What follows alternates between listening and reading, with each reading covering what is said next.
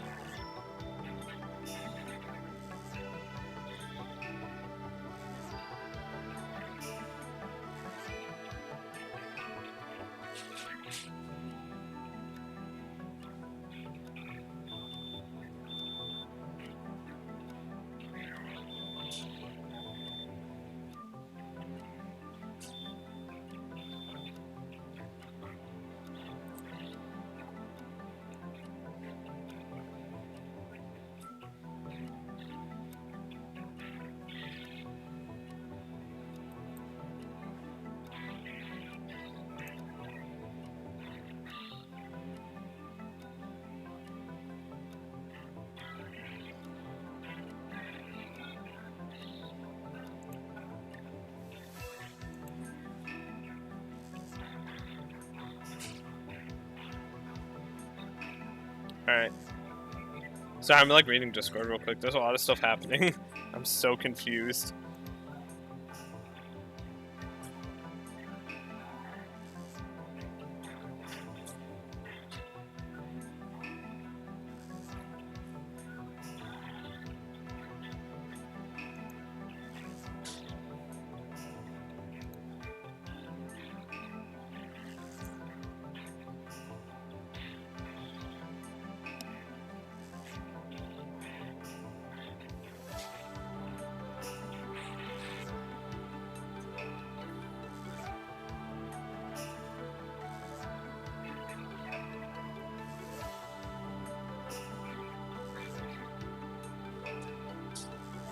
Okay, sorry. But yeah, Dominion. Not very great in my opinion.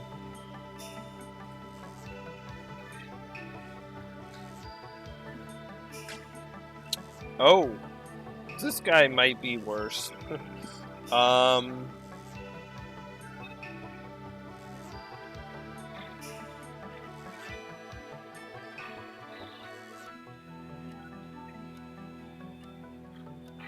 Moloch is C or C minus, I think.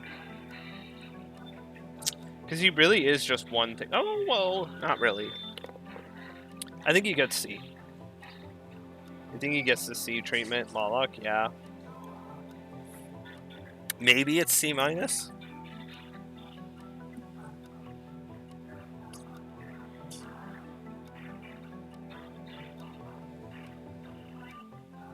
I haven't put much in C minus in a while, except for Osei. I mean,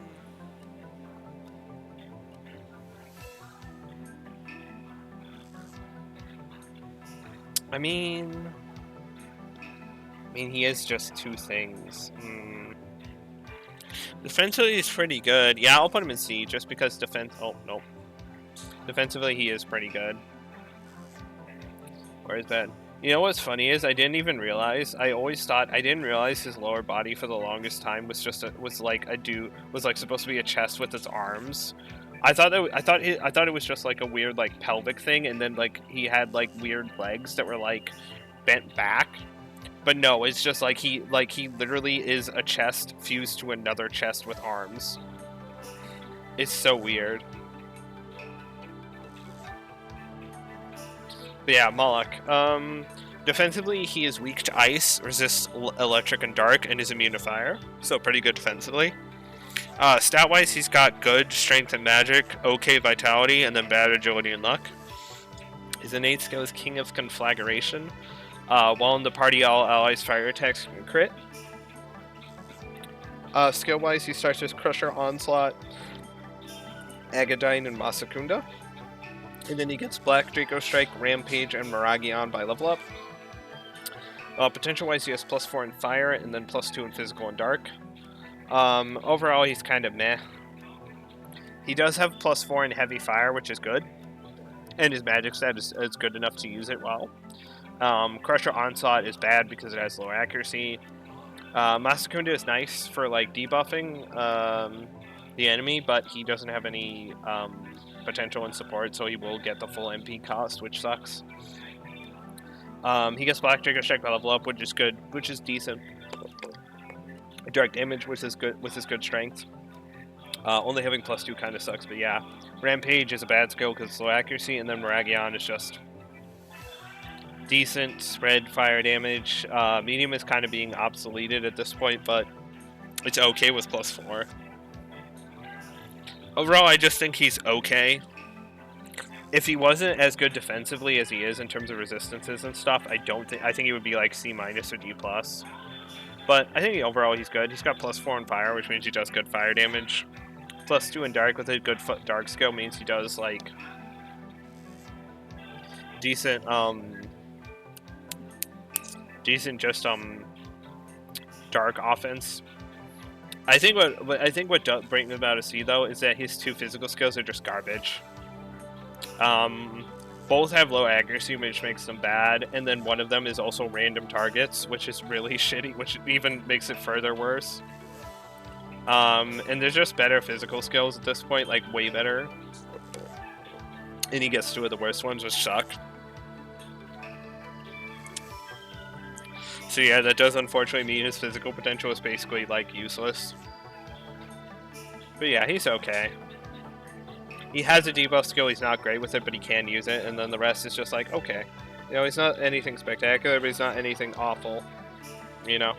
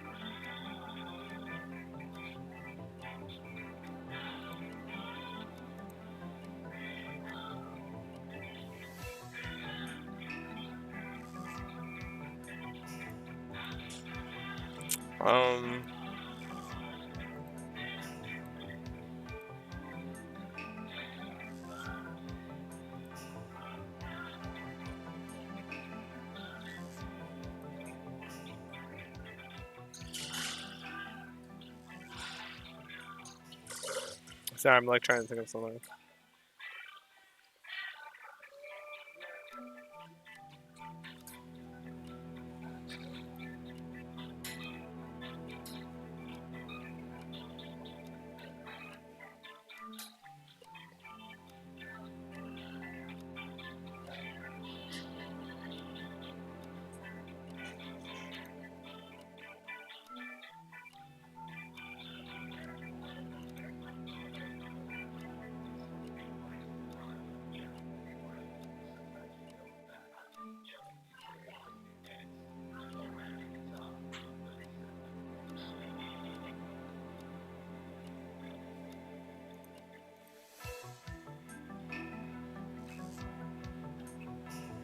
Alright, next is Jiko Kyuten.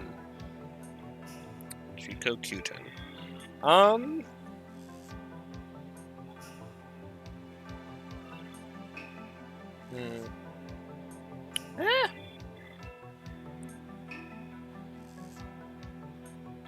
I think he's B. He's a solid B. He's a solid B, dude. I think he's very similar to the other one. He's the 3rd of the 4 Heavenly Kings. He's not bad. Give him a solid B. Put him right next to the other dude. I don't think he's any better, but...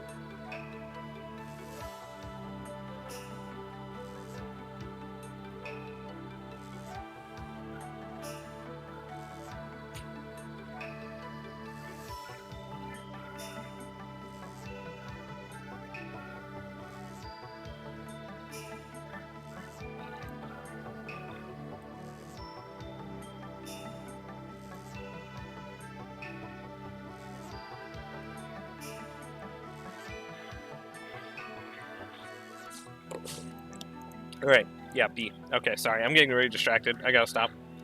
There's a lot of things that are happening on Discord. I'm trying to read them. Okay. So, Jiko Kyutin. Defensively, he's weak to fire, resists light, immune to ice. So, pretty good defensively. Gets a resist and a null for one weakness. That's not an instant kill. That's worth.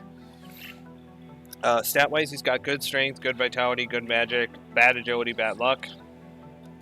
His innate skill is the same as the other Heavenly Kings. When a Heavenly King is summoned from the stock, he gets +2 to all his stats for 3 turns.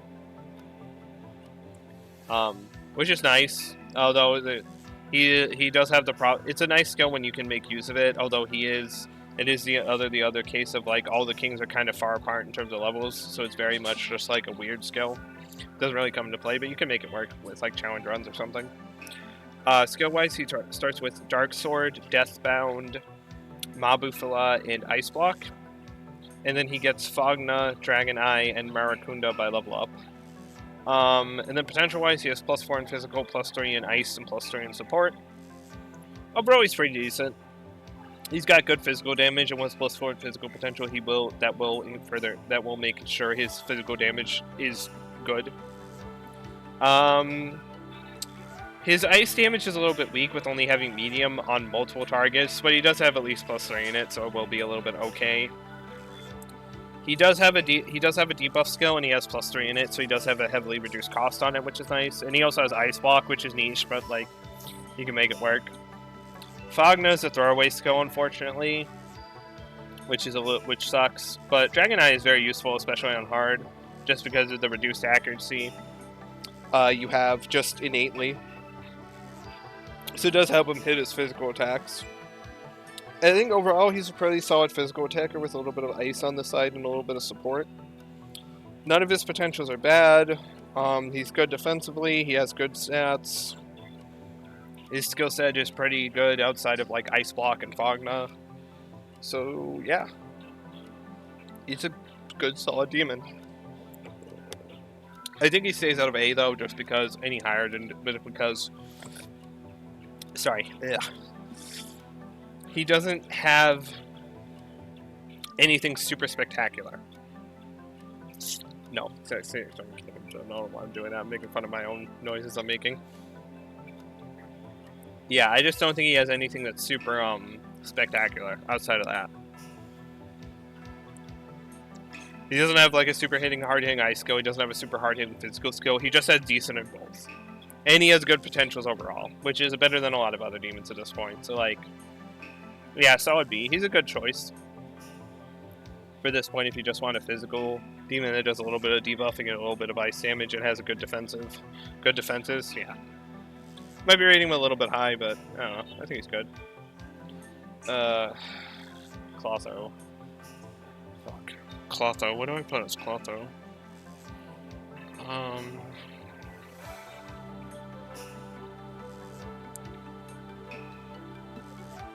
B or B minus. Well, she's actually worse.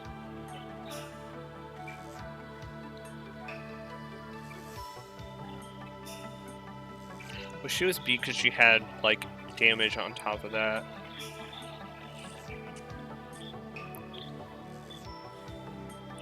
She only does healing.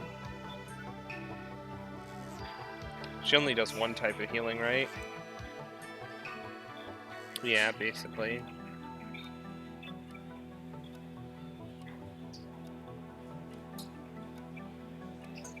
Yeah. C. A C minus. No, I'll put her in C. Yeah, she's C.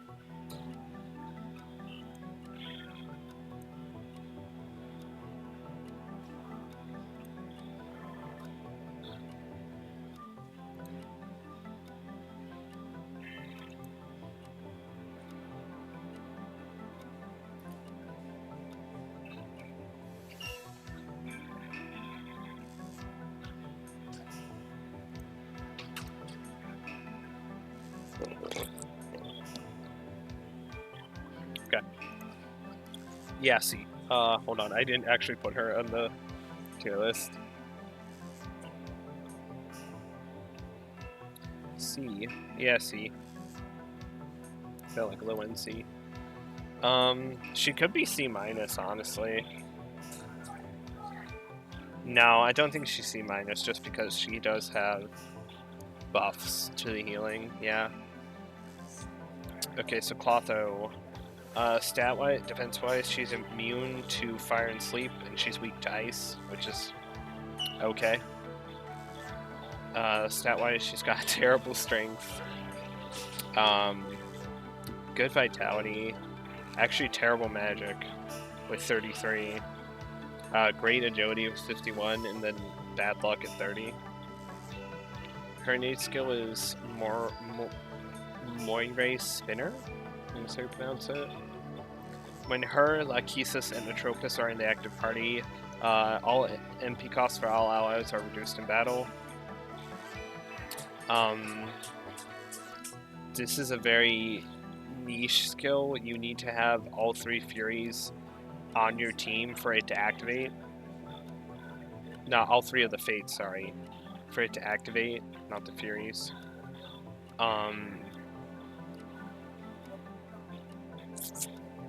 Which is a little bit hard to do because of how much of a level difference there are between the 3 of them. Since the next one is, I think, 58,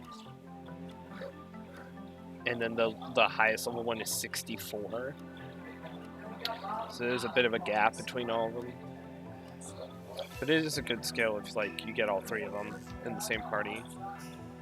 Yeah. Skill-wise, she starts as Lullaby, Meteorama, and Makarakarn. It's just okay. And then she gets Dia Marita, Bowl of Hygeia, and Heal Pleroma by level up. And then potential-wise, she has +1 in fire, +1 in ailment, +3 in healing, +2 in support. She's a healer. She's a Meteorama bot, and that's basically it. She does it good with Bowl of Hygeia and Heal Pleroma, but she doesn't have anything else going for her. Dia Marita lets you heal status conditions for 1 ally, but it's not very good at this point when enemies are doing very much party-wide ailments. And in hard mode, they're pretty much gonna hit them. So you need me Patra. Lullaby's used, so that's a +1, especially on hard.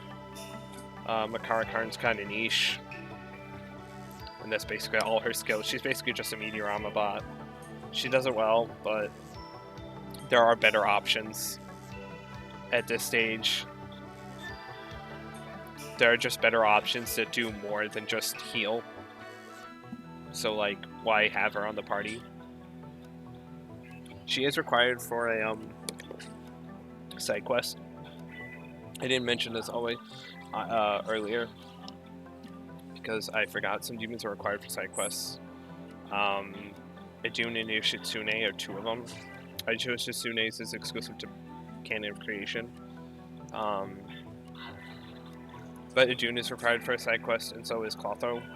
Clotho's side quest is you have to get all 3 of her and her 2 sisters for a boss fight. And she's not good in that boss fight. Basically, you just want to switch her out as soon as possible because she's severely underleveled. Because her base level is severely under what the boss's is. So, yeah. Overall, I don't think she's that good. I think she gets C just because she is a Meteorama bot. And that's a good healing skill. That's a great healing skill for this point, one of the best. And she does do it well with Bowl of Hygeia and Heal Pleroma, but other than that, she doesn't do anything else. She literally does nothing else. But I think because healing is so essential on higher difficulties, like you have to have a healer, she gets C. There's just like so many better options. I could put her in C-, because she is just healing. Yeah, I'll put her in C-. Just because if you want a healer, there are much better options at this point. But her healing shtick is good, so.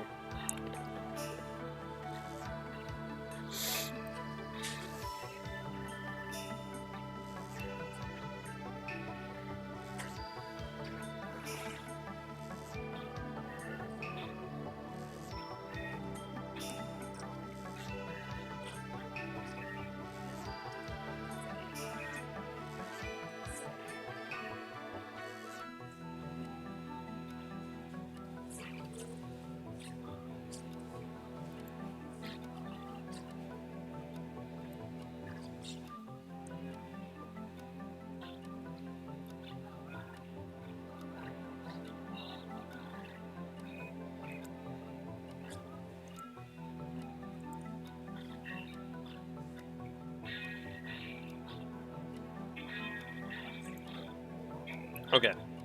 Anyway, yeah. Next one is Veritra. Depends what you.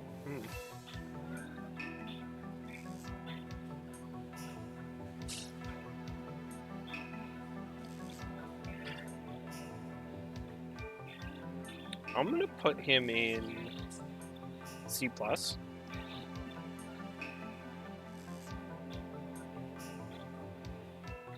Yeah, I'll put him in C+. I used him on my hard mode. He did pretty decently. But he gets a C+. Where is he? He's one of the bottom ones there. Yes. Yeah, C+. It's okay. Veritras. Veritra. Pronounce it. Fuck, I can't pronounce stuff. Defensively, he's weak to wind. He resists ice and light, and he's immune to electric. Stat-wise, he's good strength, good magic, okay vitality, okay agility, okay luck. His innate skill is Pandemonic Feast. We've seen it like 5 times before. When he's got an Omega Koi effect active, multi-hit attacks do hit more and have higher accuracy.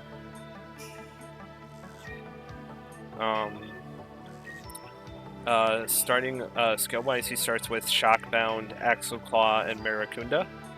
So he has 2 skills that work really well with his passive. And then he gets Zyodyne, Dragon Eye, and Mortal Jihad by level up. He is the first demon to get Mortal Jihad, which is a heavy physical attack to one foe. Potential-wise, he has +2 in physical, +3 in electric. And overall, he's decent. Defensively, he's good. 2 resists and a null for 1 weakness is great. Stat-wise, he's pretty mediocre across the board, which is a little bit unfortunate. Doesn't really have anything that stands out, but he does have decent strength and magic. Skill-wise, he does have a good electric and a good physical skill, but unfortunately both of them are level up only. His 2 starting skills are kind of either bad / mediocre at this point, although they do work with his passive. He has a debuff skill, but no support potential, so he takes the full MP cost, which sucks. He has Dragon Eye to greatly increase his accuracy, which is nice on hard. Overall, he's just okay. +2 in physical is low for this point, but he is the first to come with a heavy physical attack for 1 foe, so I'll take it. Overall, he's just okay. I think he takes a few level ups to truly get into his own, but once he does, he's just decent. He's nothing spectacular, but he does his job. He does it okay. Good defensively, okay stats, okay skills, okay innate skill that he can actually use effectively unlike previous demons, so like, yeah, just okay. Nothing spectacular, but nothing game-breaking. Right next is Chernobog.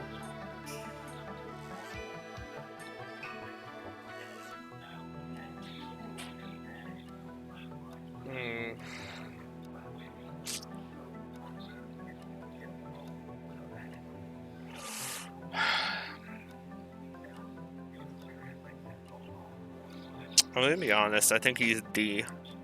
I don't think he's F. He's not F. Ooh, but he is weak too. I think he's D. Yeah, because, like, he's only one thing.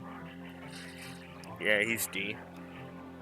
I'm not a big fan of Chernobog. He's D in this game. I like his design. I like how he's just like a mushroom. It's like a mushroom skeleton. Where's mushroom skeleton?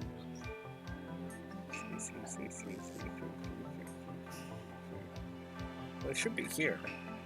Oh, there he is. Yeah, he's in a weird spot. Yeah, D.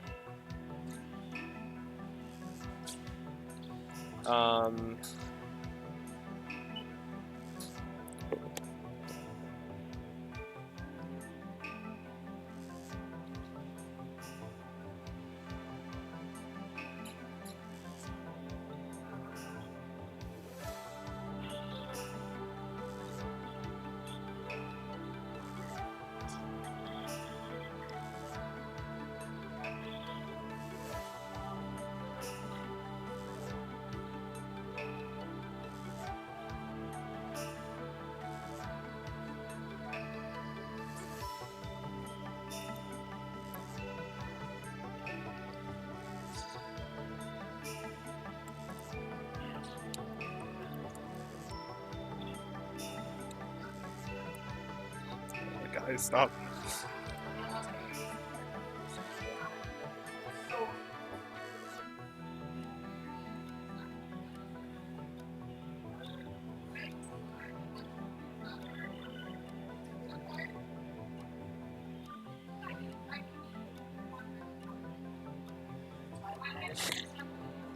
Okay. Alright.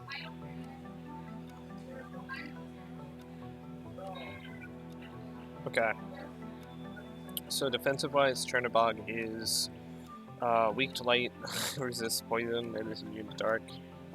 Weak to Insect Magic, which is a pain in the ass because it doesn't matter what his stats are. Stat-wise, he's good strength, good magic, bad vitality, bad agility, okay luck. His innate skill is Dark Gestalt.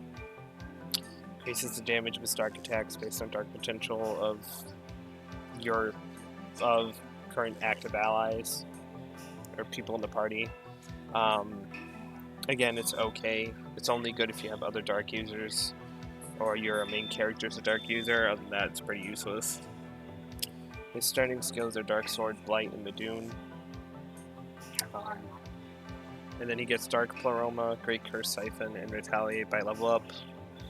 And then potential-wise, he has +3 in Dark and +4 in Ailment. Overall, he's not very good. I'm gonna be frank. I don't like him very much.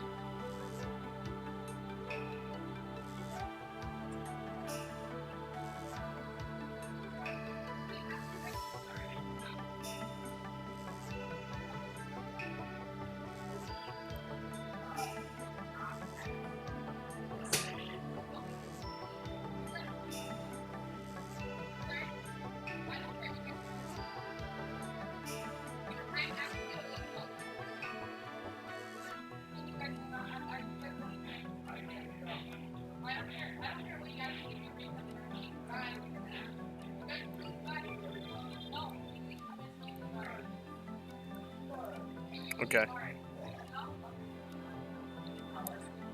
And then, so yeah, Chernobog, sorry. I like his design.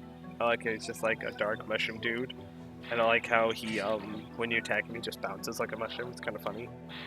But overall, he's pretty bad. His starting skills are his only damaging skills, and 2 of them are physical skills with no potential, so it sucks. Blight at this point is a bad skill. And while Dark Sword is okay, no physical potential with it, means not doing much damage. He does do decent damage with Madoon. Along with having Dark Pleroma, it means he does like 40% extra damage with Dark attacks, which is nice. 10 extra damage with it. But he only has the 1 Dark skill. Great Curse Siphon is pretty useless on him because he has to proc the status condition on his physical skills, and +4 is, well, decent. It's not, I think, good enough for hard to inflict ailments, especially with like physical skills. And then retaliate is nice, but he doesn't have any resistances to physical or any really good resistances, so, and he's not even that bulky, so retaliate isn't very helpful. It's nice, but it's like not very helpful. He's also weak to insta-kill magic, so his stats don't actually matter. He can just get deleted. Yeah. His innate skill is pretty useless, and overall, he's just not good. If you want a physical demon, there are plenty of better options. If you want a dark demon, there are plenty of other better options. If you want both, literally pick Moloch or Flauros. They're both better than... Oh, well, no, if you don't want physical demon, just pick Flauros. And Moloch if you want the dark, technically, and bad physical skills, but whatever. He's just not good. If he had physical potential, I think he'd be a bit higher. If his ailment was a physical, I would put him at least probably like C-.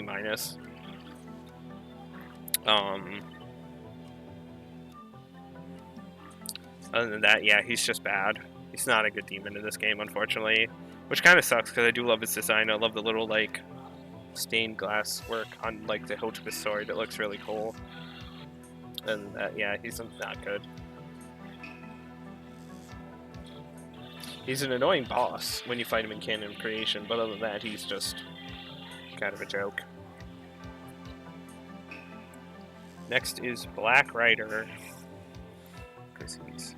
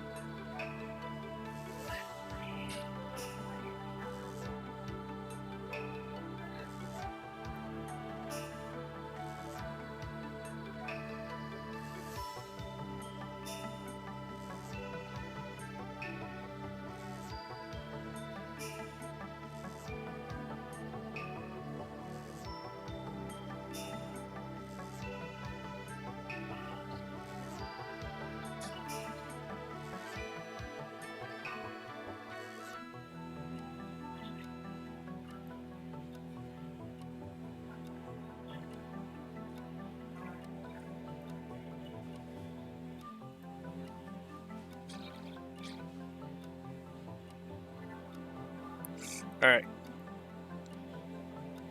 So next is Black Rider. Let me see his stats and stuff.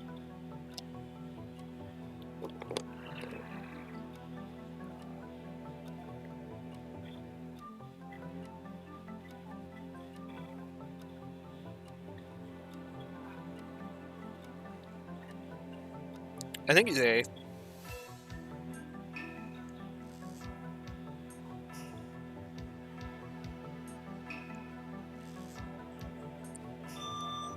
I think he's A at least. Is he A+? No, I think he just gets out of A+.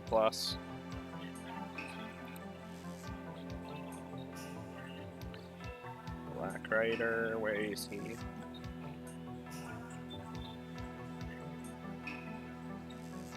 A or A+? Is he A+? Yeah, I'll put him in A+.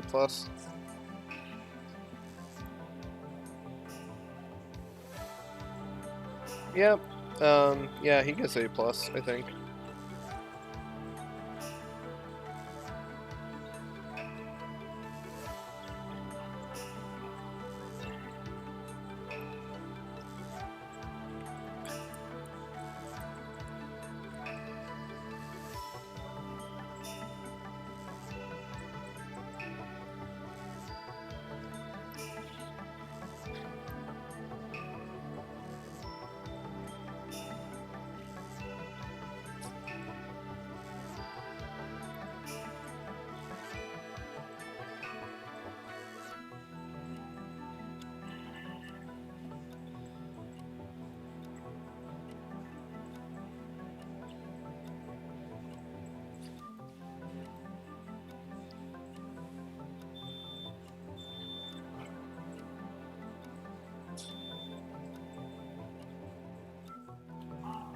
Okay, sorry.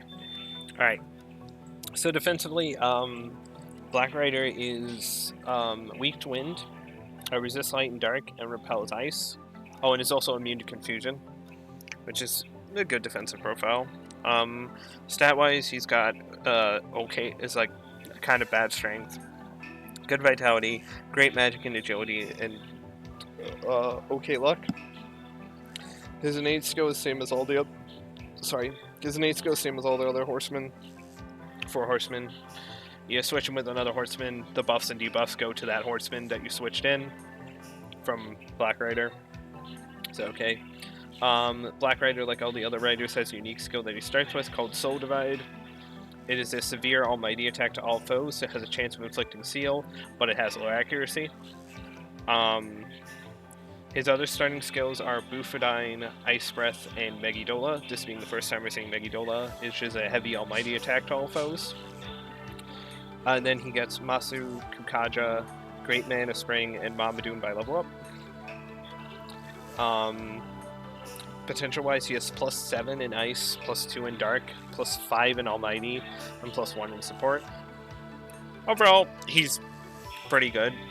I'd say his innate skill is one of the few good low accuracy skills. Mainly because Black Rider has a way to increase his accuracy on his own, that he doesn't need to rely on another team. And for the simple fact that if you get seal off with this on a boss, you completely invalidate them. Now it is hard with low accuracy, but this can completely invalidate some bosses if they get sealed, because they won't be able to do anything except auto attack, and bosses don't really like to auto attack normally. His ice potential is insane, +7, and he has great single target ice damage and pretty alright multi-spread ice damage. Breath attacks are better with very high potentials, and he has an insane ice potential, so it does pretty alright.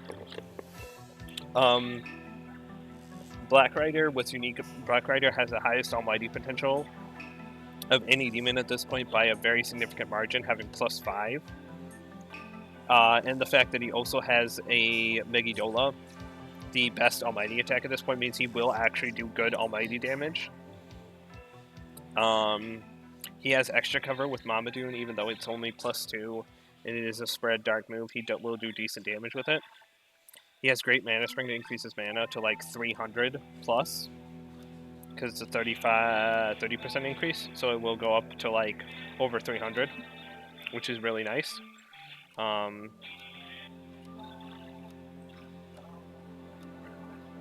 he does have a buffing skill that does help out his unique skill, in terms of low accuracy. Although on hard mode, even if you have max accuracy and the enemy has low accuracy, you will have a chance to miss. But I will say this is the one good low accuracy skill in my opinion. Just because it doesn't matter if the enemy resists it or not, you'll always be able to deal damage, and the chance of, and if you get the seal, it's really, really good. Other than that, I think what holds him back is he is a little bit of, even though he has great mana spring, Megidola costs a lot of mana at 52 for this point. At base, he can only use it 5 times. Not even, he can only use it 4 times, which sucks. But great mana spring does alleviate that. And I think also he's like not as good defensively as the previous riders, which sucks. Which I think does put him in A+. I think it does just slightly put him out of S, because I do feel like he does struggle with single target damage outside of Bufadine. But he does have multi-hit Almighty, which is nice. Well, yeah, I think he's A+. I don't think he's S just because he doesn't have anything like super duper amazing about him. Outside, because his innate skill, his unique skill is low accuracy. So you can miss with it pretty easily, especially without buffing your accuracy. But yeah, I think he's pretty good. A+, I think he's a worthy addition. Like a lot of the Fiends, he's just really good. and he's one of the better fiends and better riders. I don't think he's the best rider. I think Red Rider is definitely better than him, but he's definitely the second best so far. I don't know if the last rider will be better or not. I'm a little bit iffy on that one, but yeah.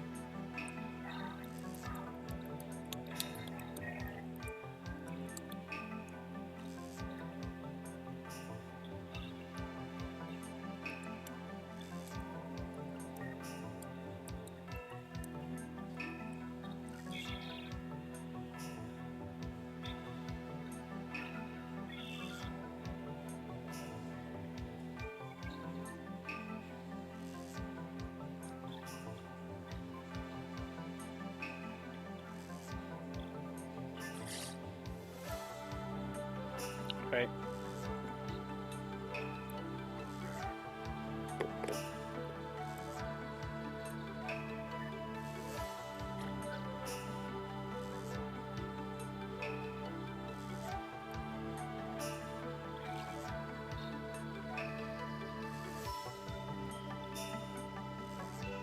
All right, but yeah, A+. I think he's pretty good.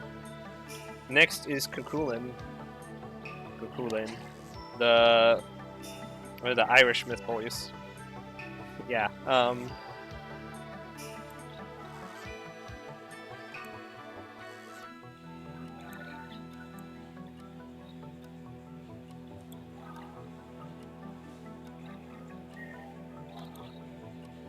Okay. Cuchulainn. Ooh. Actually.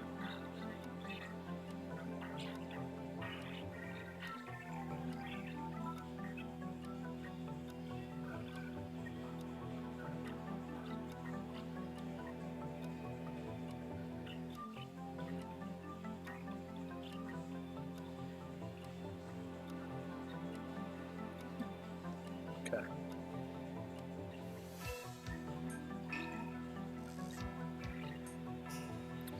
I think he is a B-. I think he's at least B. Yeah, I'll put him in B. Cuchulainn's a B. Where is he? He's like end of C, because he's like CU. There he is. Cuchulainn's a solid B.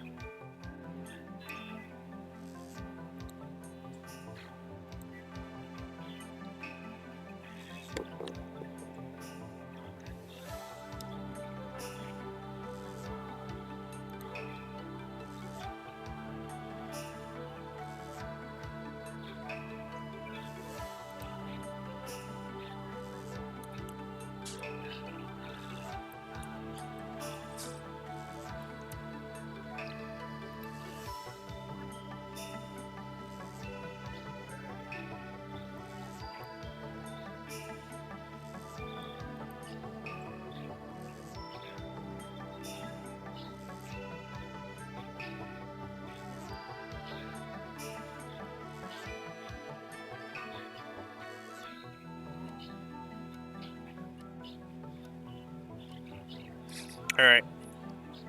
So yeah, Cuchulainn.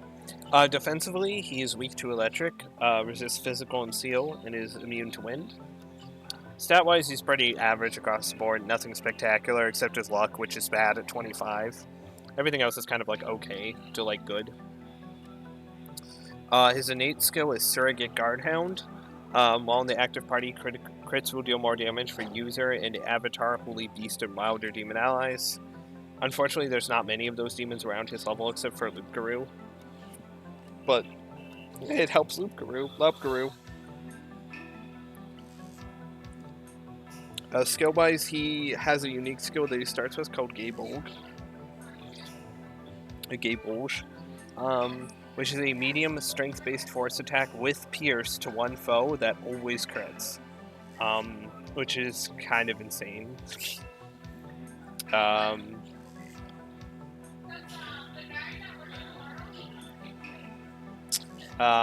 Which is basically insane. It's Wind Draco Strike, but has pierce and crits. Always. So it's just insane. If he uses this, he will always get a free turn for you, which is just great. No matter what the resistance of the enemy is. His other starting skills are Deathbound and Mizanma. And then he gets Charge, Force Pleroma, and Mist Rush by level up. It's the first time we're seeing Mist Rush. 2 to 4 medium physical attacks to random foes, which all have a chance of inflicting Mirage. Potential-wise, he has +4 in physical, +4 in wind, and +2 in support. Overall, he's pretty solid. His unique skill is really, really good. Always gets you a free turn, which is nice, no matter what the enemy is weak to or whatever. Deathbound is a nice physical skill. Mist Rush is a decent physical skill. It's okay. It's not great, but it's a thing. Mizanma is a little bit of a throwaway skill because magic isn't great, but it's usable. He has Force Pleroma to increase the damage on Gaybold, which will do a lot because it's an extra 20% damage on top of a +4, so. And it will help his Mizanma too. And then he has Charge to boost his both his Deathbound and also his Gaybold because it increases the strength-based attack. So he has multiple ways to make Gaybold like really strong between Charge and Force Pleroma. And defensively, he's not bad either because he resists physical. I think what holds him back is his mana consumption. Mana-wise, he, like Gaybold, costs a lot. And Kukulin only has 200 mana at base. So he can only use it 3 times in a battle.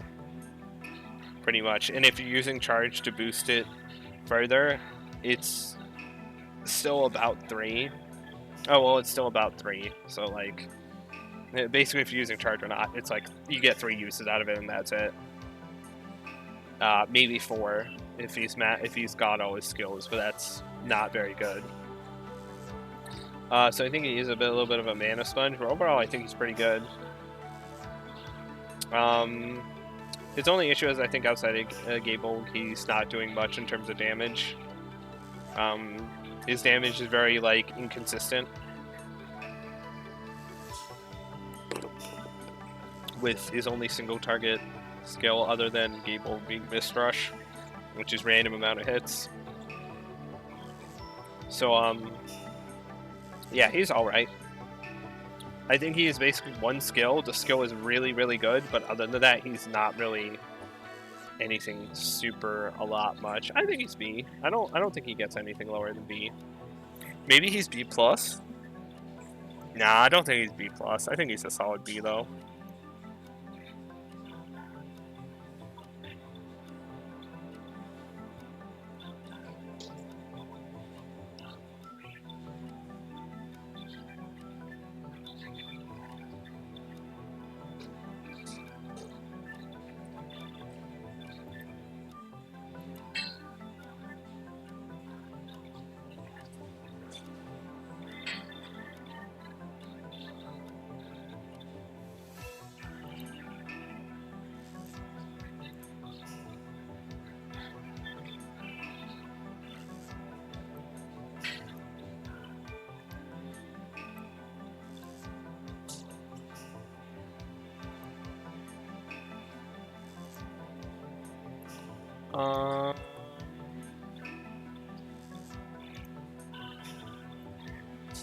But yeah, B.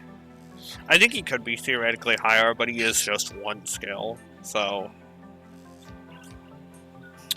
Next is Pazuzu.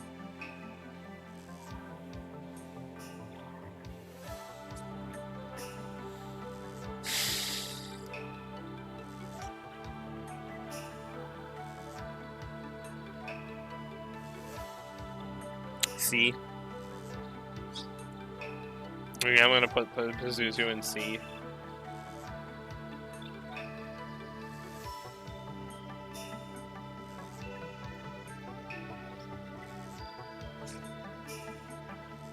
Yeah, I'll put it in C. This Pazuzu.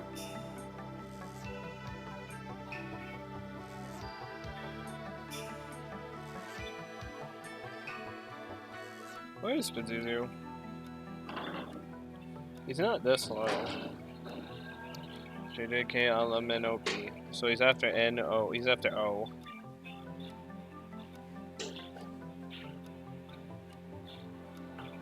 Oh, there he is. I just kept skipping over him. He's a solid C dude. He might actually be C minus at this stage. Is he? He's literally just.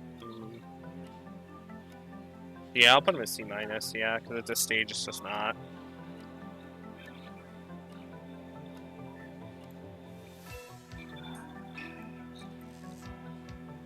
He's basically just one skill. Okay, so Pazuzu. Defensive-wise, he's weak to ice, resists wind and confusion, is immune to dark. Stat-wise, he's kind of mediocre across the board. He's got good magic and agility, but good magic and luck, but everything else is kind of bad. But it is balanced. His innate skill is Compounded Calamity. While he's in the party, increases damage for all allies striking a weakness when a foe has an ailment. Super niche, especially on hard. It's nice if you get it to work, but you're probably not going to get it to work. His starting skills, he starts with Zandine, Mamudun, Tenturafu, and Safeguard. And then he gets Dark Block, Dekaja, and Great Mana Spring by level up. Overall, he's okay at best. Potential-wise, he has +3 in Wind, +1 in Dark, and +4 in Ailments. Basically, he's just Zandine. He's just Zandine with a lot of mana. Dark Block is niche. Dekaja is like niche, but it's helpful. But on the flip side, he doesn't have any support potential. So he takes the full 40 mana, 40 MP cost, which is rough. Tenturafu, ailment without any other side effects, so it's bad. And +4 isn't good enough to make the ailments do work. Safeguard is a good skill, but doesn't really, it's not super duper helpful. It's nice, but it's like you can not have it if you just know what the enemy is weak to. And then Mamadune is not great at +1.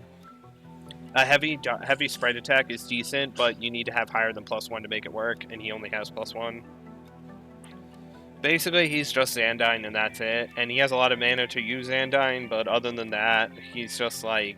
And he won't cause you to lose extra press turns if he gets drained or nulled, but other than that, that's basically all he is. Ailments aren't great on hard mode, so...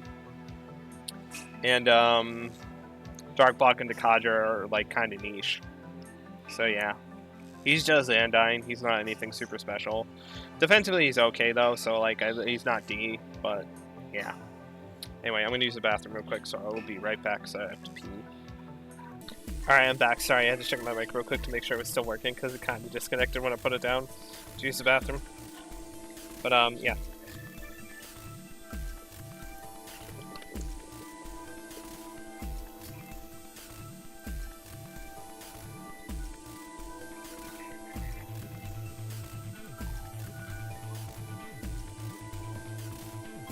Alright, but yeah, Pazuzu is, C minus, I think I put him in. Yeah, C minus, that fits. Okay, next is Efreet. Efreet.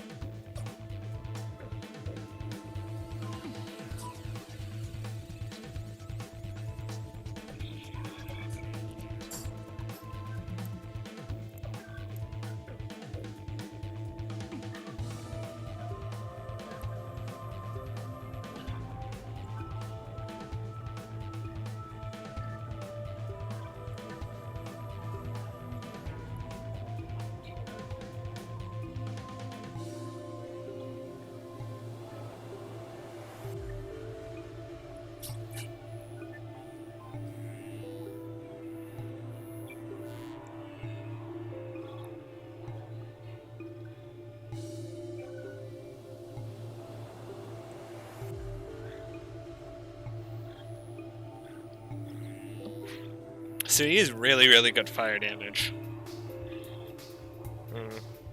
I'll put him in B.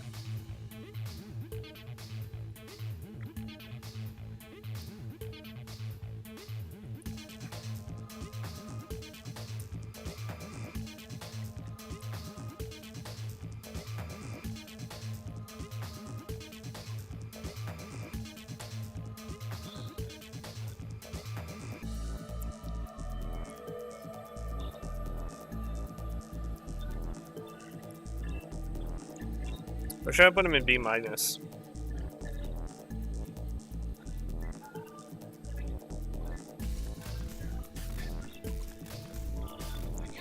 I should put him in B plus just because he's very similar to Thunderbird.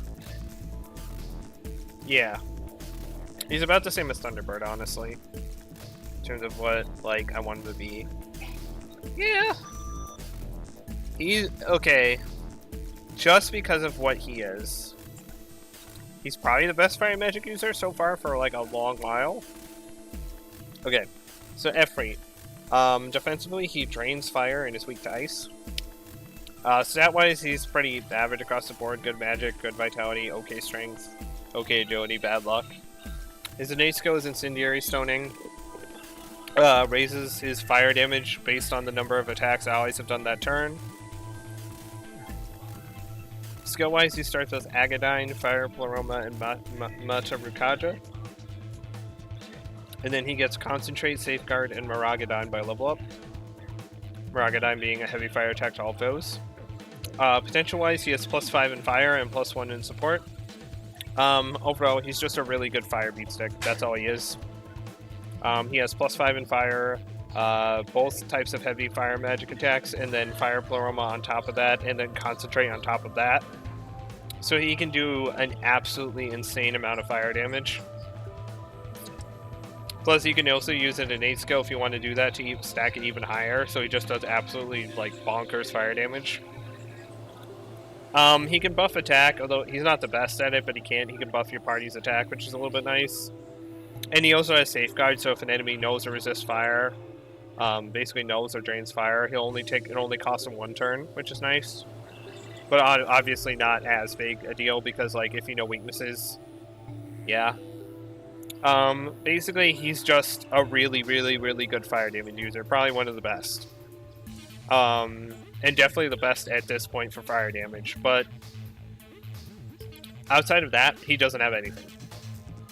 And I think he's very similar to Thunderbird.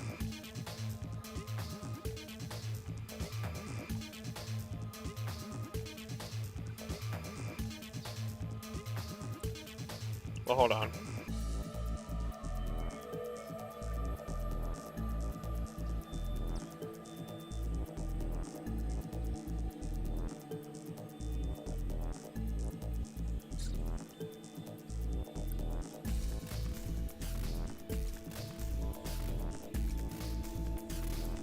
Actually, you know what?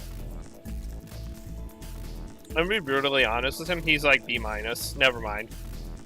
I just looked at what Thunderbird was, and I remembered why I put Thunderbird so high, even though he was just electric. He's like B minus. He's really, really, really good fire damage, but outside of that, he doesn't have anything.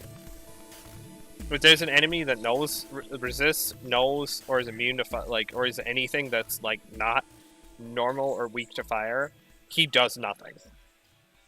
Which I think does put him lower. But I do think he deserves at least B minus, because he is pretty much the highest fire damage you can get on any demon. It's just that he is only fire damage. And I think he is worse than Thunderbird, because Thunderbird came earlier. Thunderbird came much earlier in the game, with +5 in his main element, and then +2 in support, and also had the Pleroma and Concentrate, while also having a debuff skill.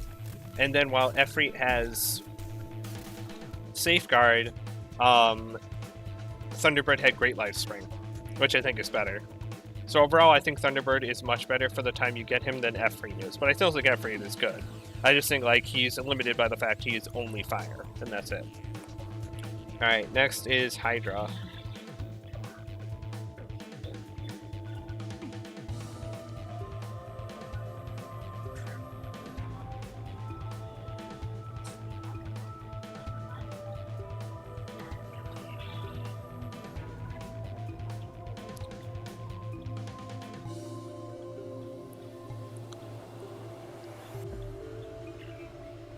Hydra is, I think, C. Yeah, Hydra C.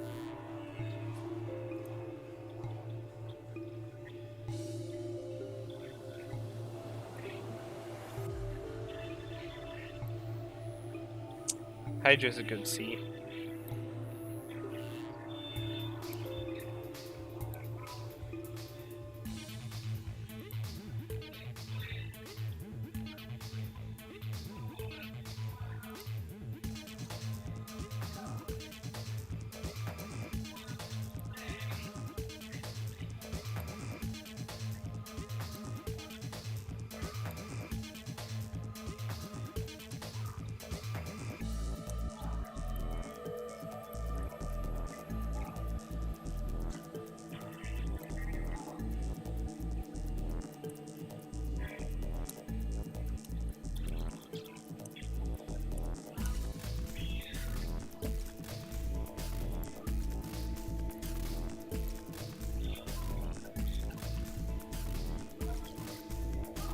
All right.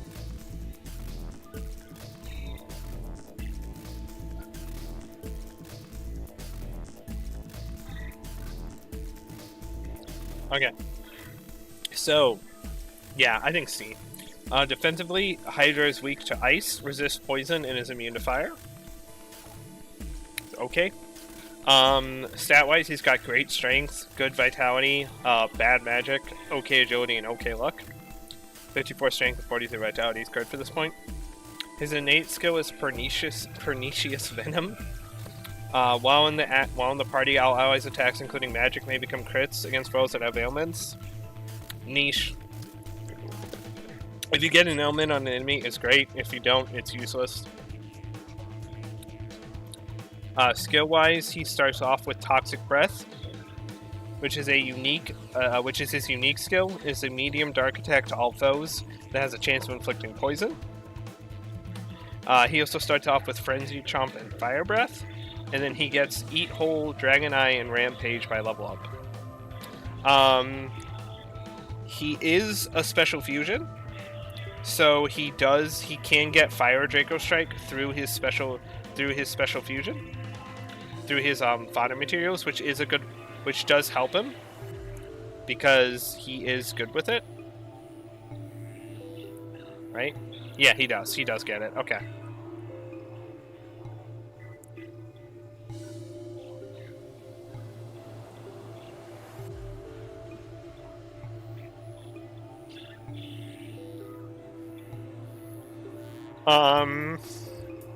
Potential-wise, he has +3 in physical, +3 in fire, +2 in ailment.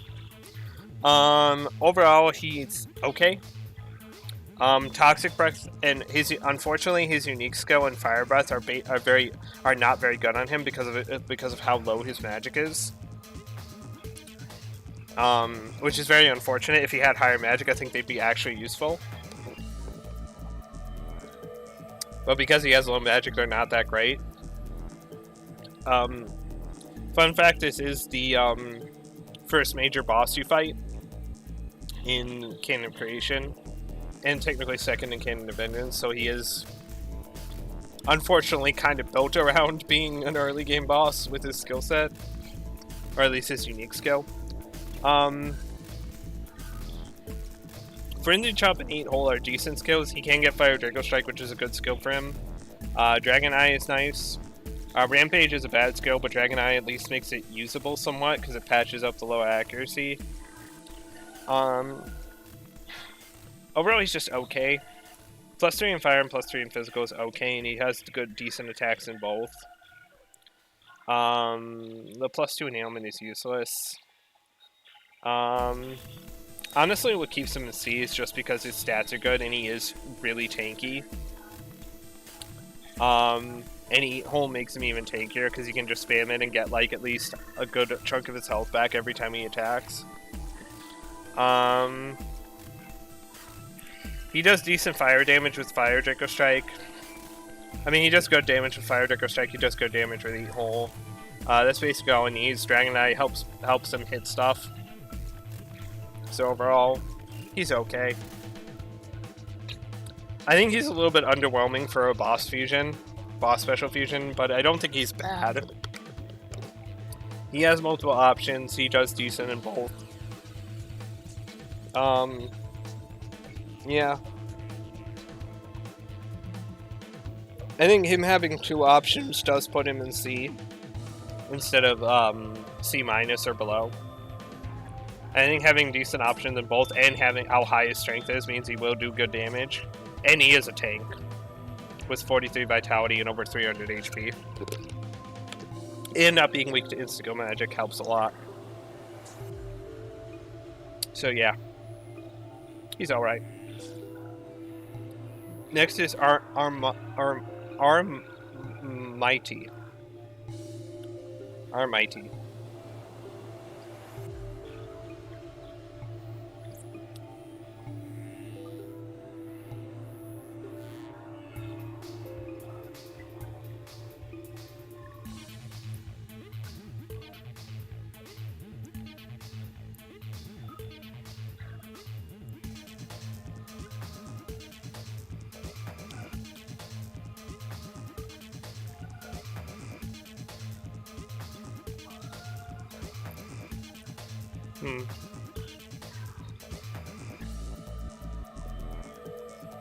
I want to say the C+. Yeah. C+, I think at least. Yeah, I'll put them in C+, because I put Clotho in C, so I think they're like... Oh no, I'll put Clotho in C-. Yeah, I think they're C+. I don't think they're any higher than C+, but I think they're C+. Like low C+. So, Aramati. Defensively, they are weak to electric and wind. Resist all ailments that aren't like boss exclusive ones. Like mud and silt or whatever those are. Like, they're very weird. And then they are immune to light and dark. So defensively, they're really weird. They're immune to all the insta-kill magic and resist all ailments, but they have 2 weaknesses, which sucks. Stat-wise, they're pretty mediocre across the board, except for magic, which is 48, which is good. Their innate skill is Heart of Devotion. While in the party, they give slight MP recovery to all allies when they lose all their health, which is not great. You don't really want to be going to 0 health ever, but I guess it's like if they get like knocked out, they can give a little bit of MP back. It's very useless. Skill-wise, they start with Spirit Drain, Meteorama, and Tetrakarn. And then they get Great Mana Spring, Diarahan, and Megidola by level up. And then potential-wise, they have +4 in Almighty, +2 in healing, and +1 in support. Basically, they're mainly just a healer. They're decent at it with +2 in Meteorama. And they also have Diarahan to fully heal someone. What I think makes them stand out from other healers is the fact that they have obviously they have +4 in Almighty, and they have a good Almighty skill at this point, so they don't care about the enemy's resistances in any way, shape, or form. So they always have a way to deal damage to something, and it's pretty decent damage at that, with having +4 in Megidola. And they also have Great Mana Spring to patch up any mana weaknesses, any MP. So they also get Great Mana Spring fairly fast. So they don't really have any mana issues. They have a lot of mana, which is really nice. Tetrakarn is kind of like a whatever skill. It's like it's only good with demons who are weak to physical, and that's about it. But it's nice. It's like a niche thing, but it can be used. Spirit Drain is like whatever. It doesn't deal any damage, but it gets you some MP back. So if you have like, if you're fully buffed out and the enemy is fully debuffed, you get like 50 mana back, which is nice, or at least like 30. In the +4 in Almighty means its cost is reduced by quite a bit, and it will steal more MP. Overall, I think she's a pretty alright healer. I think what holds her back is the fact that she only has Almighty for damage, which is good, but also very costly in terms of MP. And the fact that she is weak to 2 elements is shitty at this point. But to compensate, being immune to insta-kill magic and being resistant to elements is useful, especially on hard. But overall, yeah, she's a good choice for healer. I used her in my hard playthrough, and she did perfectly well.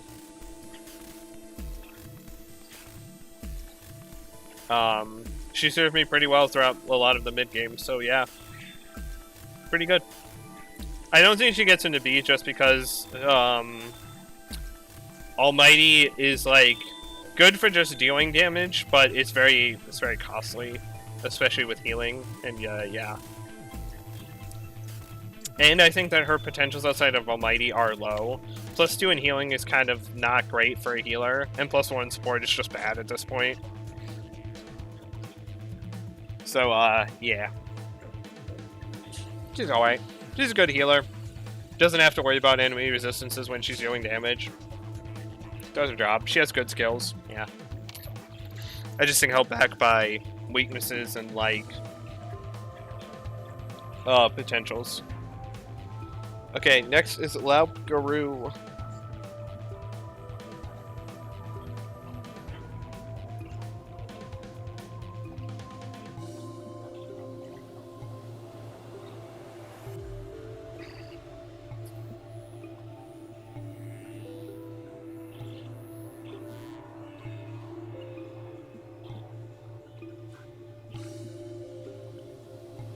B-.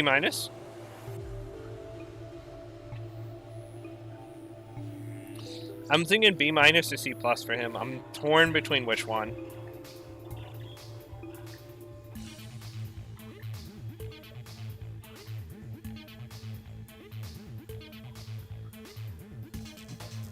No, I'll do C+ as well. The 2 weaknesses lower him. If he didn't have the 2 weaknesses and he just had like a normal defensive profile, I would put him in B-, or maybe even B, but yeah, no. The French Werewolf. A literal nightmare when first playing the game because of how hard his boss fight is as Canon of Creation. His boss fight is such a difficulty leap, it's insane.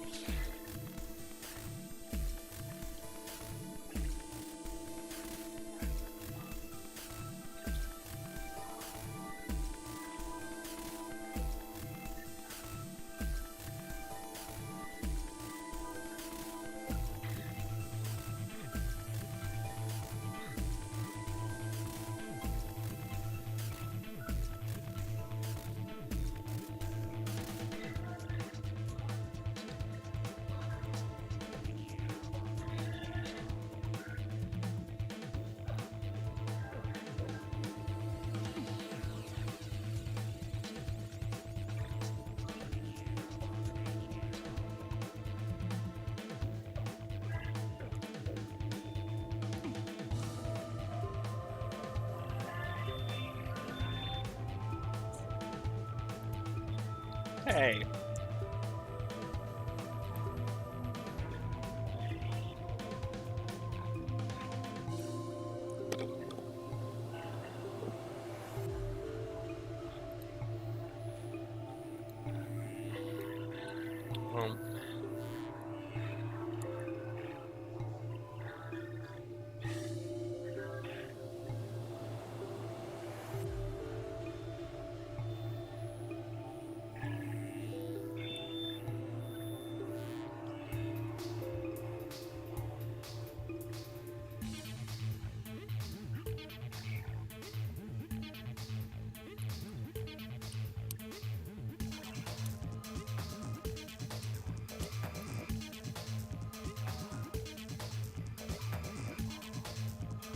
Sorry.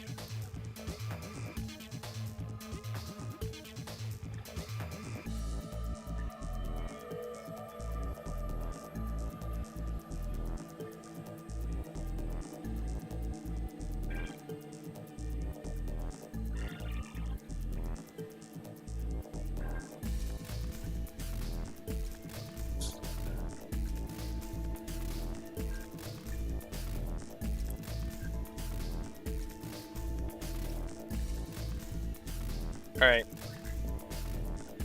Sorry, I got distracted. Did I put him in the plot? Yeah, I put him in C+. Okay. Yeah, I'm getting distracted. Sorry, I got to check in my Discord again. Anyway, defensively, he is weak to light and ice.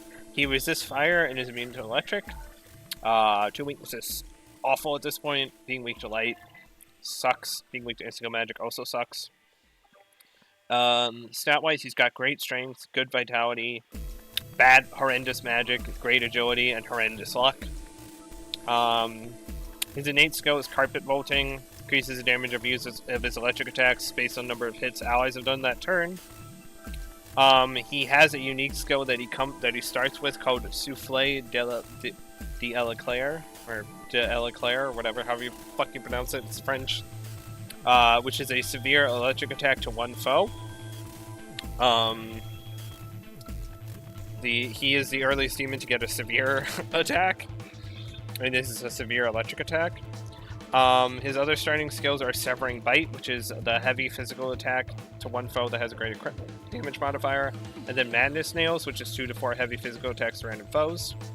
And then he gets Critical Aura, Physical Pleroma, and Nihil Claw, which is 2 to 3 heavy physical attacks to one foe. And then potential-wise, he has +3 in physical, +2 in fire, and +2 in electric, even though he gets no fire skills. Overall, he's a physically attacking demon. You might think he'll do good electric damage because he comes with a unique severe attack, but unfortunately, it's magic, and his magic is abysmal. And he only has +2 in electric, so it's basically useless for him, unfortunately. It's good if you need to hit a weakness, but honestly, like, you could do more damage with Thunderbird. Or any other demon with, like, any sort of electric potential and a higher magic stat, so... Basically, he's a physical demon, and he's really good at it. Physical Pleroma plus heavy, some of the best heavy physical skills is, and Critical Aura means he's going to do an insane amount of physical damage for you, even with +3.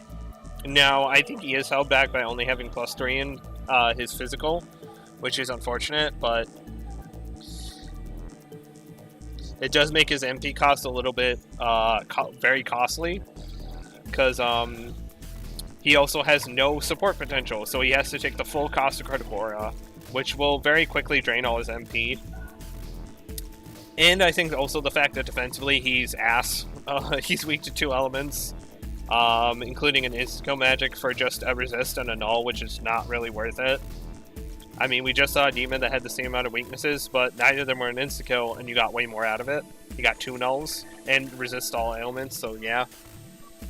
Overall, I think he has issues, but as long as you just use him for his physical attacks, he'll do well. But he is held back by a lot of stuff, low mana, high costs,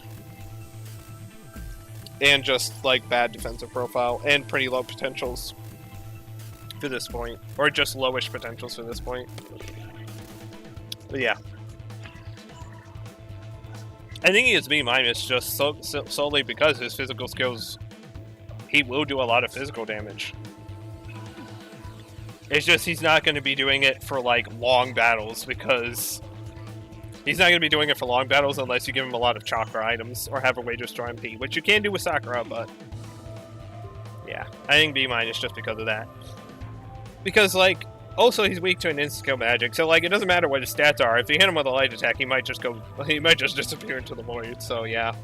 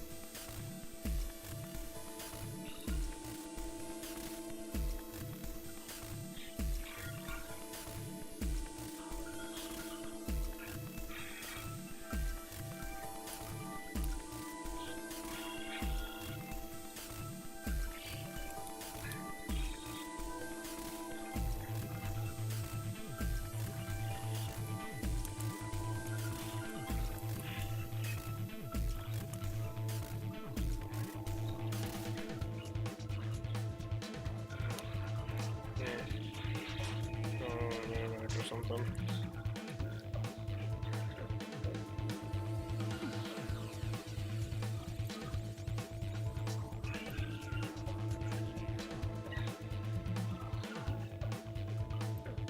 Alright.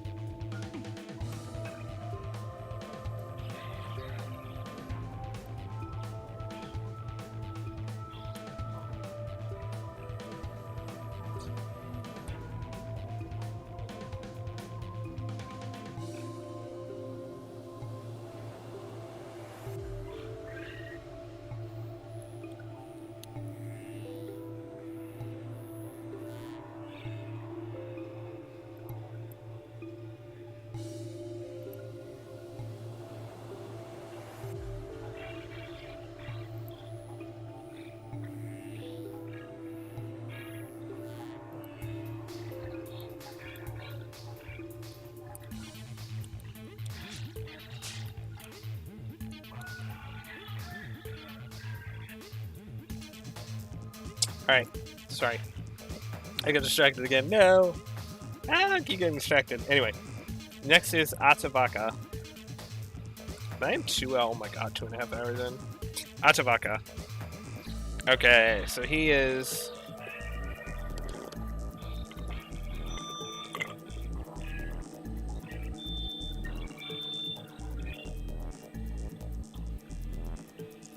You know what? I think he's like... B? He's solid. B minus B? Yeah. I don't really see a problem with him. Yeah, I'll put him in B. Oh shit. Oh shit. Tier list just snaps in half. It's like, no! Okay, Atavaka, I'll put him in B. I think he's okay. Yeah, he's okay.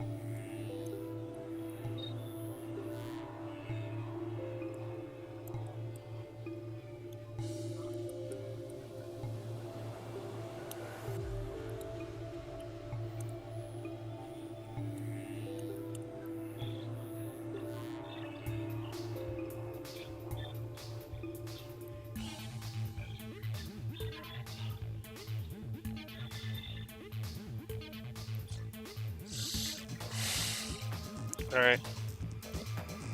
So yeah. Sorry, I'm getting distracted again. Sorry, just trying to do this card. So basically, defensively, Atavaka. He's B. Defensively, he is weak to Ice and Seal, and is immune to Ice and Dark. Stat-wise, he's got great strength, good vitality, magic, and low agility and luck. His innate skill is Focused Assault, raises his accuracy and crit rate when attacking the same target as the ally before him. Which is like good if you're targeting a single target boss. This is always active as long as the enemy beforehand is the guy beforehand is attacking. His starting skills are Fatal Sword, White Draco Strike, and Mamadoom. Yeah, we've seen Fatal Sword. And then he gets Light Perloma, Mahama on, and Retaliate by level up.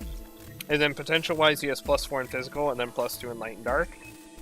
Overall, he's pretty decent, pretty good. He has a good physical skill, along with good strength and +4 in that, so he does great damage. And it has a high chance of critting, which is nice. White Draco Strike is a nice light skill to have, especially with Light Paroma, giving it an extra 20% boost. Although +2 is a little bit low for this point. He has Mahamon and Mamudan for spread light and dark attacks. Although I do wish he had a single target dark skill, or like maybe a single target dark skill. He doesn't really need a single target light skill because he has White Draco Strike. Retaliate is a good skill, and overall he has a good skill set. He doesn't have any bad skills. He's a good physical light dark user. +2 for dark is low for this point, but at least he has it for coverage. I mean, overall he's pretty good. He attacks in 3 elements. He's at the least decent with them, decent with the third one, and is good with the first 2. He has a good innate skill, and he overall has a good defensive profile, blocking all insta-kill magic for just a regular element weakness and then an ailment weakness that only comes into play occasionally. He's good. What holds him back? Not having higher potential in light and dark, in my opinion. Not having a single target dark skill. And overall only having 1 physical skill. With +4 it does hurt. But it's a good physical skill, so he doesn't really need much else. And yeah, it's just good. I don't know what to say. Next is Yatagarasu. Remember this? Played the Edgeworth games, Edgeworth Ace Attorney games. So Yatagarasu is like ingrained in my brain.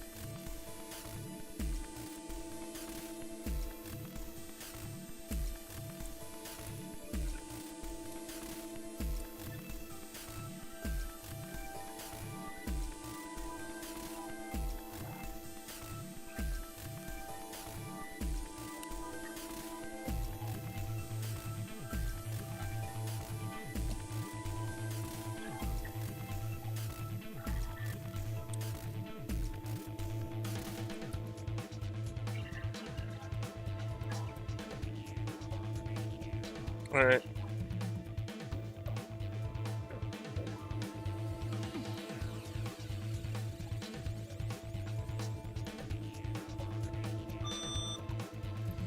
But yeah, okay, Yatagarasu. I keep getting distracted. My bad. I apologize.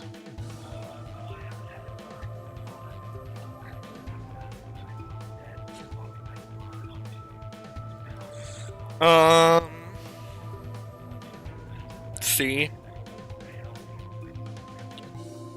C minus because of the weakness. Yeah, at this stage, yeah. But he does have +4. Yeah, I'll put him in C. I think he does get to C. Yeah, I'll put the 3-toed, the 3-foot bird. It doesn't have 3 toes. He has 3 feet. He does have a funny quest, but yeah, C. Yatagarasu. Defensively, he is weak to Dark and Charm, resists wind, and is immune to light. Being weak to Insta-Skill magic sucks. Said it again. Stat-wise, he's pretty average to mediocre across the board, with magic agility being his highest of 42 and 44 respectively, so nothing spectacular. His innate skill is Helmsman. We've seen it before. Person that acts after him gets greatly increased accuracy, and they have a lesser chance of missing if they have Mirage inflicted on them. It's whatever.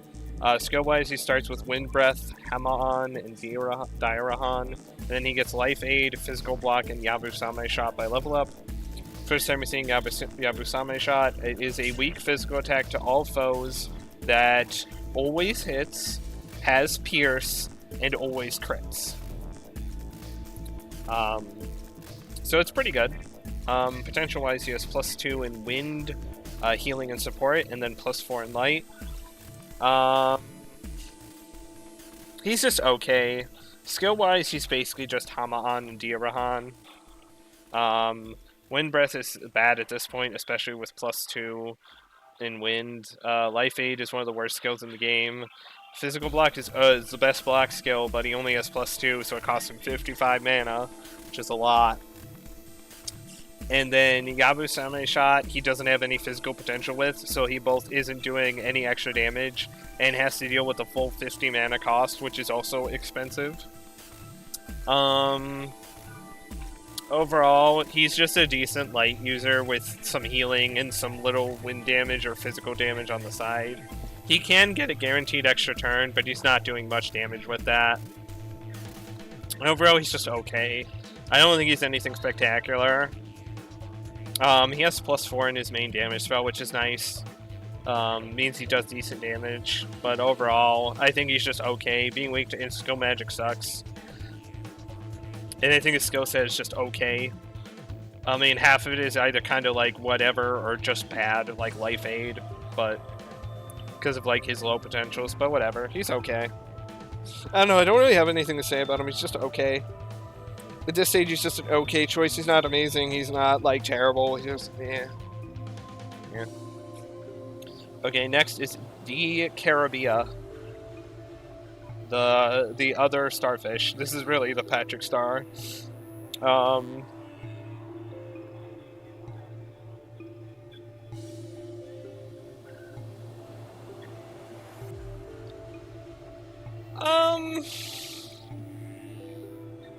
I'd say he's at least C+. Yeah. C+, yeah.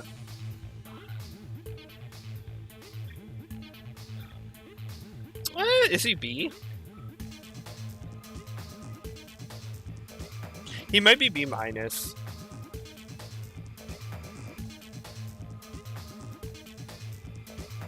Well,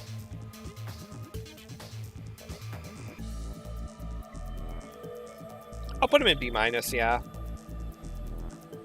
Let me see what B is. Let me see the other stuff in B, and let me see if I can gauge he gets in B.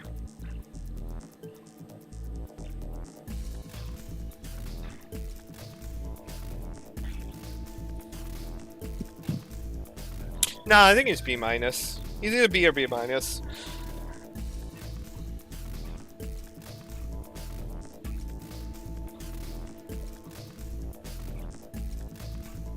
Actually, no, I'll put him in B. Just because he has multiple options. Just because of his variety. He's like low B. Just because of his variety. He's got variety, and he's not like... No, you know what? B-.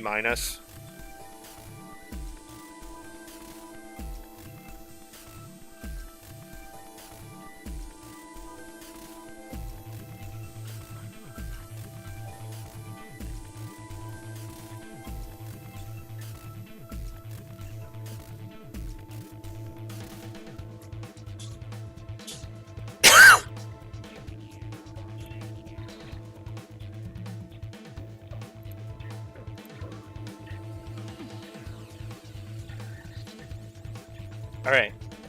Yeah, no, actually, no, B-, yeah. He's like mid B-. I forgot about his innate skill being pretty useless, and another weakness he has. Okay, so defensively, he is weak to light and is immune to dark.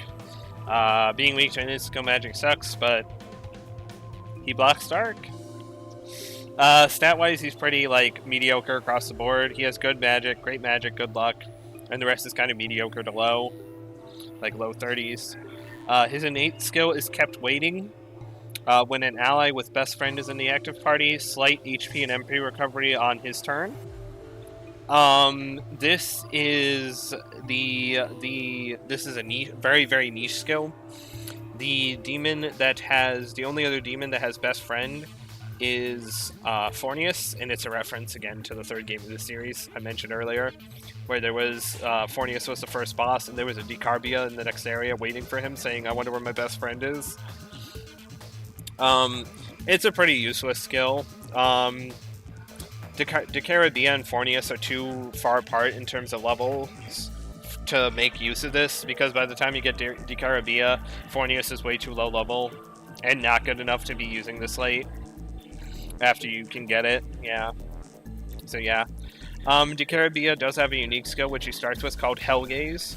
It is a medium dark attack with Pierce to one foe, and it has a high chance of insta-kill if it hits a weakness. Which is good. He also comes as Agadine and Tetrakarn, and then he gets Megidola, Trafury, and Mamudon by level up.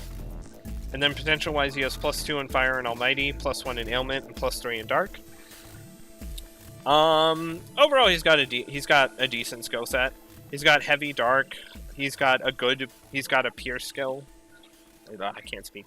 He's got a Pierce Dark skill. He's got Heavy Dark, although it's only to multiple opponents and not one. He's got a Heavy Fire skill. He's got Almighty damage, and good Almighty damage at that. He's got Almighty potential.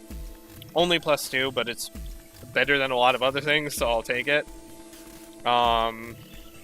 It's better than having no Almighty potential, which could very well be the case, so yeah. +2 in Fire isn't great, but it does boost his damage just a little bit, and his Fire is a good option. Tetrakarn is a throwaway skill. Trafury is like okay on hard, but it's also kind of like a throwaway skill. It's like a niche skill. If you need to run away from wild enemies, it's good. Other than that, it's pretty useless. Overall, I think he gets B- just because he has several options that are at least decent, and he does have a Pierce skill. The insta-kill effect doesn't matter at all because you can't insta-kill bosses, but it is a nice skill because you can just hit an enemy no matter what their resistances are with a dark attack, which is his best potential. I think he doesn't get any higher though because his potentials are kind of low. Having the +1 in ailment when he doesn't learn any ailment skills is so weird.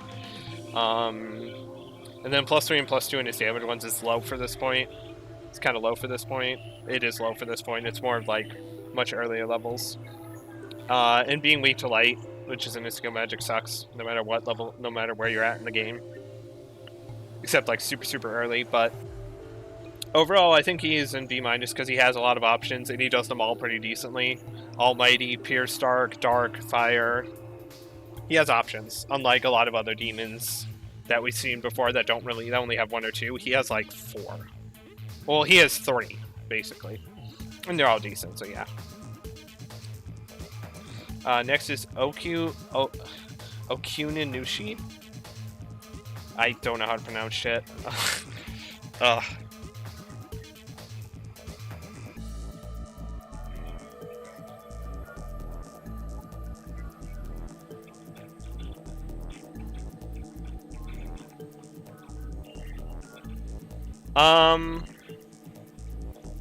I'm gonna say C. Yeah, C. He's, C at best. Give me a C. He's going in C.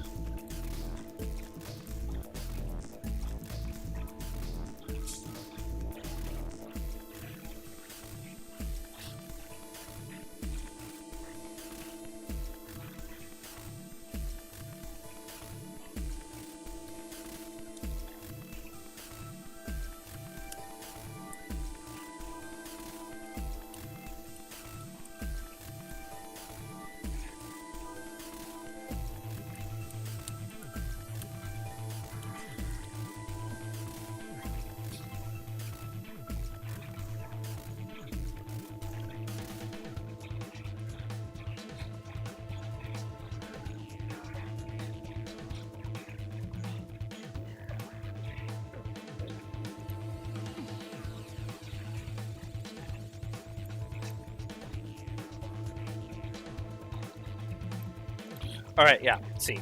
Alright, so Okuninushi. I don't know how to pronounce it. It's like Japanese names, most of the time go over my head. So defensive-wise, he resists light and dark and is weak to ice. So it's kind of bad for this point. Stat-wise, he's got great strength and vitality of 47 each. Bad magic, good agility, bad luck. I'm speaking really loudly. His innate skill is Nation Founder. When using a healing skill on an ally, the target may have a random stat raised by 1 for 3 turns. It's okay. If it procs, great. If it doesn't, oh no, it's nothing too big of a deal. It's just random, so it's not really consistent. But if it happens, it's fine. Skill-wise, he starts with Fatal Sword, Meteorama, and Mipatra. And then he gets Mist Rush, White Draco Strike, and Physical Block by level up. And then potential-wise, he has +2 in Physical, +2 in Light, and +4 in Healing.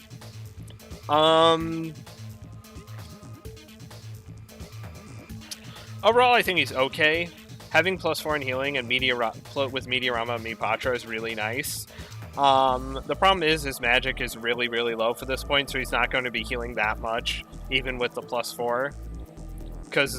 Which is unfortunate. Because even though he has near max healing, he can't really take advantage of it with his crap magic. So that leaves him with physical skills, which they're alright. I mean, +2 in his offensive isn't great for this point. It's kind of bad. But he does learn good skills. Fatal Sword and White Draco Strike are good skills, and then Mist Rush is okay. Physical Block, while a great blocking skill, is completely a throwaway for him because it costs him 70 mana because he has no support potential, which is way too high. He only has 236 a base, which means he can only use it 3 times a fight at most before he's out. Overall, I think what holds him back is just low potentials in offensive, his shit magic, and the fact his defensive profile isn't that great, and the fact that he kind of has a throwaway to like 2 kind of throwaway-ish skills. I think he does get at least C because he has +4 in healing and has 2 really good healing skills for this point. And he has decent physical skill damage-wise. I just think he's held back by his really low magic. If he had good magic, I'd rate him at least B. Or maybe even A. But, like, his magic is just way too low to make use of the healing. Because I'm pretty sure healing is based off your magic stat. And he has, like, half the magic stat of healers. At this stage. Which is just not good enough. Like, if you wanted a healer, just use Amarati. She has slightly worse defensive profile and slightly worse healing potential, but she has double the magic, so she can just heal more. Yeah. He is a good, like, roll compression, but I think overall he's just not... He doesn't have the stats nor the things to... Like, he's trying to do 2 different things, 2 wildly different things, and it just doesn't really work, because he doesn't have the stats with it.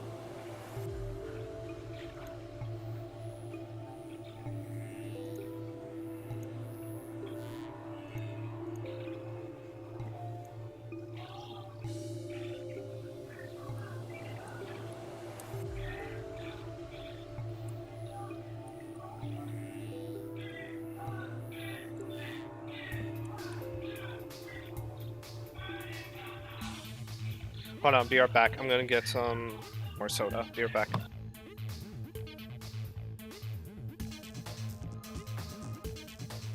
So let's go.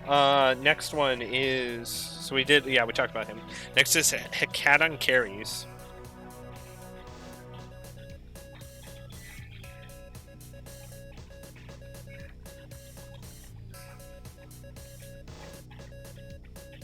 Ooh, he's really weird. B minus? Really? He's like a B minus, I think. He's absolutely just 1 skill. Well, actually, is he? Actually, no, he isn't. He's 2. Technically. Because I forgot about one thing.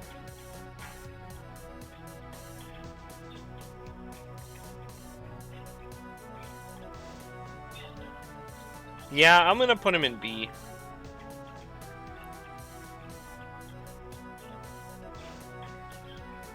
He's 1 thing, but it's physical, so I gotta put him in B. Okay, hit count and carries. Um, Defensive-wise, he's weak to wind and mirage. He resists confusion, and he's immune to dark. Stat-wise, he's got great strength and vitality at 52. He's got terrible pretty much everything else. Everything else is terrible with him. His innate skill is Pandemonic Feast. So I've seen it before. I don't have to explain it again. I'm not going to. I've explained it like 7 times in this tier list. You know how it works. Skill-wise, he starts off with Mortal Jihad, Rampage, and Critical Aura. And then he gets Fierce Roar, Critical Zealot, and Physical Pleroma. This being the first time we're seeing Critical Zealot. How it works is that it increases his critical hit damage, but decreases his normal damage. So it basically means his crit damage goes up, but if he doesn't get a crit, his damage is lowered. And then potential-wise, he has +4 in physical, +2 in ailment, and +1 in support. Overall, he's a really, really good physical user. He has a heavy attack, Rampage. He can get past Rampage's low accuracy with Critical Aura, and Rampage also functions with his, also synergizes with his innate skill, meaning it will have more max hits and higher accuracy. He has a guaranteed chance to crit with Critical Aura and will do extra damage with Critical Zealot, and he can deal extra physical damage, an extra 20% on top of his +4, so dealing 40% extra physical damage. I'd say the only thing that's weird about him is he has +2 in ailment and +1 in support, even though he doesn't learn any ailment skills. I feel if those were flipped, he'd be better. But, like, overall, he's, like, decent. He's pretty good. He's a good physical user for this point. He has 2 usable physical skills, and he has Crit Aura to make them deal a lot of damage. He's pretty tanky and can use Fierce Roar to make himself tankier and attract enemy attention. And he's not weak to Insta-Kill magic, so he can actually do that pretty decently. Overall, I'd say he's B because he has low mana, so he will have mana issues. And the fact that he is only physical, and he doesn't have any pierce. So if an enemy resists null is physical, he's not doing anything to them, which is unfortunate. But I think he does get at least B because he's a good physical user, and if he has a guaranteed way to get extra turns with Critical Aura, so yeah, and physical is pretty good because it can crit. Yeah, pretty good. All right, next is Chimera.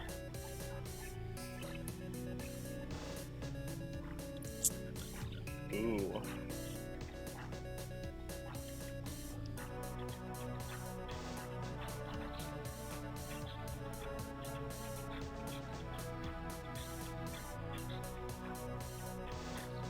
Ooh. You know what? I'm gonna put Chimera in B+. I think Chimera's pretty good. I don't think he's A. Is he A? No, I think he's B+ at least. Yeah, I'm gonna put Chimera in A. I mean B+, sorry. Where's Chimera? There's Chimera. I'll put Chimera in B+.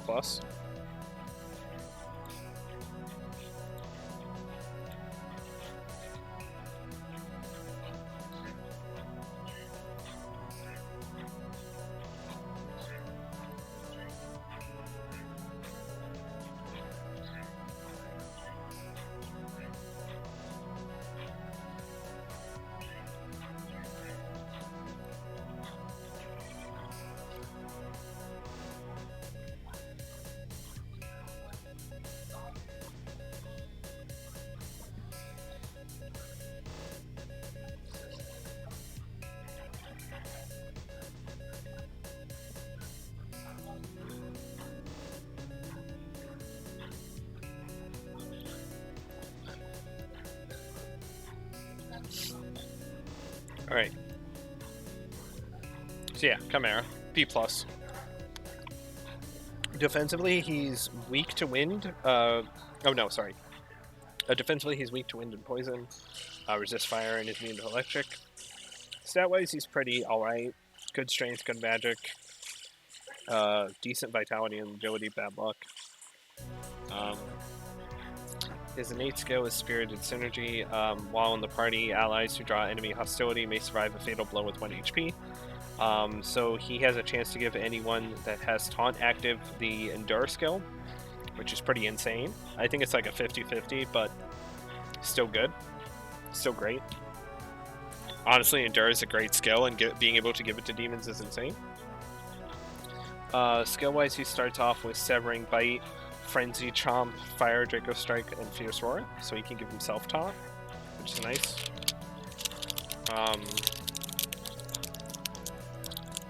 And then he gets Zyodyne, Etoll, and Nullfire by level up. First time we're seeing a Null skill basically means it turns whatever. It basically means he negates fire damage. So he actually turns his weaknesses into 2 nulls and 2 weaknesses instead of a null and a resist. Nice. Potential-wise, he has +2 in can't speak. +3 in physical and electric, and +2 in fire. Overall, he's pretty good. He's got a great skill set. The only kind of like bad skill among them is Frenzy Chomp, but it's fine. He has usable magic, so like Zyodyne does good damage. He has a good physical skill, he has a good fire skill, he has a good electric skill.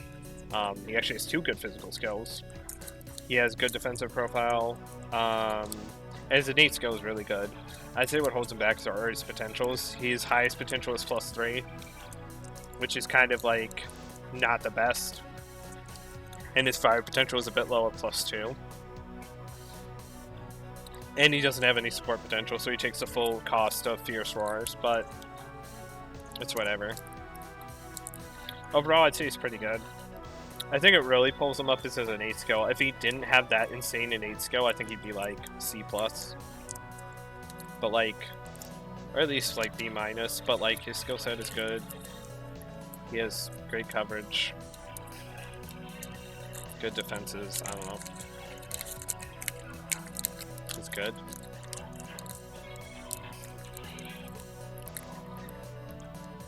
I don't really know what else to say about him. He's just good.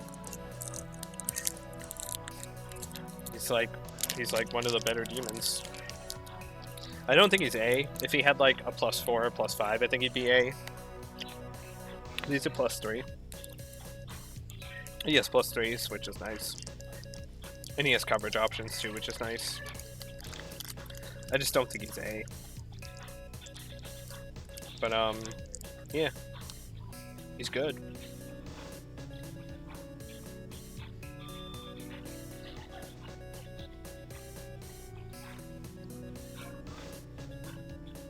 I mean, arguably he could go into A, but I think B+ is fine.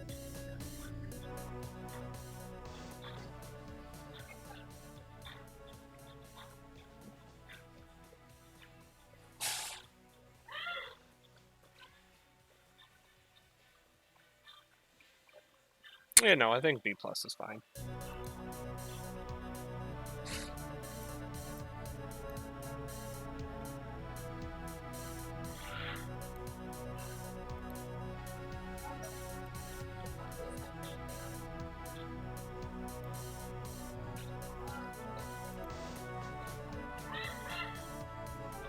Alright. Yeah, okay, B+. Next is Sakathak. Sakath, or it's Sakathak, I don't know how to pronounce it.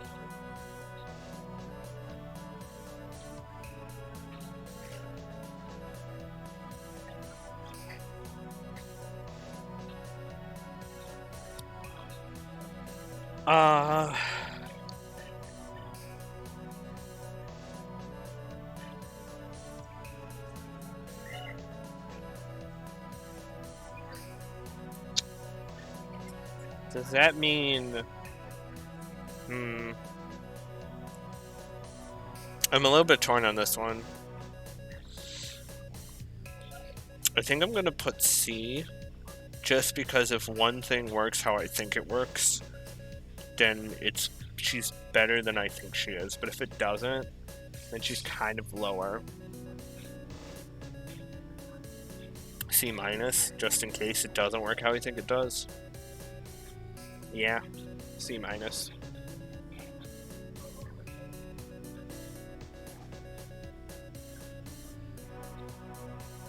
I'll put it in C minus. Yeah, I don't really. Okay, Skethak, however you pronounce it. Okay. Okay, yeah, Skethak. Okay, so defensive-wise, she's weak to electric, resists light and seal, and is immune to wind. So okay. Stat-wise, she's got good strength, and everything else is kind of mediocre to okay. Mediocre to bad. Her innate skill is Warrior Trainer. When an ally with Surrogate Guardhound is in the party, uses attacks with positive skill potential will not miss. Now, I don't know if this counts ailments in that or not.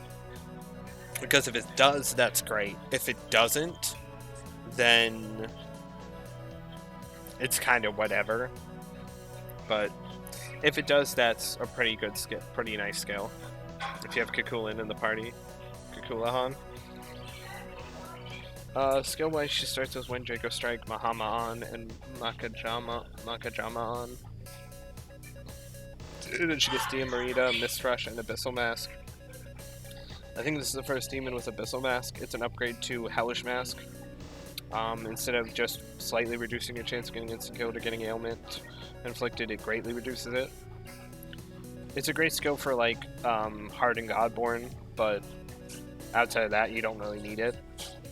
But it's a good skill nonetheless. Potential-wise, she has +3 in Wind, +2 in Ailment and Healing, and +1 in Physical. Her skill set kind of sucks. Not gonna lie. Only good potential is in Wind, and all she has is Wind Draco Strike. Mahama-on has no potential. It's a heavy attack with no potential, just means full MP cost and not that much damage. Diamarita's okay at +2. Mist Rush is bad. It's not great, especially at +1. Abyssal Mask is a good skill, but she's not weak to insta-kill, so it doesn't really help her out very much. And then Makajama-on is terrible at +2 unless her innate skill makes it so that it always hits, which I don't even know if it does. I mean, if it does, then she gets, like, C, I think. But if not, then... If that's not how it works, then, like... Which I don't think it is, then yeah. She's just too spread out into things she's just not good potential-wise with. And her stats are kind of mediocre, so...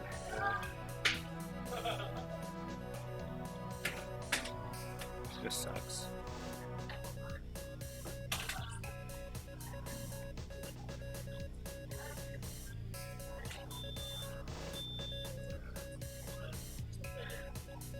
Yeah.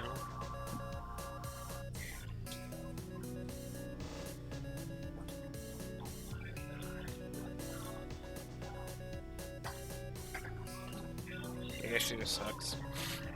She kind of just sucks. Yeah, C minus. The only reason why I don't put her lower is because she might have a guaranteed chance to just inflict seal. But other than that, C minus. If she didn't have that, I think she'd be worse, but...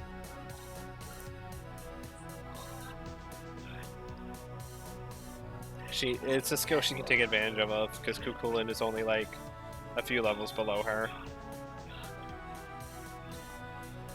So yeah, next is Loki.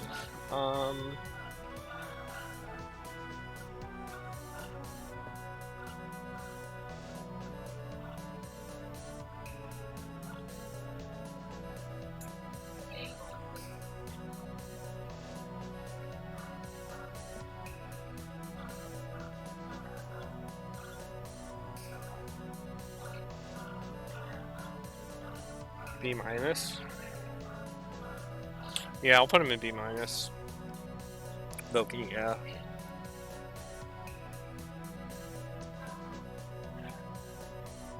You do need Loki for a side quest with Dune, but B minus, yeah. He might be B. Actually, I think he's B. Just barely. Just because of variety.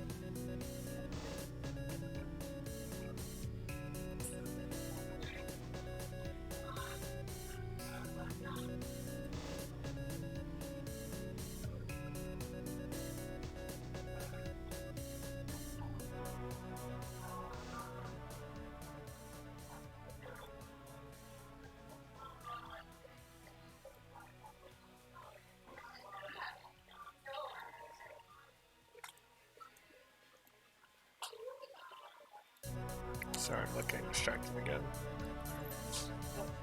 Yeah. Defensively, he's weak to light and poison.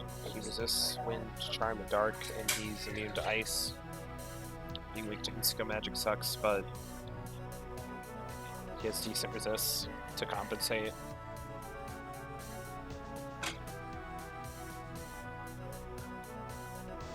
Otherwise, he's just okay. He's got good magic. Good agility, luck, pretty bad strength and vitality for this point. Well, he does have higher vitality than Sakura, which is weird, but whatever. His innate skill is trickery. While in the party, increases the likelihood of all other allies who need skills triggering. It's kind of useful because we've had like it helps a lot with Chimera. It's really good on stuff like Chimera. But if the skill is always going to proc, it doesn't really help.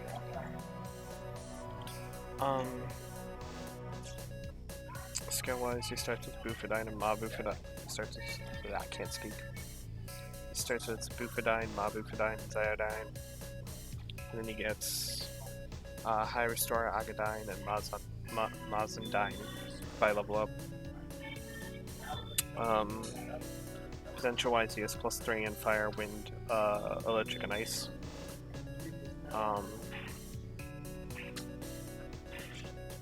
Overall, he's pretty good. He's just meant to be a lot of like elemental damage in different elements. All the different elements outside of light, dark. Does pretty well with them.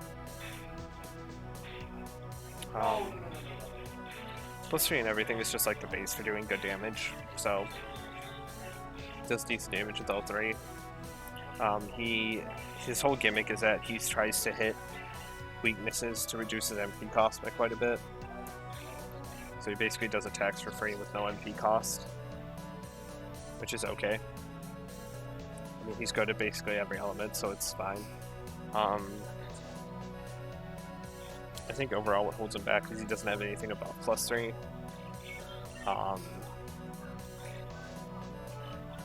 For wind, he doesn't have any single target, which sucks.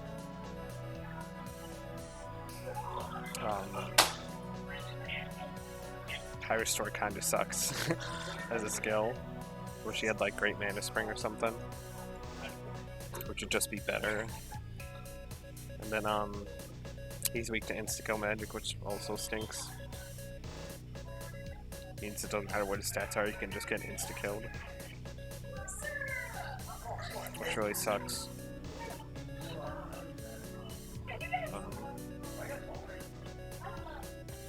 Yeah, overall he's okay. The overall is good. I just think he's not amazing.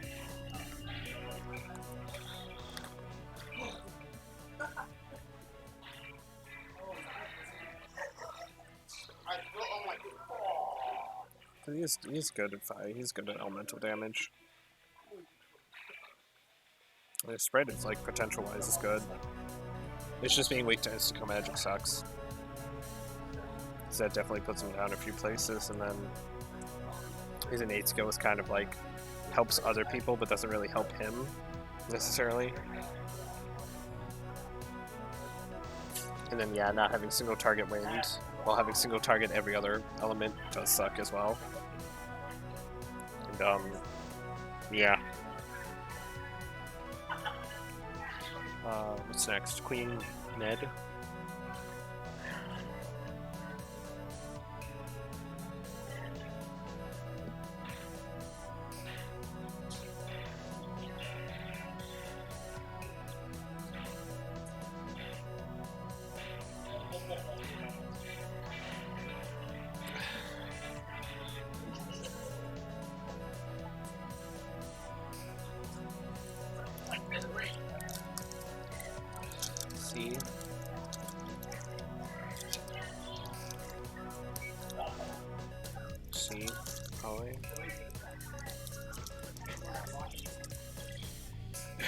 Yeah, probably C. There was a Beelzebub is nasty work. Yeah. Yeah, I think that's also why she's considered one of the best healers, is because she's a healer that pairs with Beelzebub, when other healers really don't, so. So I think that's why she's also considered one of the best demons, is because she actually works with one of the other best demons. But I haven't gotten to him yet. I'm probably going to put him in S, because it's just really, really good. Yeah, Queen Mabe, or whatever the name is. I think she's C. Where is she?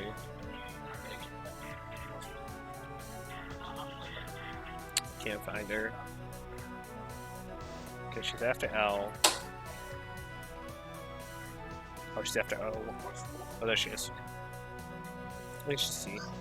She's okay. Defensive-wise, she's weak to poison and electric. She resists sleep and charm, and she's immune to wind.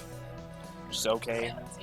Sucks being weak to poison, but you deal with it. It's actually better probably than Loki's defenses. Stat-wise, she's got great magic and luck, and like bad everything else. For this stage. Her innate skill is Allied Resurgence, which is just like increases damage for allies that have ailments while she's in the party. It's okay. You don't really want to have ailments, so it's kind of like cool if you get afflicted and you can't heal it, but also kind of crappy because you don't want to have ailments. She starts with Agadine, Mazandine, and Fogna. And then she gets Resist Fire, Spirit Drain, and High Restore by level up. Extension-wise, she's +3 in Fire and Ailments, and +2 in Wind. She's just okay. She has a heavy fire attack with +3 and good magic, so she does decent fire damage. No single target wind, which sucks. So she only has split, and it's +2, so it's not that great. A focus on ailments, which always is going to be crappy, especially with it was only +3. Spirit Drain is okay. It's no almighty potential, so it doesn't heal as much as it could. Resist Fire is nice, just another resist, and then High Restore is whatever. Some mana back. She hits the fire and wind weakness. Overall, she's just okay. Is she like C-? She kind of is at this point, isn't she? She doesn't really have anything spectacular. Yeah, she's probably like C- actually.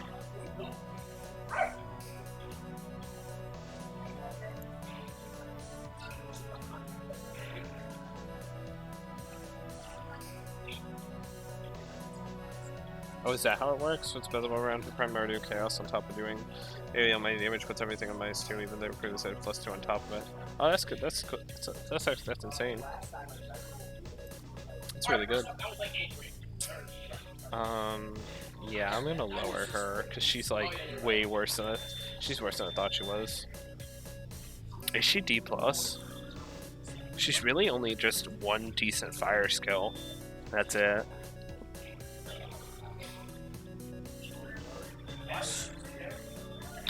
Is it a heavy wind skill or is it medium?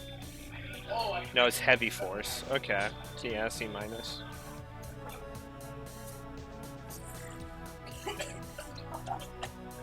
I don't know. I don't know, she's okay. I don't really think she's spectacular in any way. She's kind of like, it's mediocre across the board. Doesn't really have anything going for her outside of one good fire attack. Like a decent force. It's like, I think the focus on ailments is what really kind of screws her over. The ailments are kind of crappy. Yeah, C-. I don't think she gets any higher. If she had like another skill that wasn't like Spirit Drain, she'd be decent. But yeah, no. C-. Just meh. Okay, next is Suki.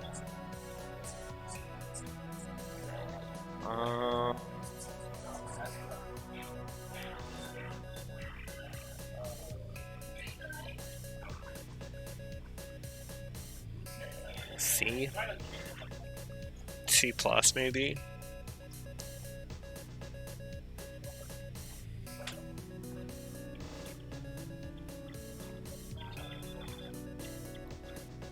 Yeah, C. It's not super great.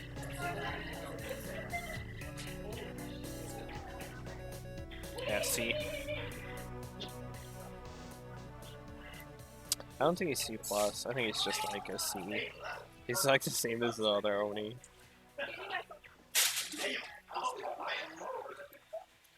Yeah, he's the same. Whatever. Defensively, he's weak to fire and seal and blocks ice. Just like okay. Stat wise, he's like good strength, okay, pretty good magic. Okay vitality, bad luck, and agility.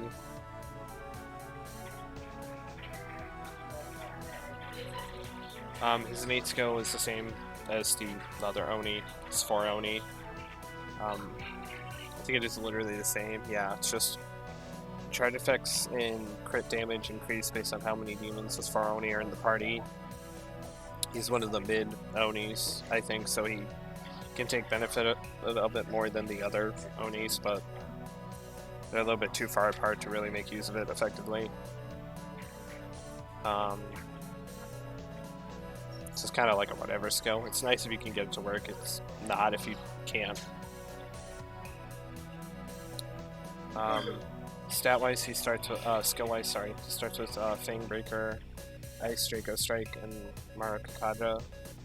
And he gets Donum Glad-Eye, Deathbound, and Mabu Fudang by level up. Potential-wise, he's +4 in Ice, +2 in Physical, and +1 in Support. He's decent. +4 in Ice with 2 deep good Ice skills is fine. Single target strength based Ice skill, and then like heavy all enemy is nice. His physical skills are kind of lacking at this point, but at least his Deathbound. Fang Breaker is a pretty crap skill, but can lower attack, I guess. Only having +2 in physical as well just makes it not that great. He can give the charge effect to an ally, which is okay, and then he can buff your whole team's attack, I think? No, he can buff your whole team's defense. He's just okay. He's mainly just ice damage, with a little bit of physical on the side. So there's nothing spectacular about him. He doesn't have bad weaknesses, but he doesn't have great weaknesses. It's just, yeah. It's just okay. His innate skill is kind of whatever. It's like, meh.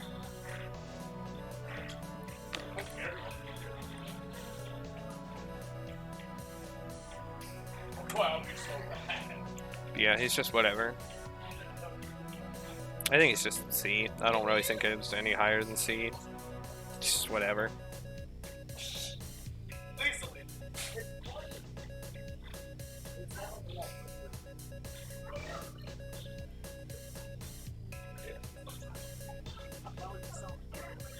Oh my, that's so bad. That's so bad.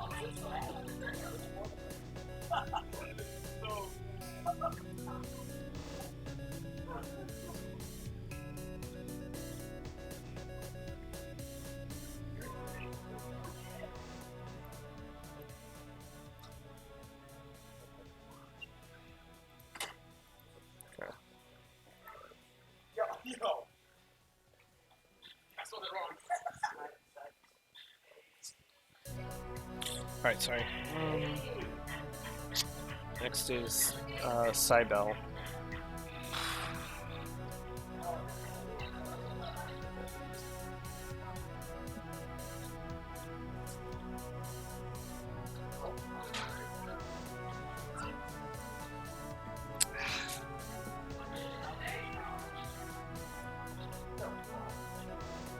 Wait, huh? No. C minus. I don't really. Yeah, no, C minus. The only reason why I'm thinking of putting her in C is because of Megalomania. Because Megalomania is good, but is it worth putting her on the team just for that? I don't think so. Yeah, no, she's C minus. She might even be. No, I think she's C minus just because of Megalomania.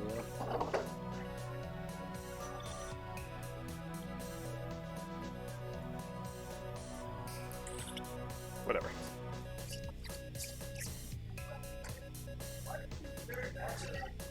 Yeah, defensively, she's weak to Electric and Mirage. She resists fire and she's immune to light. Stat-wise, she's got good strength, magic, and luck, and she has bad vitality and agility, especially agility. Her agility's awful for this point. Coordinating skills, Megalomania, which is the same as Dionysus. Allies' charge effects may stay for more than one turn after they use the charge attack. I think it's like 50-50. So if you have a demon like Loki, it can go higher. I don't know. She starts with Dark Sword, Maragadine, and Samara Karm. And then she gets Safeguard, Sexy Dance, and Mighty Cleave by level up. I think she's the first one to get Mighty Cleave, which is heavy physical attack to one foe that has like that has low accuracy but always crits. So that's nice. Yeah, well, now actually it's pretty bad, but because it's low accuracy, so it's garbage, and she has no way to increase her accuracy, so pretty bad.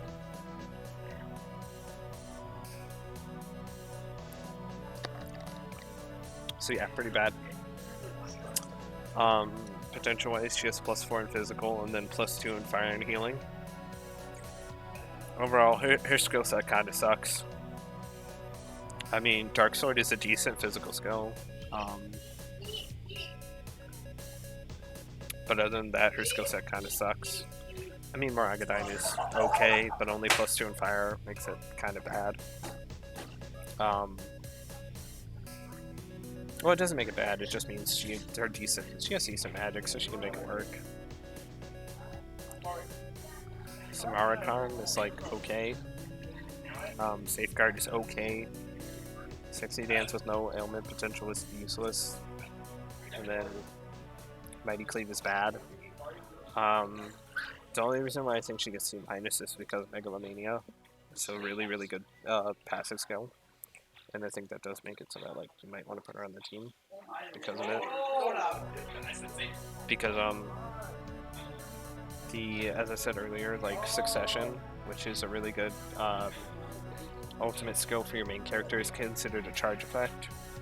So if you have her in the party, you might get you might get 2 successions in a row, which is insane. But other than that, she's not great. But I think her innate skill does put her above D, because I think there is what does it? Because that's very niche.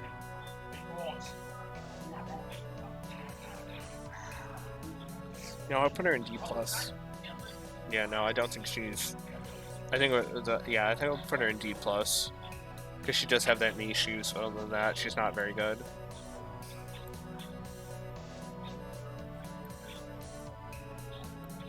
But yeah. I think D+ is fine. It's like okay.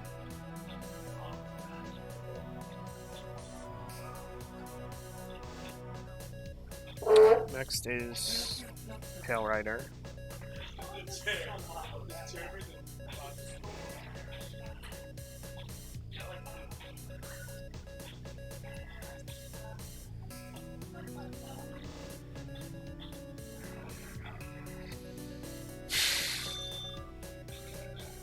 Grab the whole thing.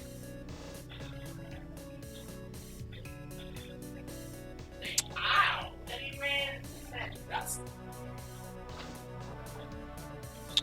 Pale Rider's B, I think. I'll say he's B, yeah.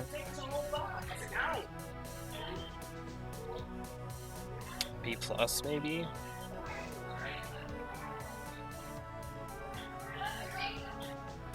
Well,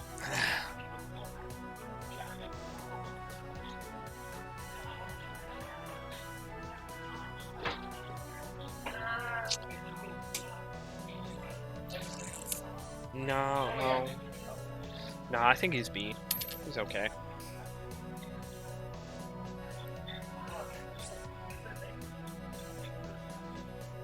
He's okay. He's definitely the worst of the writers, in my opinion. He's okay.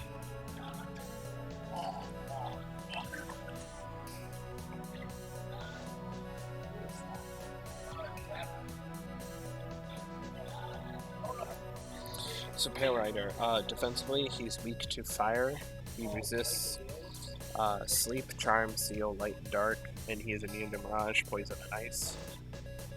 Stat-wise, he's got great strength and luck, and then okay everything else. Okay vitality, okay agility, okay magic. His innate skill is 4 horsemen. He's the last of the demons to get 4 horsemen, same as the other 3. When he switches with another rider, he gives them all his stats, his buffs and debuffs. Like all the other riders, he comes with a unique skill that he starts with called Pestilence.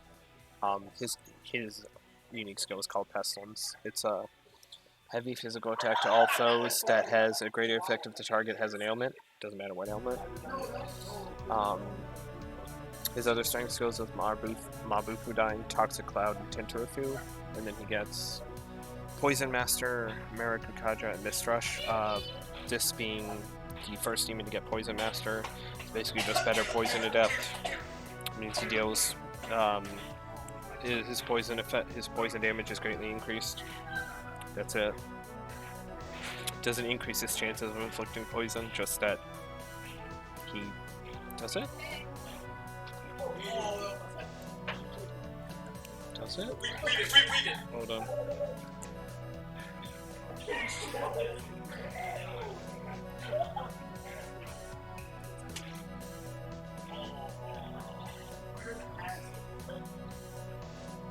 Oh no, it just increases the damage, the amount of damage poison does. It doesn't mean he does more poison damage. He doesn't have a higher chance of inflicting poison. It just means he does more damage with poison. And then potential-wise, he has +4 in physical, +3 in ice, +2 in support, and +7 in ailments.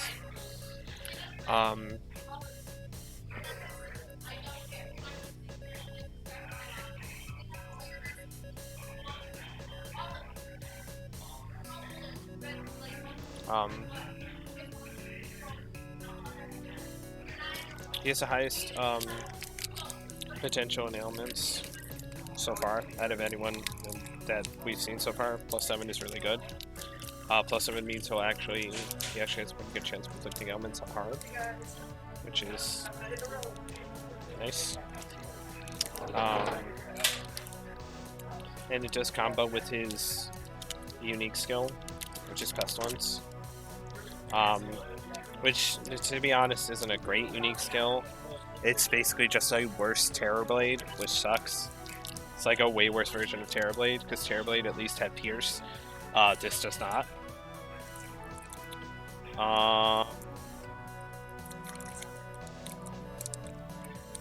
Mistrush is kind of a useless skill on him, it's whatever. Marikukaja, he is a buff skill like all the other horsemen, so it's nice. He is the last horseman, so you can technically transfer any horseman skill to him. That's not unique, because to special fuse a horseman, you have to use the previous horseman. So you can just keep bringing skills through if you want to. So you can get Great Mana Spring, and I think Great Life Spring, maybe. It's just help. Tinturafu is kind of whatever skill. His main thing is inflicting poison, because he has Poison Master. His ice damage is okay. It's not great. He doesn't have any single target. He only has spread, and his magic is just okay. It's not great. And his potential is only okay at +3. Mainly his whole gimmick is trying to poison the enemy and then spamming Pestilence. And he is actually quite decent at that with +7. He can't actually do it on hard mode because he has +7. but I think his downside is almost 100%. He's revolved around ailments, which doesn't work on higher difficulties. Like, it just doesn't. He is one of the few demons that makes ailments work, in my opinion. He's really the first demon we've seen to make ailments work in his favor. But other than that, I think what holds him back is he has his highest potential, the +7 potential, is in ailments. It isn't in an offensive thing. And his next highest is +4 with physical, and he only has like one good physical skill and his unique skill. He doesn't. Mist Rush is kind of like whatever. It's kind of like a bad. It's pretty. It's kind of meh. So overall, I think, and defensively, he is the worst of the riders. Just in terms of defenses, he does have resist. It knows the status, unlike other riders, but he very much is worse in terms of just straight up defenses against elements. And I think overall, he's the worst rider, which is unfortunate because he is the last rider you get in the order of all four. He's the last rider you can unlock, and he's the last rider you fight. So I wish he was better, because it kind of feels weird that, like, the best rider you get is the second one. And then the other, like, it feels weird because the riders go, like, you get the third best first, the best second, the second best third, and then the worst one fourth. Feels kind of weird, but it is what it is. I still think he's good, and he can be a solid addition to the team. I just don't think he's great. And I think, compared to all the other riders, he's definitely worse. But yeah, I still think he's B, because he has a high enough ailment to make it work. To make ailments kind of work somewhat on hard. Alright, next is Titania.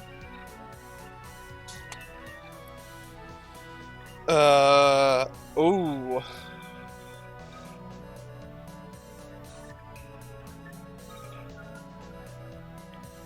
I'm gonna say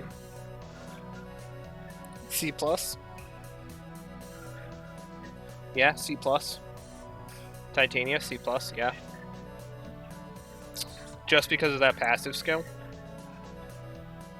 The Titania, C+. Alright, so Titania. Titania, defensively, she is weak to fire, resists sleep, mirage, and dark, and is immune to light. Stat-wise, she's got crap strength, okay agility and vitality, great magic, good luck. Her innate skill is pretty good in Summer Dream. While in the party, while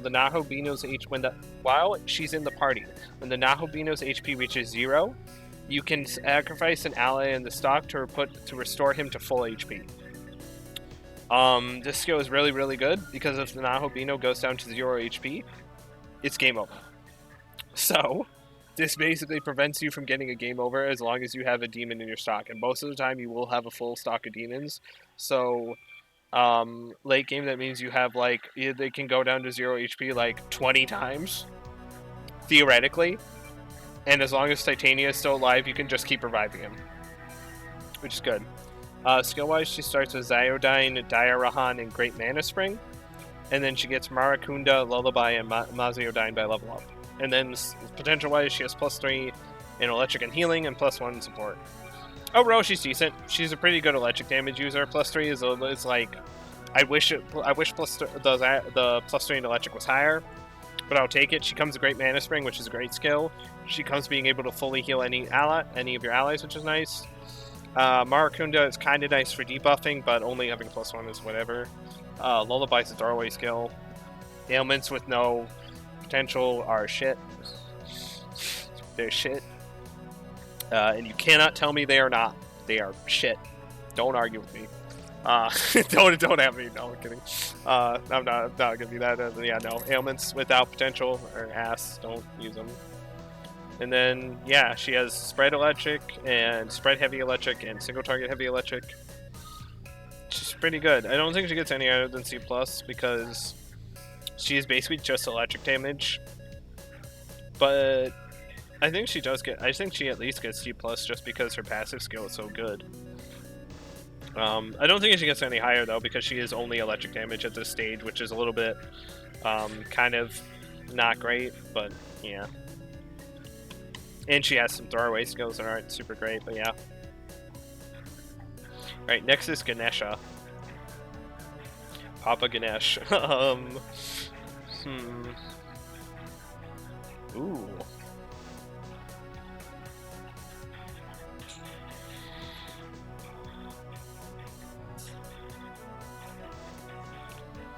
Ooh. Okay. Okay, so Papa Ganesh is kind of weird. I'm gonna be a stick in the mud, and I'm gonna say this guy is C minus. Yeah, no, C minus to D plus. I think he's D plus. Yeah, I'm gonna put him in D plus. I'm not a big fan of Papa Ganesh. Big elephant with sword. He going in D plus. He might even be D. Yeah, I'm gonna put him in D for one specific reason. So defensively, Ganesh is weak to electric, dark, and poison. He resists physical and confusion, and he's immune to wind. So defensively, he's pretty ass. He does have a physical resist, which is nice, but not great. Stat-wise, he's got good strength, good vitality, and crap everything else. His innate skill is Divine Benevolence. While in the active party, he reduces the MP cost for all allies' support skills, which is useful. I don't know how much he reduces it by, but it's probably like 5 to 10%, which is nice. A nice skill. Skill-wise, he starts with Mighty Cleave, Mist Rush, and Wind Draco Strike, which I've talked about before. And then he gets Fierce Roar, Physical Pleroma, and Critical Zealot by level up. Potential-wise, he has +3 in Physical, +1 Wind, and +4 in Support. He's not very good. Defensively, he's bad. I get his whole gimmick. His whole thing is that he has a +4 Fierce Roar, so he tries to aggro enemies towards hitting him, and then but the problem is he doesn't have Retaliate or any counter things. He doesn't have good physical skills. His one good skill only has +1, and that's Wind Draco Strike, which isn't good at this stage. Physical Pleroma and Critical Zealot are great skills, but he doesn't have the skill set to pull that off. Because Mighty Cleave is awful, and Mist Rush isn't that great. And his whole gimmick is to taunt and let the enemy attack him, but he's weak to insta-kill magic. So if the enemy has a dark magic attack, they can just wipe him off they can just insta-kill him.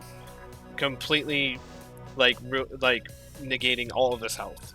So it's like, he's a taunt user that's weak to insta-kill magic. Like, that's just bad. And unlike Yatoro, he doesn't have nearly good enough tools outside of that to make it work. And at this stage, there are much better options you can have that do all of his stuff but better, in my opinion. I think if he had better physical skills, he'd be a lot better. He'd be insanely better. Like, if he had actual physical skills, I think he'd be in B. But he just doesn't. His physical skills are crap. Like, for physical, you are either using Mist Rush, which is kind of, like, bad at this point, or you're using Mighty Cleave and probably missing 90% of the time. Because on hard mode, you have lower accuracy. And he doesn't have a way to boost his accuracy, so yeah, not good. His potentials are in bad spots too.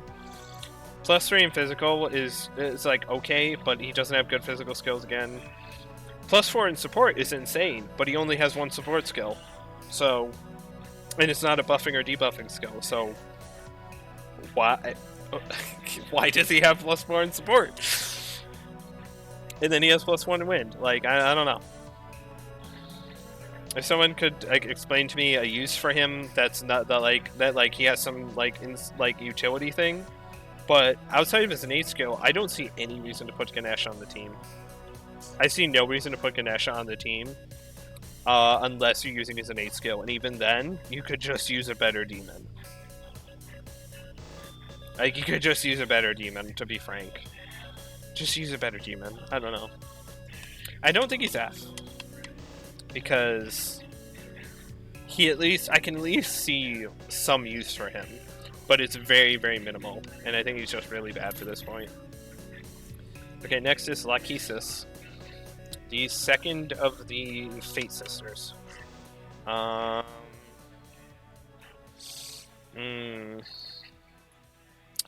yeah. Okay, so I'm gonna be pretty mean with this one.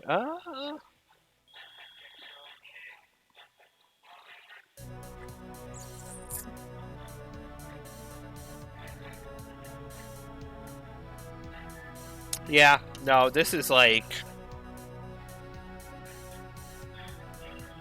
This is a D as well. This might even be F.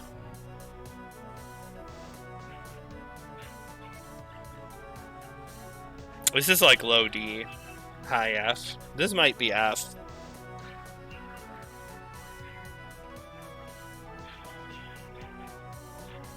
No, I think there is a use. Okay.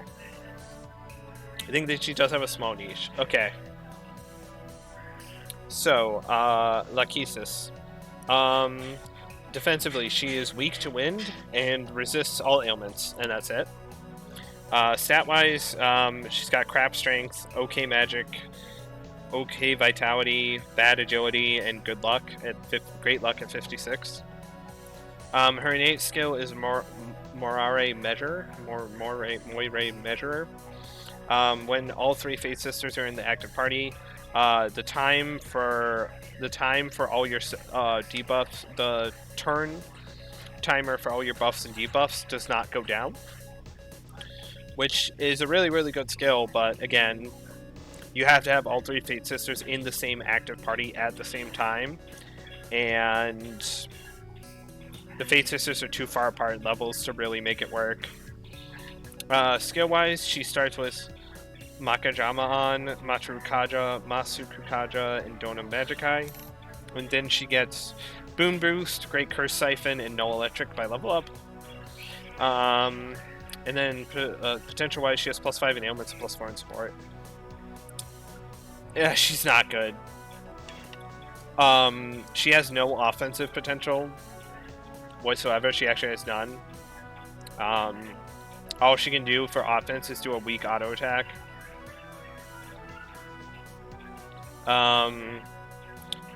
She does have Boom Boost, which is a really good skill,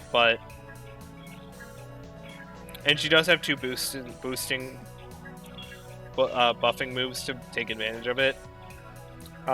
Great Curse Siphon is useless because she has +5 in ailments, which can maybe get her a seal off, but it's not really reliant. And No Electric actually gives her like something to resist / null that's not ailments, which is kind of nice, but it takes a few levels for her to get it.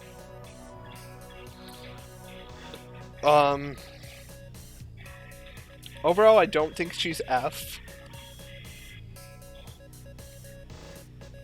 Well,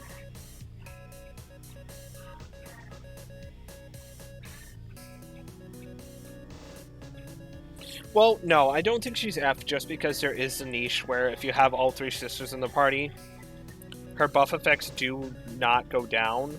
But then if you do that, there's no Boom Boost is useless on her. So that's one of her best skills becoming useless, which sucks. Outside of having that, she's a decent. She's a good buff for your attack and evasion. She can give another ally concentrate, which is okay. Which I guess technically means she can do something. She's like in the middle of the party, which I guess means she can actually deal something and she doesn't necessarily need to attack. But it's kind of like niche. I don't know. +4 in sport is great, but I don't know. Not having any offense really sucks, and being focused on ailments on top of that, more than support, is just rough as well.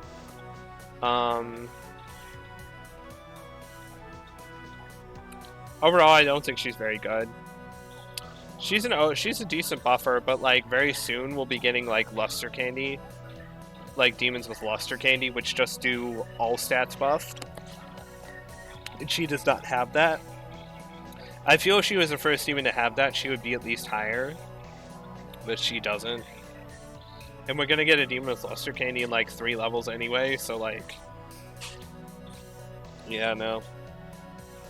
I think overall she's kind of she's kind of like bad. I know, maybe I'm undervaluing her, but yeah, I don't know. It just feels like a waste of a skill slot, because usually you want your healer and buffer to kind of be the same person, or you want the buffer to be able to deal damage, so that if there are off turns, you're doing something. But she can't really do that, so yeah, no, D. I don't know, maybe I'm being too hard on Lachesis, but... Or Lachesis or whatever, but yeah, no. I don't think she's good in this game. I think if she had offensive magic, she'd be better, but yeah, focusing on ailments on hard mode just doesn't work. I don't know. I feel like I might be being too harsh, but you know. Am I being too harsh? I don't actually know. I think I am. I don't think I am.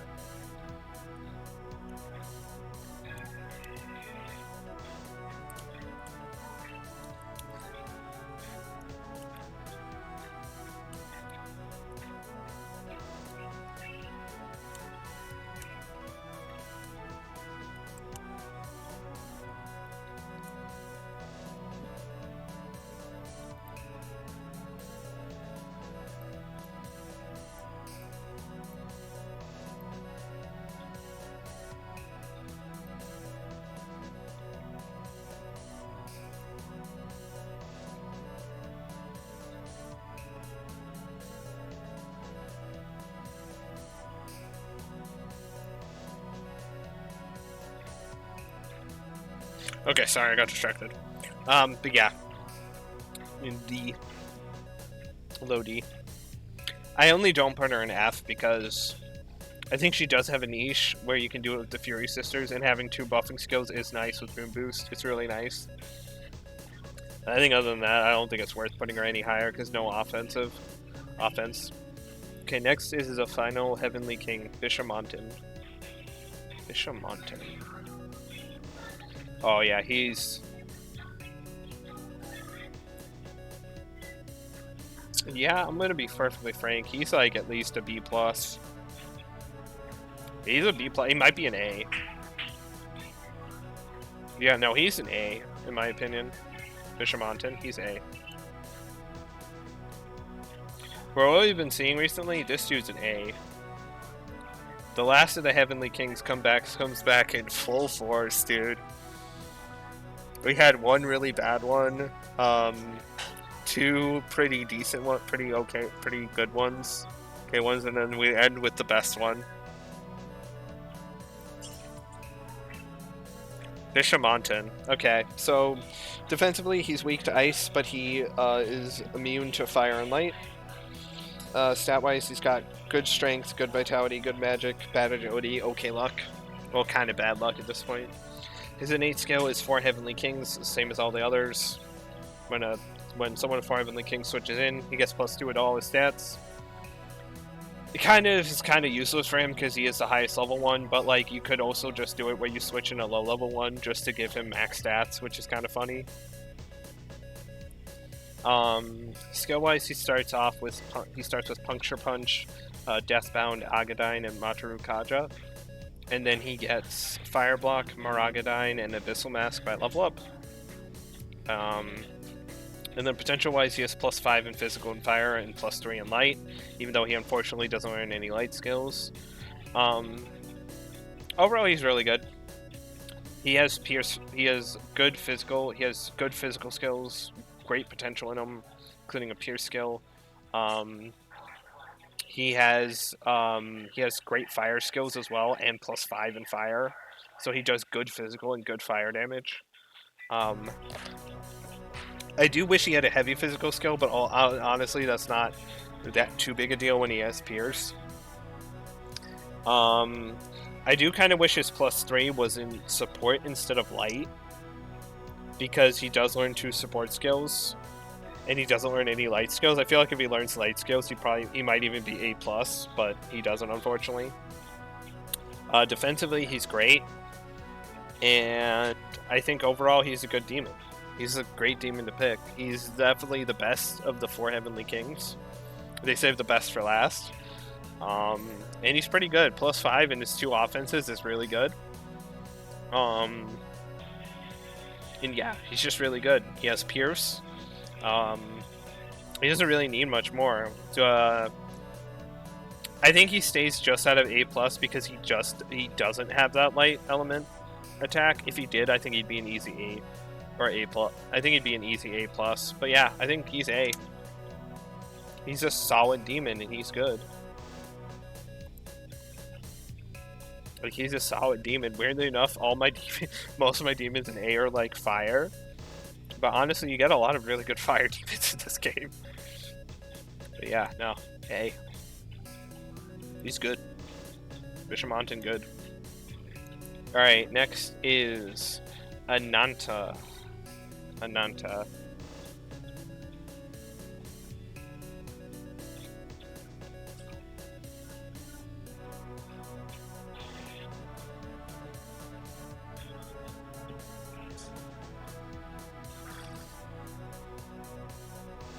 I want to say B. I want to say B. Well, kind of. They're like either B or B- for me.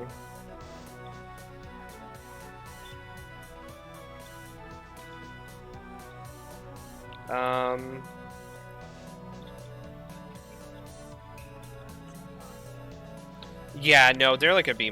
Sorry. They're like B-.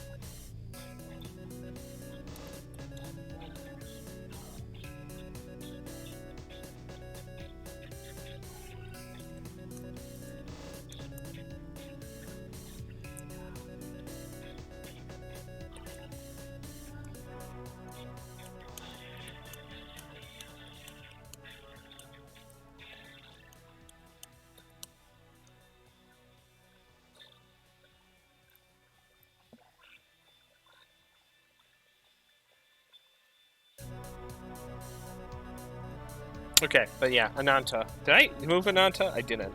Oh god. Okay, B minus, yeah.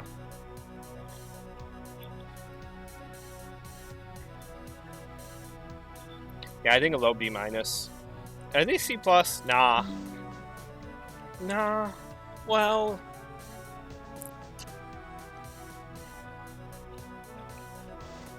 Yeah, no, I'll say C plus. High C plus, low B minus. Okay, so Ananta. Defensively, they are weak to wind and dark, and they are immune to ice, electric, and light. 2 weaknesses sucks, especially to an insta kill, but 3 nulls is great. Is a good trade-off, in my opinion.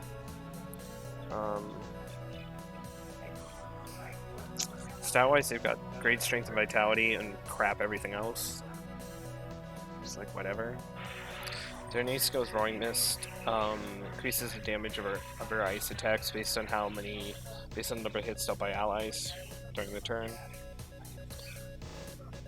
Skill-wise, they start with Purple Smoke, Ice Draco Strike, and Storm Draco Strike, and then they get Ice Boroma, Titan Omakia, and Murderous Glee. Titan Omakia being a medium physical attack to all foes that has a high chance of critting, and Murderous Glee being the upgrade to Bloody Glee, where it greatly increases critical hit rate. Then potential-wise, they have +4 in Ice, and then +2 in Electric and Light, even though they don't get any light skills. Overall, they're decent. +4 in Ice, plus Ice Pleroma, plus good strength. Great strength equals a lot of damage with Ice Draco Strike. Like +4 plus an extra 20% plus high strength, and then on top of that, they have a really high crit rate because of Murderous Glee. Storm Draco Strike they do okay damage with because it's only +2, but they have high strength that makes up for it. They have Titan Omakia, which is a good physical skill, but the problem is they have no potential, so it costs 60 mana. And that's really rough because you can only use it 3 times. And no potential means it's not doing that much damage. Overall, I think they're okay. I think they can do two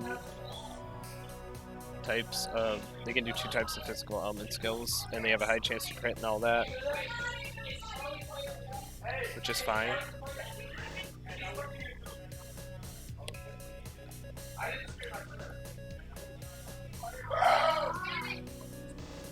But yeah.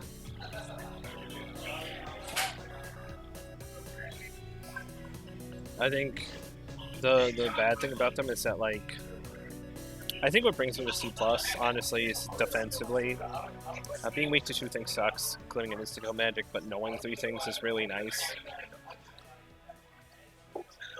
It means they do have a high chance of either being weak to something and knowing something, but, like, 3 nulls is, I think, worth 2 weaknesses, although probably not worth the instant weakness. They do good ice damage. They do have a good physical skill, even though it costs a crap ton. And Murderous Glee is one of the best skills in the game for physical characters, so yeah. I do wish their electric potential was higher, because Storm Draco Strike isn't doing that much damage this late. And I wish they had that +2 in light and physical, so they would reduce their MP cost and do more physical damage, but it's whatever. I think they at least get C+ because they have Murderous Glee, and the fact they're defensively, they're pretty alright. Honestly, they probably go in C, but 3 nulls is kind of worth at least thinking about, so.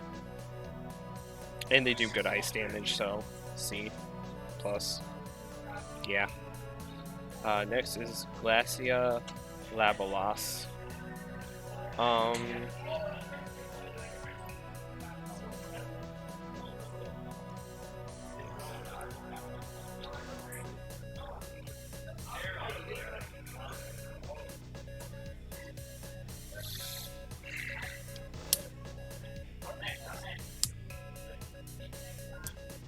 B.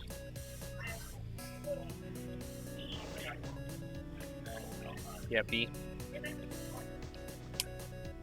Yeah, B.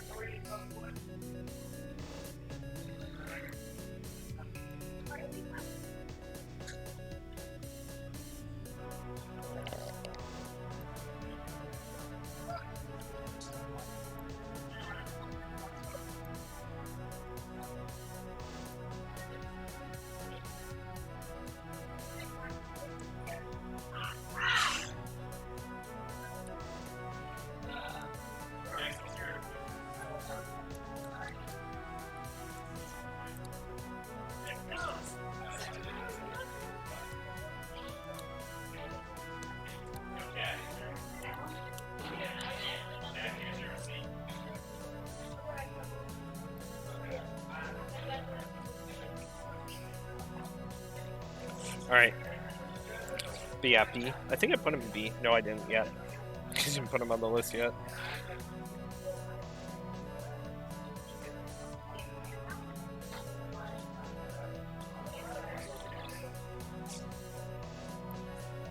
Okay, so defensively, they are weak to electric, but are immune to mirage, wind, and dark. Stat-wise, they're pretty average across the board, pretty balanced. Good magic, good vitality, good luck. Kind of low agility and strength, but it's whatever. Their innate skill is Divine Fortune. While in the party, the active party, if an ally's accuracy or evasion is max, their crit rate will also go up. I don't know by how much, but it's a higher crit rate.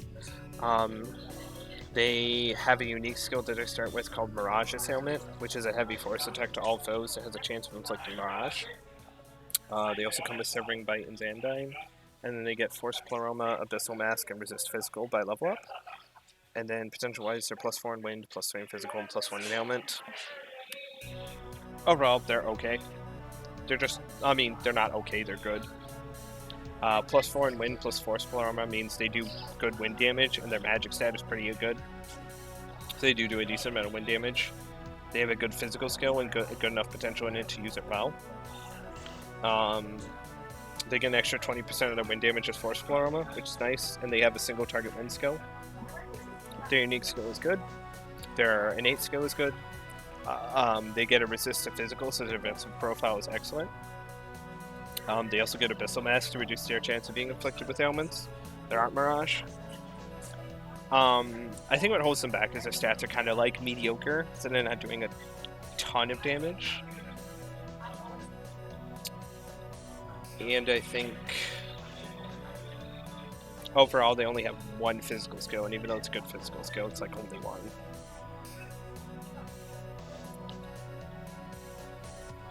But do they get B+?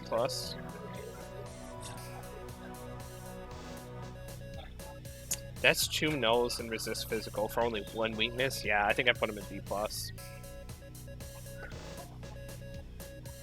Yeah, defensively they're just really good. Having a resist physical and 2 nulls for just 1 weakness is insane. Because usually resisting or having anything to do with like defensively with physical, it means you have like a crap ton of weaknesses. And this one just doesn't, so yeah. Good demon. I think what keeps them out of higher tiers is just overall their offenses are not the best at this stage. They're the stats. And they have like +1 in ailment, which doesn't really help them inflict Mirage or anything. It's kind of like a useless potential. I wish they had the +1, moved it to physical. Help their Severing Bite, but overall, they're pretty good. Yeah. They have a good skill set. They're alright in terms of damage. They're not very varied, but they do good wind and physical, so it's fine. Next is Tau. Slight spoiler for the game. For any, well, this is a huge spoiler, so anyway, it's a tier list. Okay, Tau. Tau, I'm gonna be honest, for her base stats, right?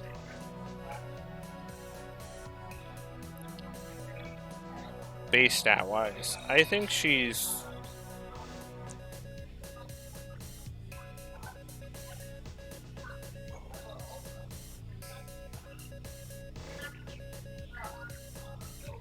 Oh, she is the first to get severe. Okay.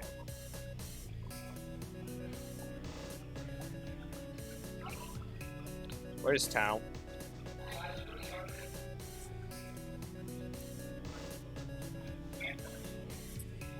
Okay, so Tao I think is at least B. She's okay.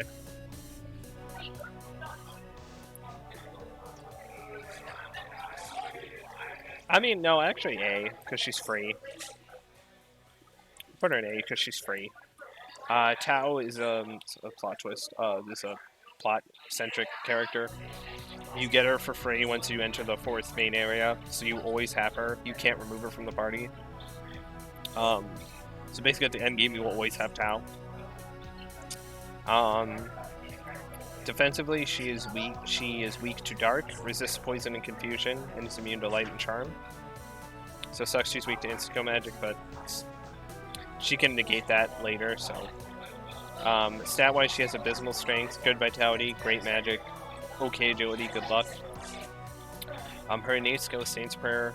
While in the active party, allies in battle will recover from ailments when returning to the stock. So if you switch out an ally with an ailment, it gets rid of their ailment, which is nice. Tao has a unique skill that she starts with called Light of Order, which is gives slight HP recovery to all allies, removes all their debuffs, and raises all their stats by 1 rank for 3 turns. A really nice skill. I don't think it's as good as Sakura's Konoha Sakura's skill, but it's pretty good. It's just instead of healing MP, it gets rid of debuffs, which I don't think is as good. They also get they also start with Samarakarm, Mahamaan, Megidola, Macharunda, and Mana Aid. And then they get Hemabrion and No Dark by level up. So eventually they will have no weaknesses and be immune to all insta-kill magic, which is nice. Potential-wise, they have +5 in Light, +4 in Almighty, and then +3 in Healing and Support. Also, they are the first demon to get access to a severe magic. No, they are the. Oh, sorry.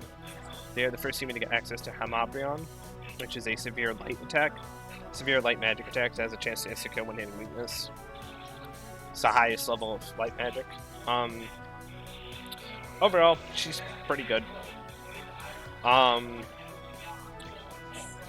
She has good potentials. She has a great skill set. She gets severe magic when she levels up. Oh, thank you for the follow, Midnight. She gets good. Can't speak. She gets good. She gets a really good light magic when she levels up twice. She gets rid of her 1 weakness. Overall, I'd say my downsides of Tao are the fact that she doesn't have... Light Order takes up a lot of MP, and she doesn't have any healing the party outside of Light Order, which does hurt. You can give her essences, but I don't really want to count those, because like you can do that with every demon, so like yeah. So I think that does hurt her a little bit in my opinion, and I feel like until she learns Hamabrion, Tao's damage is not great. Because her only offensive moves are spread. And while they are good potential-wise, +5 and +4, it feels like she doesn't do that much damage. And I feel like for a lot of both my playthroughs, I kind of just used her when I first got her, and then I kind of put her on the back burner because I just kind of quickly replaced her with my old healer because I could heal more easily with them more frequently. While with Tao, I felt like I had to like use a lot of chakra pots to keep her going. If that makes sense. But I think I have to put her in A just because she's free. You will always have her in your party. She doesn't require anything, and she's like on paper like really good. She is good. Like I don't think I can rate her anything lower than A. I just wish she had a healing skill that wasn't Light of Order, because Light of Order is very expensive, and it's not. It's okay. I think another problem is slight HP recovery at this point kind of stinks. you want like medium, and I don't know. It's just like you want medium or higher healing for everyone. You don't want light. And she doesn't have Bowl of Hygeia or Heal Pleroma base to like boost it to make it like better. She's just stuck with like light HP healing, so she's only healing like 100. When like other healing demons would be healing like 200, 300. So yeah. But I still think she's aged because she's great. She's free. Next is Kudalk. Oh no. Okay, so Kudalk.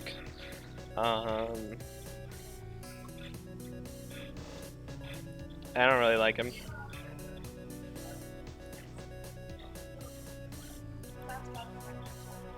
I have to use bathroom. But, you know, I'll end with Kudalk and then I'll use bathroom.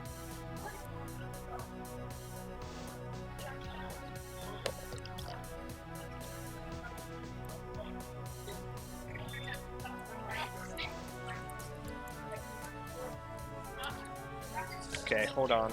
I would do Kudalk real quick, and then I'll go use the bathroom. So, yeah, I think he's like...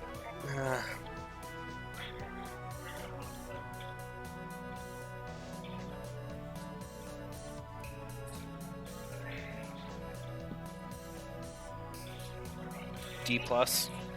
Yeah. I don't really like him that much.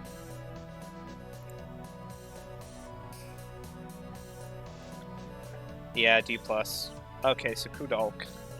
I like his design, and I think his lore story's cool. He's just an evil god vampire dude that just eternally fights Kresnik. But I think Kresnik is way better than him. So defensive-wise, Kresnik drains... No, sorry, Kudalak drains Dark and is weak to fire. So defensively, he's pretty good. Stat-wise, he's kind of mediocre across the board, except for Magic, which is 49. His agility and luck are okay, but his strength is kind of low, and so is his vitality. His innate skill is Figment of Darkness. While he's in active party, he raises all your ally stats to the max for 3 turns when he goes down to 0 HP.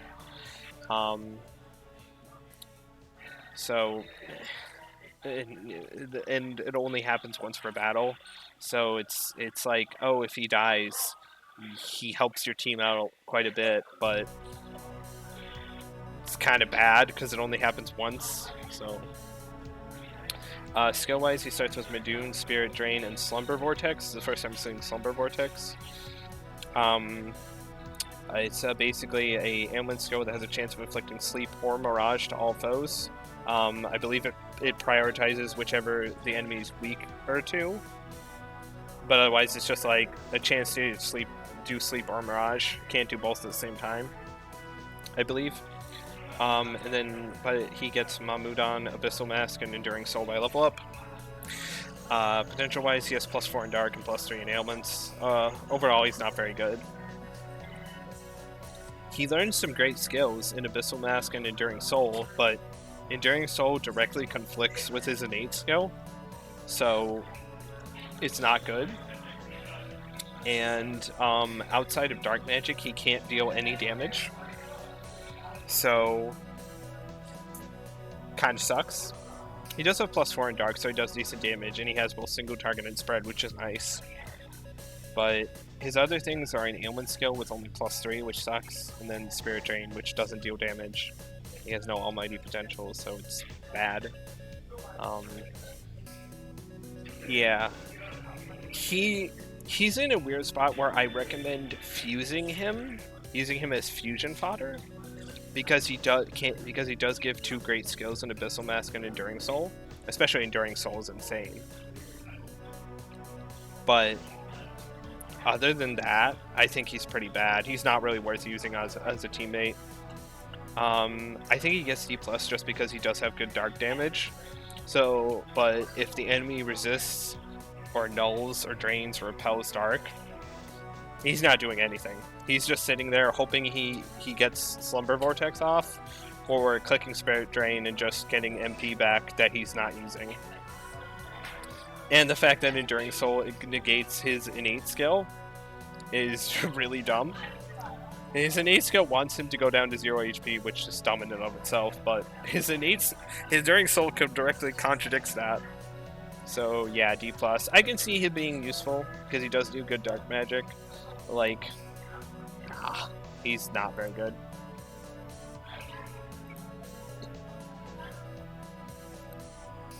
Anyway, I'm gonna use the bathroom, be right back. Okay.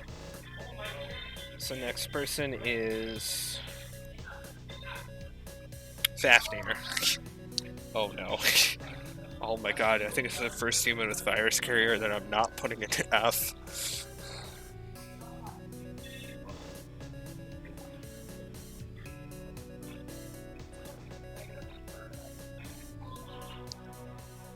C. Yeah. Yeah, C. He's a C. Yeah, he's a C.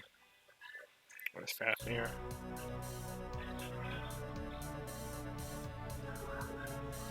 There he is, C.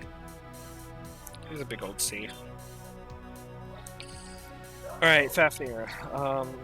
Defensively, he is weak to ice and lightning. He resists physical and he's immune to poison. Stat-wise, he's got great strength, good vitality, and pretty much crap everything else except for luck, which is okay. His innate skill is Virus Carrier. It's garbage. While an Amagatoki effect is active and he hits an ailment, he won't consume a turn. It's like, not good. It's not good. It's garbage. It's a lot of the F tiers have it, for good reason. I think he's the one F tier that doesn't. That does have it. The one non-F tier that does have it. Skill-wise, he starts with Mortal Jihad, Steel Needle, Toxic Cloud, and Poison Adept. And then he gets Abyssal Mask, No Electric, and Poison Master by level up. A Poison Master and Poison Adept do stack with each other, so he can do 5 times the amount of damage from poison. And then skill-wise, he has potential-wise, he has +4 in physical and +3 in ailment. He also has no electric, so he does get rid of one of his 2 weaknesses. Turns it into a null, which is nice. Overall, he's a very simple demon. He has 2 good physical skills, and then he has an ailment. It's one of the better ailments in poison, and he does have the skills to make poison really worth it by making poison like 5 times as effective. Unfortunately, he does have a low ailment score at +3, so he's not really that great inflicting poison, especially on hard. If he had a higher ailment, I think he would be a lot better. I think he might actually be B-.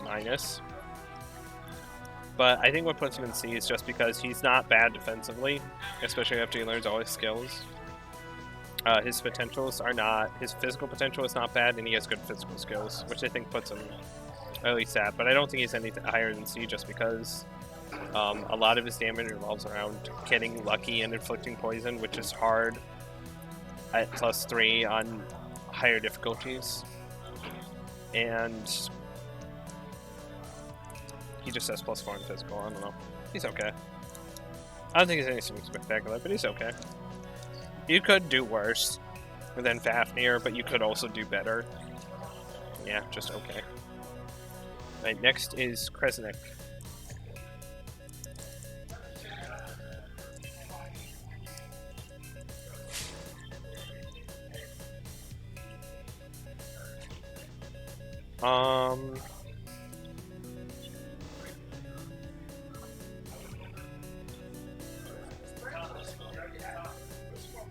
I think Kresnik is B. I think Kresnik is a lot better than Kudlock. Kudlock.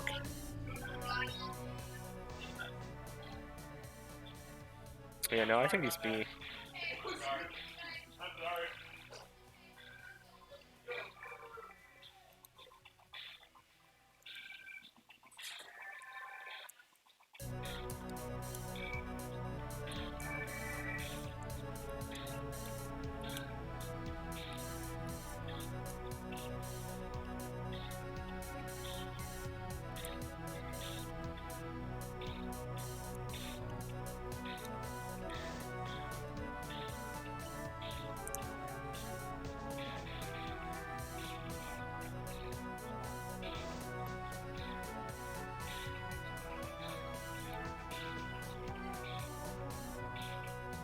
Alright.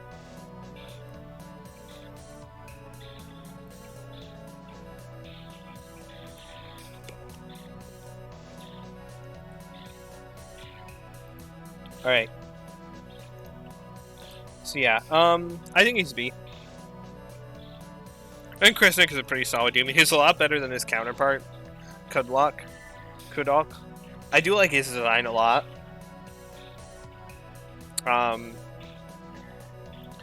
So defensively, he is weak to wind, but okay. Sorry, I keep messing tongue tied. He is weak. Kresnik is weak to wind, resists physical, and is immune to light. Stat-wise, he's got a great strength stat, good vitality and agility, and low magic and luck. His innate skill is Righteous Cross. It is the exact opposite of Kudlok. While in the active party, lowers all foe stats to the minimum for 3 turns when an ally becomes incapacitated, and this only occurs once per battle. Oh no, so it's actually better. Because it isn't just if he becomes incapacitated, it's if anyone on your party becomes incapacitated, he lowers all foe stats to the minimum for 3 turns. So it's just a better version of Kudlaks, because it doesn't require himself to be knocked down to 0 HP. It can be any ally on your team, which is a lot more useful. Skill-wise, he starts with White Draco Strike, Brave Blade, and Physical Pleroma. Brave Blade being a new skill, is a heavy physical attack to one foe that has a high chance of landing crits. And then he gets Mist Rush, Retaliate, and Mana Aid on level up. And then potential-wise, he has +4 in physical and +3 in light. Overall, he's pretty good. He's got 2 good physical skills, decent to good potentials in both. Good potentials at least in both. He has Physical Pleroma to increase his physical damage by an extra 20% on top of having +4. Mist Rush and Mana Aid are kind of throwaway skills, but they're alright. Retaliate is great for him because he has resist physical. So he naturally already resists most strength-based attacks and can hit back hard. Overall, he's pretty good. He is a light and physical like hard-hitting demon, and he's not anything much more than that. He has 1 good physical skill, 1 good light skill, 1 good physical skill, 1 good light physical skill, and that's about it. Defensively, he's good. A physical resist is great with only having 1 weakness and a null on top of that. And overall, he's pretty good. There's not really much downside of them. I don't think he's any higher because he only has +4 and +3 in those. And the fact that he only has like 2 good skills and the rest are kind of like whatever. But like he does good damage with them and he's pretty good. I don't think he's any better though. And then that though, so yeah. Right, next is Barong.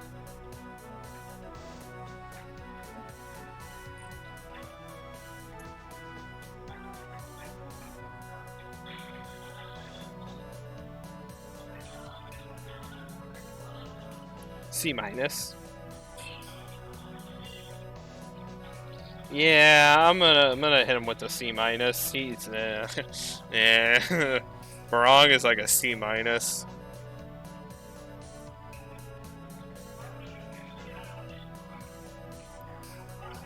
Alright, Barong. Defensively, he is weak to wind and dark, resists poison, and is immune to electric and light. So being weak to Mystical Magic sucks. And being also weak to 2 things does suck. Although eventually he will get rid of one of his weaknesses. I guess that's at least slightly better. Stat-wise, he has good strength and vitality, and the rest is kind of bad to mediocre. Especially his magic at 33. His innate skill is Electric Gestalt, increases the damage of his electric attacks based on based on the electric potentials of all allies in the active party. It's kind of unless you're using multiple demons with a high electric potential, or your main character is specializing in electric. It's not a very good innate skill at this point, because really you're most likely only going to have 1 electric user on your team at this point, especially since it's later in the game. Skill-wise, he starts with Damascus Claw, Maziodyne, and Tetrakarn.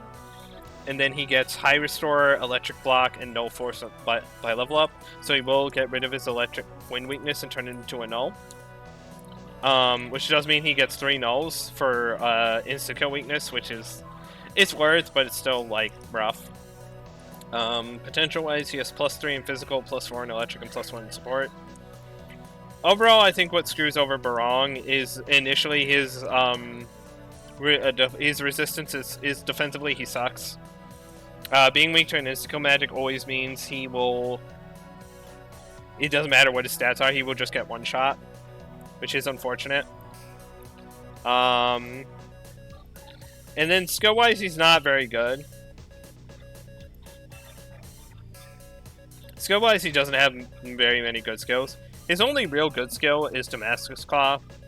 Maziodyne, he doesn't have the magic to use effectively, even though at +4. Although the +4 does help him. Tetrakarn is nice if you're fighting a physically attacking demon, but again, you have to, if they have single target, and not like, and they don't use team-wide a lot, you kind of have to guess. It's niche, but it can be helpful. High Restore is pretty useless, and then Electric Block is whatever. It's niche. So overall, he really is just mainly for damage. He's Damascus Claw, which he is decent with, but and I think defensively, once he gets Null Force, he is pretty good, having 3 nulls. But I think overall, his skill set is kind of pretty bad. His innate skill is pretty bad. Is he D+ then because of that? No, because at least he has other options. And they are like at +3 and +4 instead of +3 and +2. Like if they were +3, +2, I'd say he'd be lower.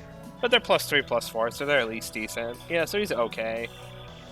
He could be, I think if he had a better skill set, he'd be a lot better. But I think he's heavily weighed down by his bad skill set. And like is initially having 2 weaknesses, with one being insta-kill. So yeah. C-. I could see you getting used out of Damascus Claw at +3. Honestly, I should probably be rating him lower. But I think there is a use to having a demon with 3 nulls.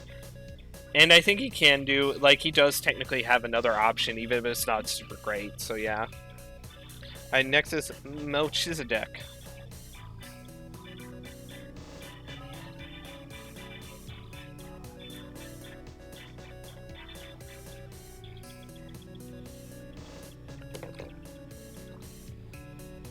Okay, he... I think is...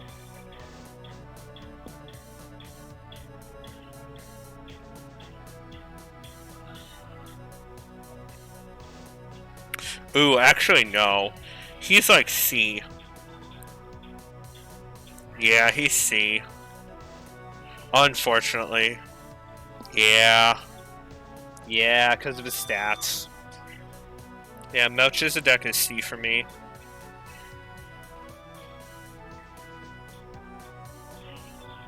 Have we gotten to where Kinemon is? Hold on. I have 8 viewers? What the fuck? When did I get 8 viewers? Holy shit, okay. Alright, I have 8 viewers. Okay, whatever. Cool. I don't, okay. That's insane, but okay. What level is Kinemon? What level is he? That's Apocalypse. It isn't not showing what he is in 5? Oh my god, okay.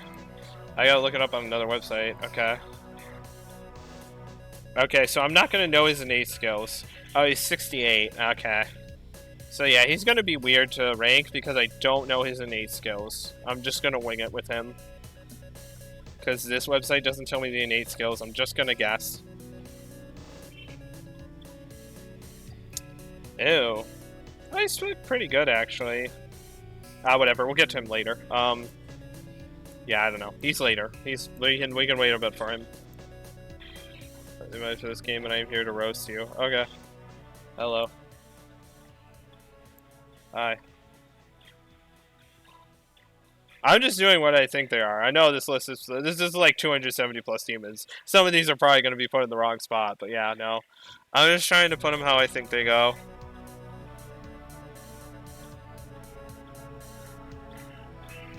Where is he? Did I already place him? I don't think I did. No, I don't think I did. I think he's... Where is he? No, there he is. I think he's C. He's okay. Is he like C+? No, because of his low magic, yeah. Okay, so like defensively, he is weak to wind, immune to dark, and drains light, which is nice. He's immune to the insta-kills, and he's only weak to wind. It's fine. Stat-wise, he's like good strength, good vitality, bad magic, okay luck, and great agility at 52. Or like okay, like good agility at 52. His innate skills light enhancer. If anyone has less than +5 in light potential, he boosts it to +5, which is nice if you got a demon with like any light skills. It's nice. It's a nice thing. Do you know how your longer Jack Frost innates work? Agility doesn't matter in most cases.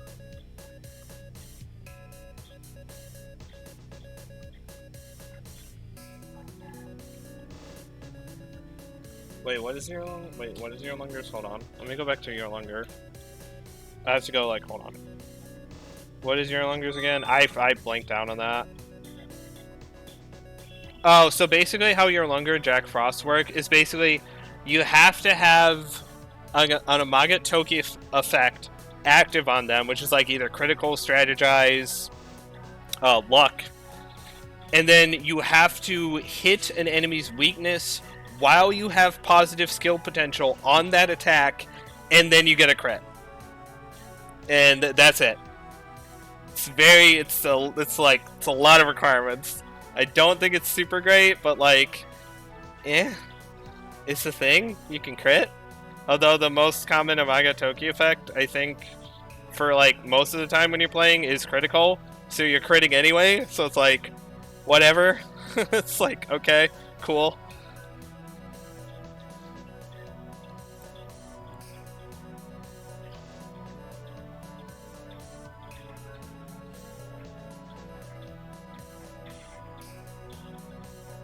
Matters, any stamina boost magic can get period. Mid area 3 by dance.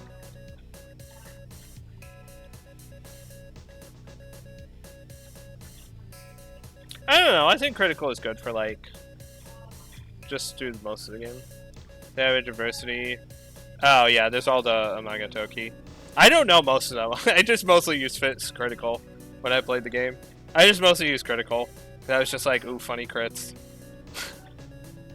I didn't really use much of the other ones. I just use critical a lot. I do understand. I think I have that in my current playthrough. I think I have it. I don't. Maybe I don't. I don't know. Yeah, I'll try it out. Yeah. Where was I? Oh yeah. Sorry. But yeah, skill-wise, he, I don't know how to pronounce his name. Melchizedek, I don't know how to pronounce his name. It's Mid-Chizedek, okay.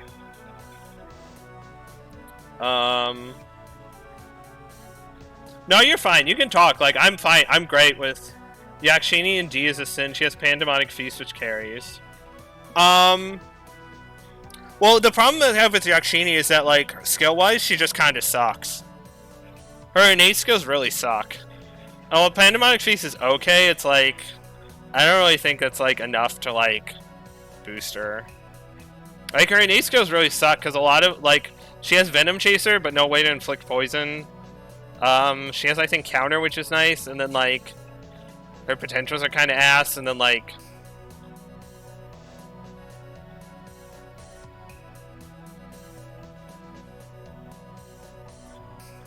his best damage boost personal for allies in 90% of cases. Oh, is it? Oh. Oh, but like you don't have nothing that like has Ragnarok that early. But I guess it is good with like the weak damage ones, like Shockbound. So I guess it's decent for the weak ones. Yeah, I thought Pandemonic Feast was okay. But I think there are demons that like get Pandemonic Feast and like actually can use it though, like because I feel like she can't really take advantage of that. While others can. And I'm also kind of going just off of initial skill list. Not really like giving essences to demons because I feel like that kind of like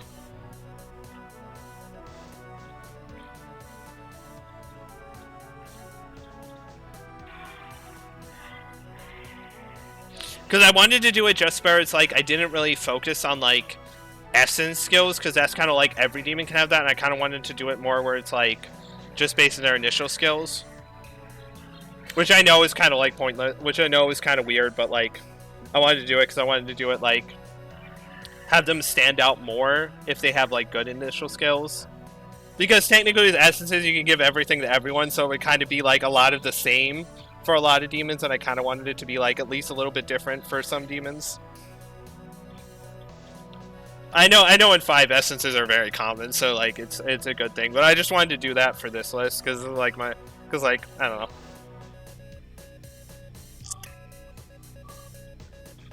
Beyond just our learn set. Yeah, true. I don't know. I just wanted it to be like another thing that makes them kind of like stand out. I don't know. I know potentials are pretty big as well, but I also didn't want it to be like a lot of the early game demons go lower. If that makes sense, because they have lower potentials. I kind of wanted it to be like more spread out. I don't know. I'm trying to explain my logic. It probably doesn't make much sense though. Nue, I think you've overlooked. Nue, where did I put Nue? I put Nue in B-. I think he's good. I do see the use with his skill and making his crit rate insane.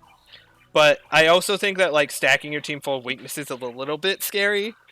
So like I do see the use of that, but I think if you don't stack your team with weaknesses, he's like just like okay. He's like good.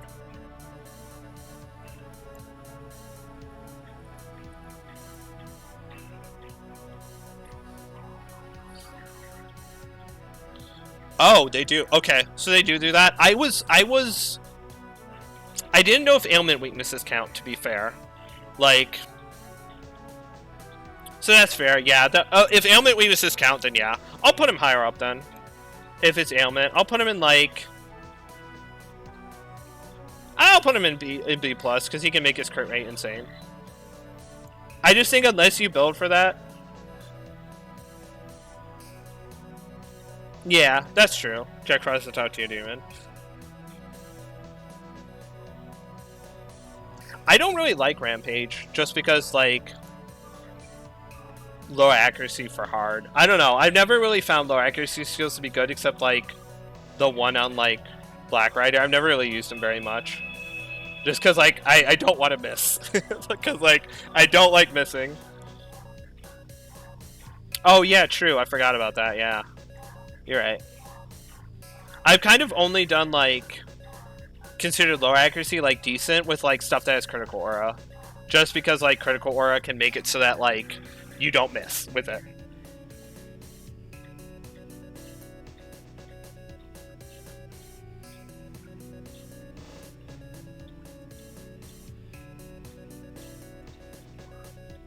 But yeah, no, I'll put you in. I don't think I'm gonna raise Yakshini just because, like, Crit Aura from Yano no Ochi enables it in strategized strats. Mata no Ochi. Oh, does it get? Oh, I haven't gotten to that one yet. Okay, I'm still on messages of that. So, let me just talk about. I think I put most of the demons in good spots though, or at least decent spots. I don't know. I've kind of just been like kind of going off of like what I did. It's like 200 plus demons. I'm gonna like some of them are gonna get wrong, but like. Hopefully I kind of put them all in kind of the right spots. I don't know.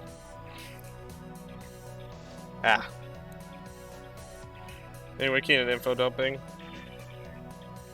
Yeah. Horus is another one I bumped. Horus is the one I was most torn on. I'm gonna be for real. Horus I was so torn on. Because,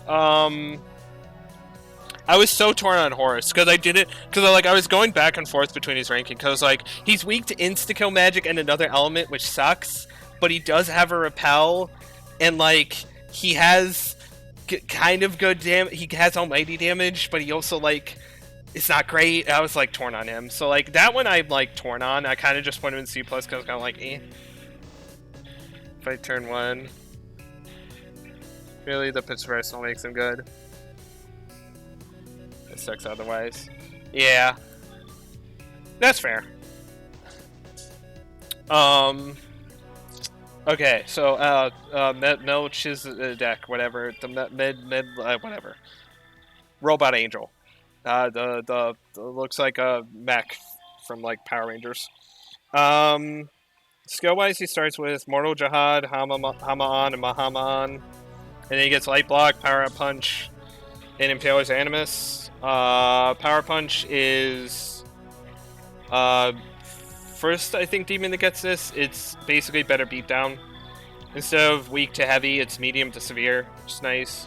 And then Impaler's Animus is just your next attack does more damage, and you get the pierce effect with it, which is nice. He's okay. I don't know. He's okay. Light Enhancer is nice if you have another demon with a random light skill. Which I don't know if you would have, but like he's okay. Potential wise, he has +5 in light, +2 in physical and support. He has good light potential. Problem is his magic sucks, so he's not doing much with the light attacks, which is unfortunate. His physical skills are good, and he has free pierce whenever he wants to. He's okay. I don't know. I don't think it's anything spectacular. You don't understand how her innate works. Lenon said. 30% more damage to be precise? Okay. Yeah. Oh, yeah, that's true. Light is kind of like... Wrong description in English Japanese, does she? Okay, let me go back to Lenon.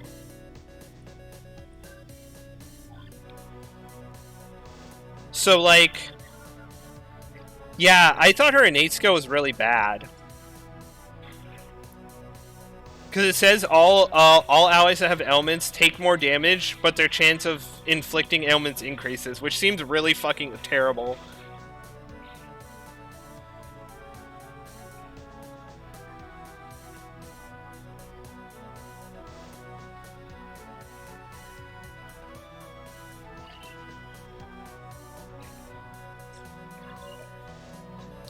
Oh, is it? Oh, if it's that, then that's actually, like, decent. For how it's worded in English, it sounds awful. Like, it sounds like the worst skill ever.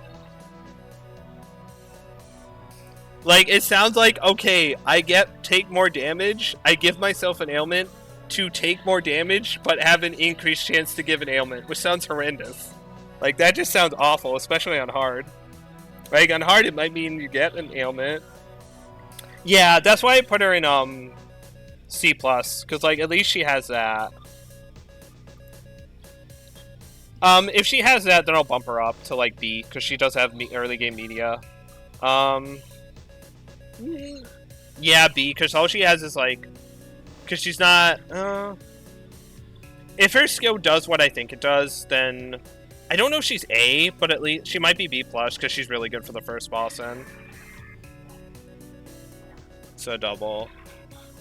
I mean, that makes ailments actually worth a damn. That makes ailments actually useful, but...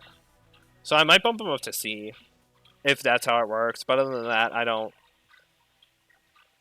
think he's, like, super... I mean, he's good dark damage. And if he does make ailments... What is lowest again? Let me look at it.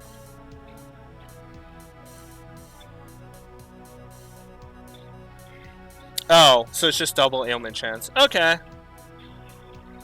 Oh, no, I'll put him as C-, because he himself doesn't have really any ailments outside of Toxic Sting. So he kind of can't really take effect of his innate skill, he just buffs others to do it. Which I guess is okay. Yeah, you know what, I'll put him in C, because that is useful.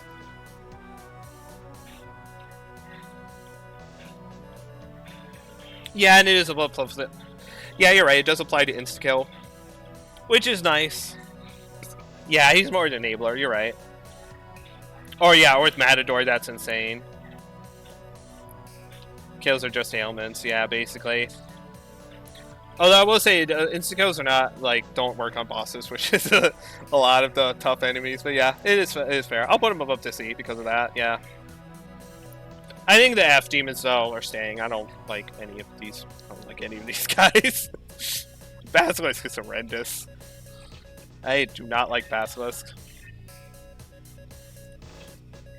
Oh yeah, true. They do. Oh, 1%. Woo! Yeah, let me get my. Anyway, I think whatever, the Power Ranger Angel. He's like okay. He's like decent. He has good light attacks, okay light attacks, but not good magic. He can do good physical damage. He has Pierce whenever he wants to. He has Light Block, even though that's kind of niche, but I mean, it's good, I guess, if like your team is gonna get targeted by like I don't know. But he drains it anyway, so the enemy's gonna lose their turns anyway with Light Block. I don't know. He's okay. Azazel.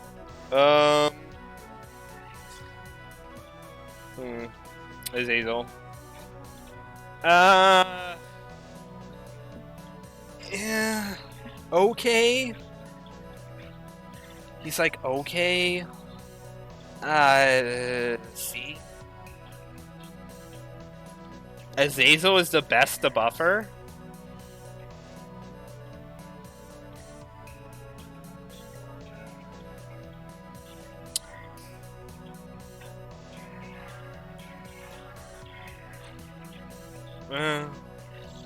I mean,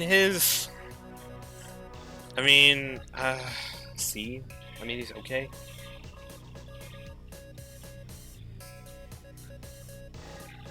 Azazel's side go to Ara Habaki.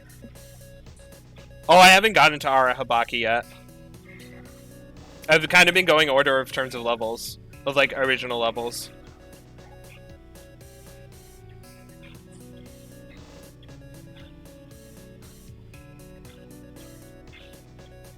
What the fuck? Support effects as user.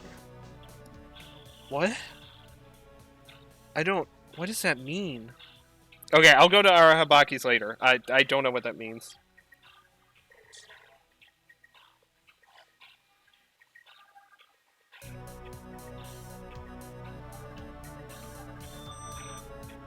Using those things without context. That's shit.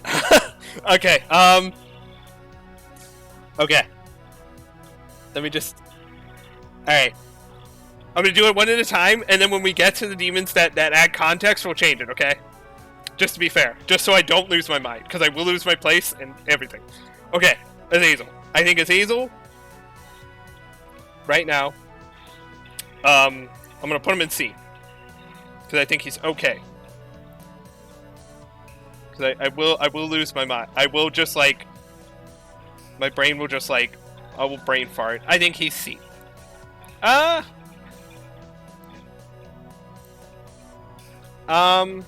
He might be C+, honestly. He does have healing. He does have good healing. Yeah, I'll put him in C+, because he does have good healing.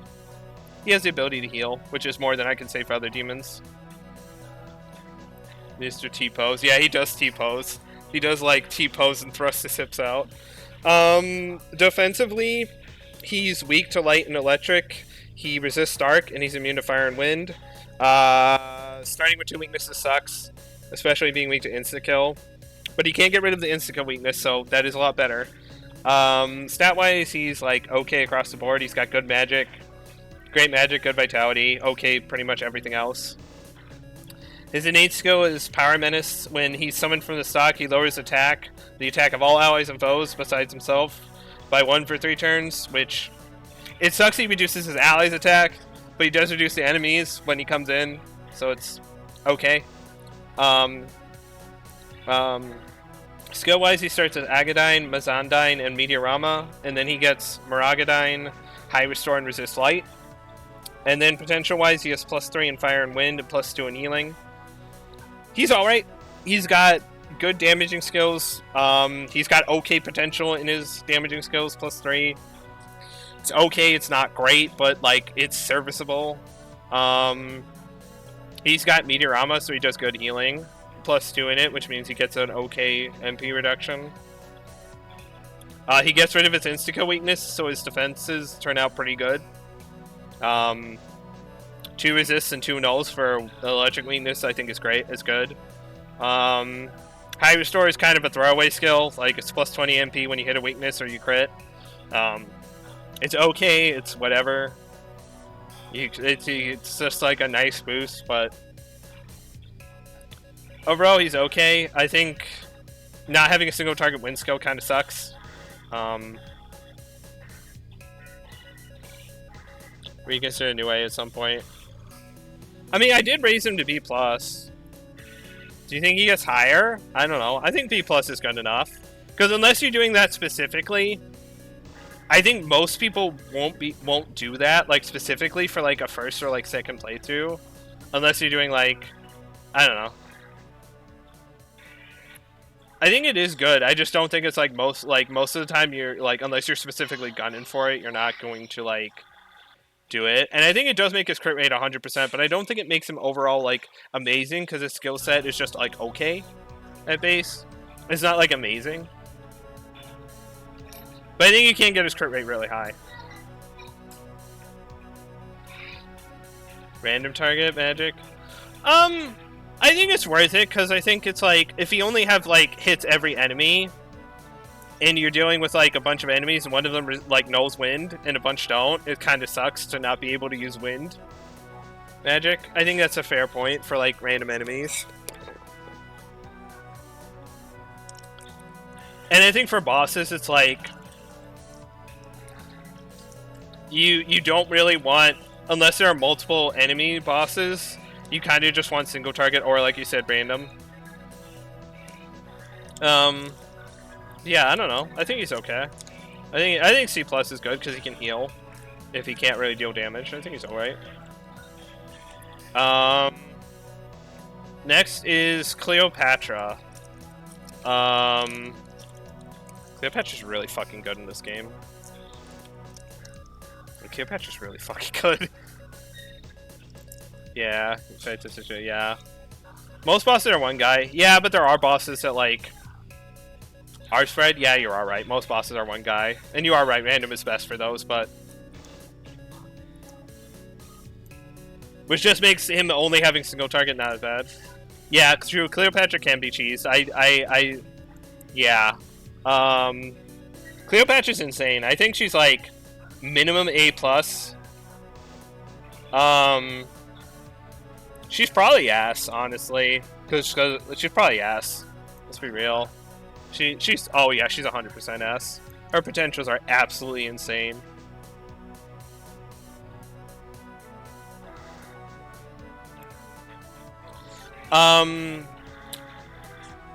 Defensive wise, I will just for context, I will mention skills you can get from fusions if they are special fusions, just because if they're special fusion only, you kind of will get the skills that they can get. But if I remember them, good. If I don't, that's whatever. Cleopatra, defensive wise, she's really really good, or I find her really really good. Defensive wise, she's weak to poison, sleep, and dark. She resists wind, ice, charm, and mirage, and she drains ice. Stat wise, she's got bad strength and vitality, but great magic, good agility, good luck. Her innate skill is allure. It's whatever. It's like if you're talking to demons, she reduces the price, which can be helpful. If you're doing first, second playthrough trying to get all the demons, it helps. So they don't ask for like 10,000 gold; they might ask for like 5k. It's really nice. It's really nice for money. Agility is a dead stat. Yeah, I've noticed that. On hard mode, it's kind of like whatever. You don't really dodge on hard mode unless you have a lot of She's competing with Beelzebub and losing, but we'll get there. Yeah, but for the point you get her, Beelzebub you're not getting until like super late game, and the point you're getting Cleopatra, she's really insane.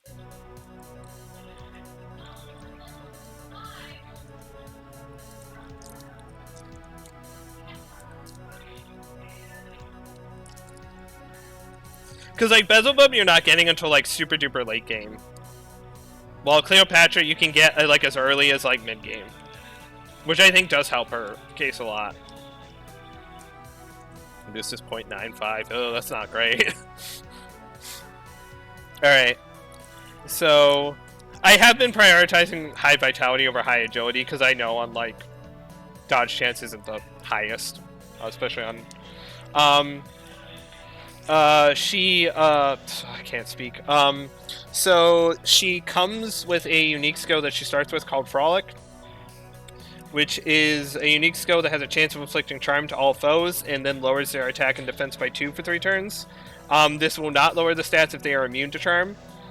But even if it misses and they're not immune to charm, it will lower the stats, which is nice.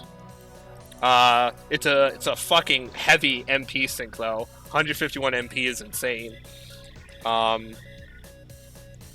Skill-wise, she also starts with Hemabrion, Mabufudine, and Diarahan, and then she gets Mazandine, Luster Candy, and Mabufubarion.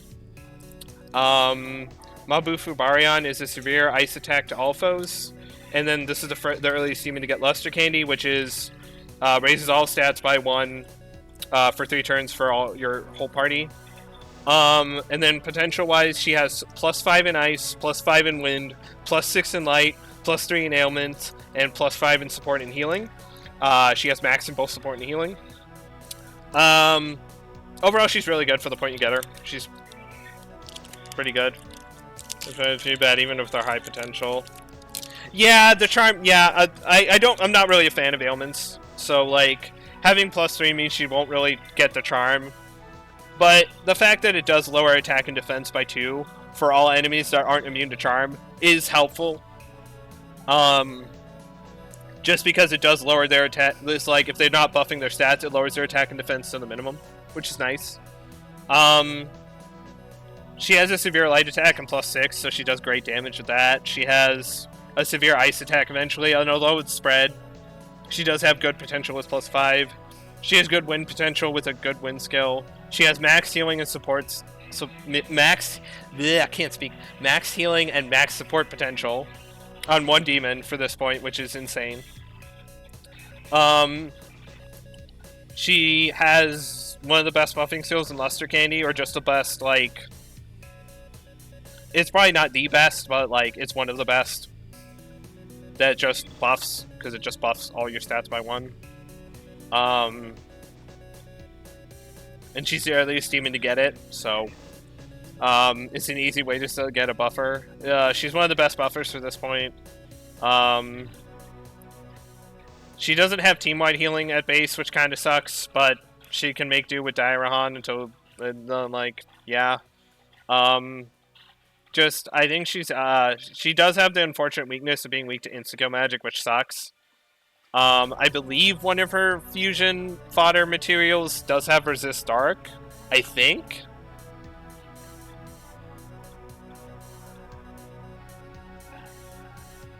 Yep, one of them has... Wait, does it? No, it doesn't. I'm 2.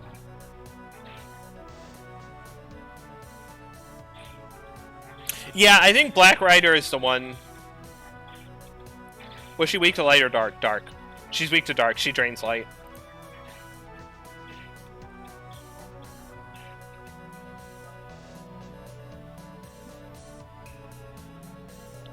But I think being weak to insta-kill magic just sucks.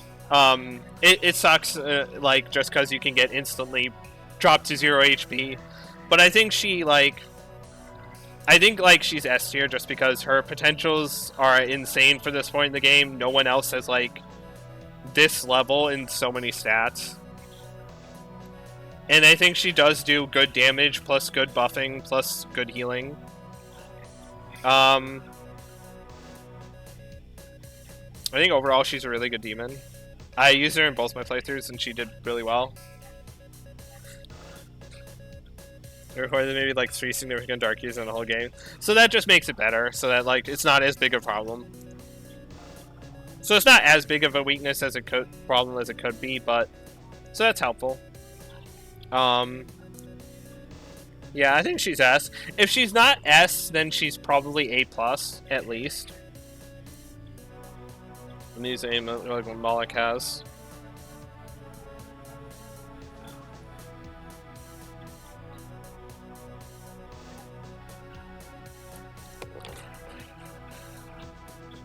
I forget what Moloch is weak to.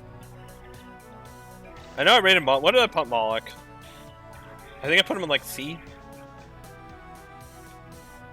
Yeah, I put him in C. He's okay.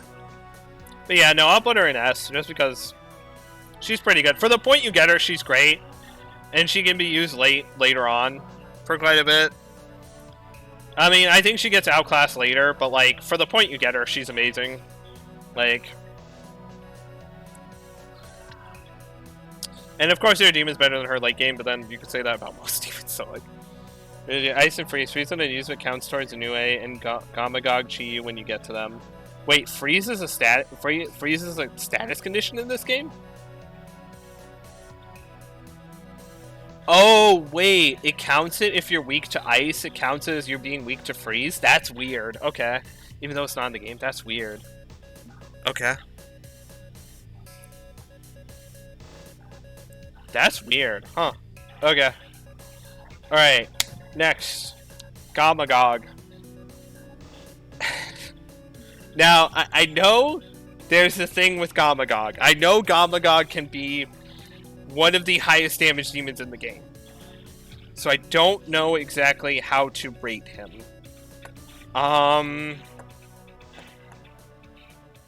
Because I know, like, without proccing it, he's kind of just, he's like decent, but I know he can have insane damage.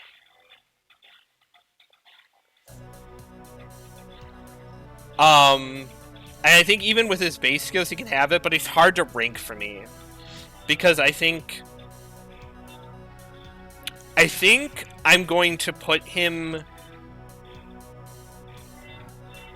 in A just because I can see how he can go like, yeah, he's best CPS. But I think not having, I don't know. I'm like trying to think, like trying to word my shit. Not having Pierce, I think, kind of sucks at base. Because it does mean if an enemy resists or knows physical, he can't touch them. Like, period. But I can't not concede the fact that he, for like Godborn and like the hardest shit in the game, he's like one of the few tools that like does stuff. Because of just how much you can ramp up his damage.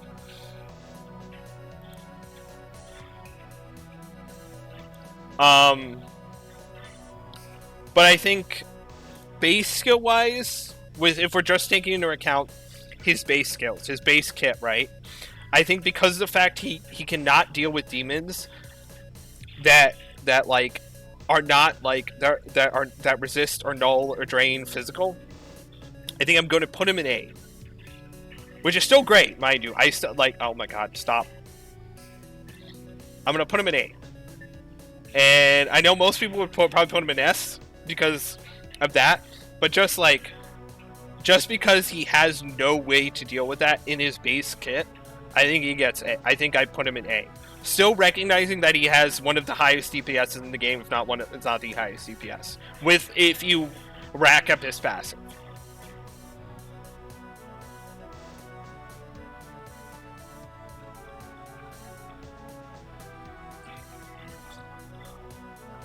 Wait, how do you... Doesn't that include Rampage? He can pierce with good strategies. How do you give pierce?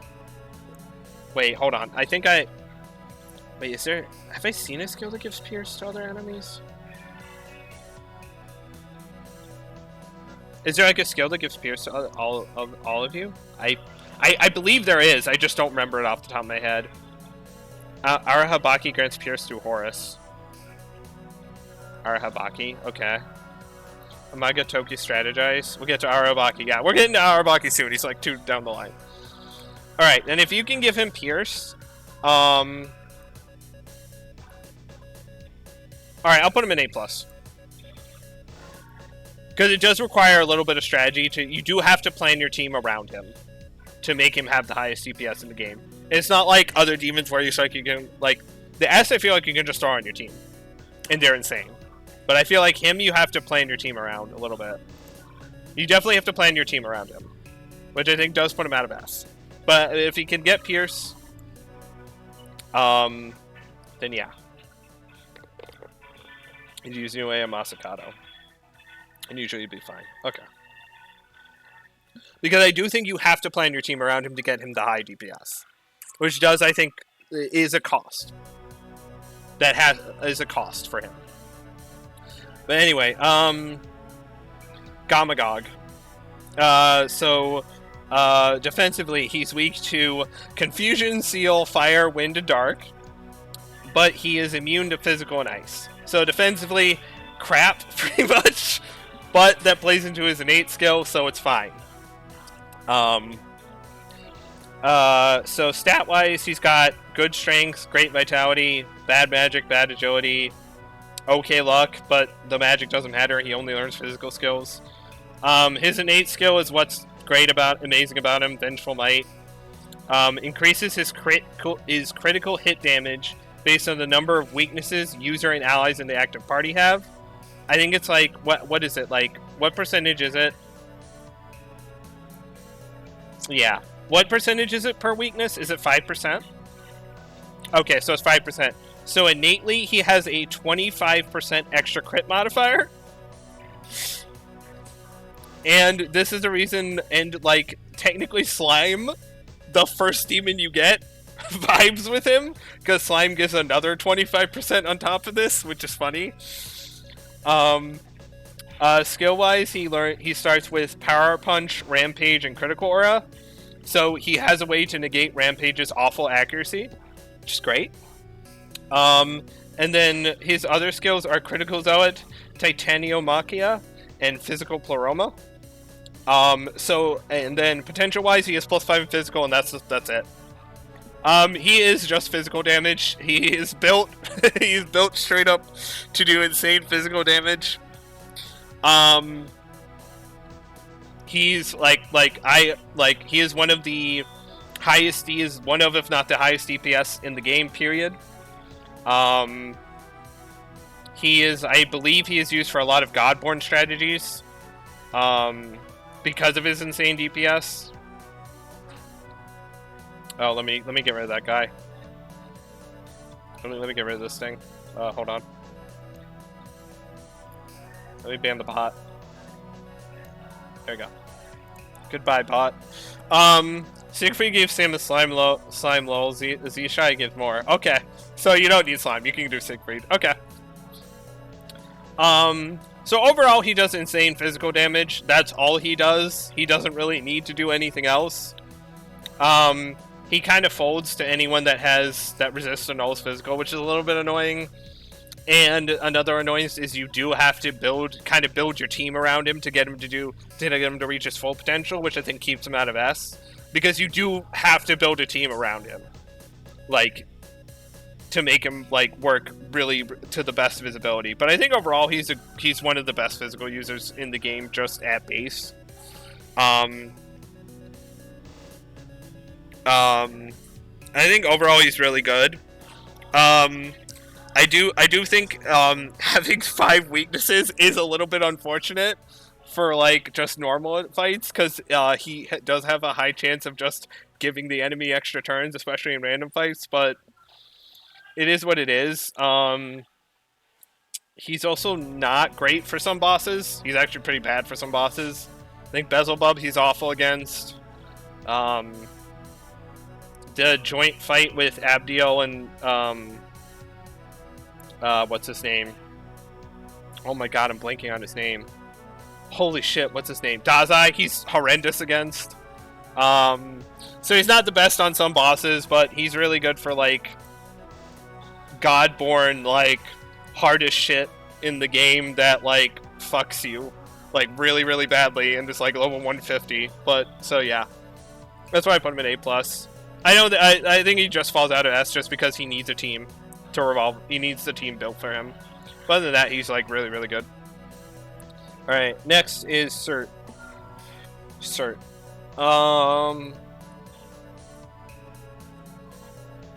Cert. A?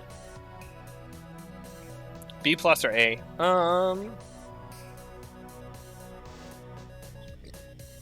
I'll say A. Cert's okay. Maybe Beelzebub or Dazai. Stock control his moment comes for a reason we'll get to. Oh, okay. So he just sits in the stock. Okay. He just... I do like Amagog's design. I think he's really funny. He's all like wiggly. He's like one of those inflatable tube mans that just like you hit him and he just bounces back. So yeah, Cert is I think A. It's pretty good. Where's Cert? Where is he? There he is. He's got a fire lightsaber. Just kind of funny. He's pretty good. I think he's A. Defensively, he's weak to ice and drains fire, which is good defensively. One weakness for a drain. You take it. Stat-wise, he's got great strength, good vitality, good magic, bad agility, okay luck. Well, kind of bad luck at this point. His innate skill is Fire Enhancer. If anyone has lower than +6 fire potential, he raises it to +6. It's good for any demons that have fire attacks, but other than that, it's like, whatever. Skill-wise, he starts with Brave Blade, Fire Draco Strike, and Maragadine. And then he gets Mighty Cleave, Hades Blast, and Murderous Glee. I think it's the first time we're seeing Hades Blast. It's heavy physical attack to all foes. And then potential-wise, he has +6 in fire, +4 in physical. He's good physical fire and he's good physical and good fire damage. Like, he's really good at fire damage with +6. He has Murderous Glee, so he has a high crit rate. And he does good physical damage. I will say Mighty Cleave is kind of eh. Low accuracy sucks. And it's not a multi-hit one. It's just one attack. But low accuracy, but it always crits. But you can just use Brave Blade and you'll have with Murderous Glee and you'll have a better time. So like, I don't really... Mighty Cleave is kind of shit on him. Because like, Brave Blade is just better. Why would you use Mighty Cleave when you could just use... I guess... Like, why? Why does he learn it? It's so weird. He has Brave Blade, which is just better. Like, I don't understand. High crit rate, you mean 15%? Level is just 49%. Oh, is it only 35%? Oh, I thought that was much higher. I thought it was at least like 50. Oh, that's not as good as I thought it was, man. Fuck.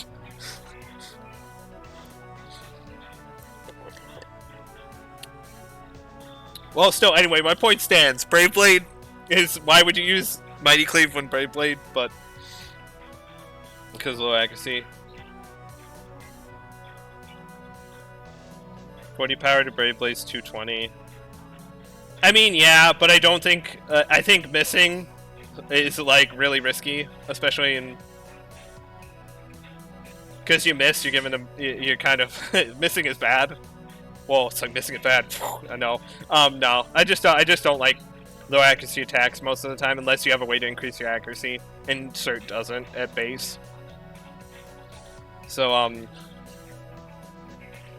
yeah, it is cool that it always crits, but like low accuracy is rough. But yeah, he's a pretty good fire physical attack user. He's defensively he's good. I mean, he's a good addition to the team. I think he doesn't do anything outside of heavy fire and physical, but he doesn't really need to. So, yeah.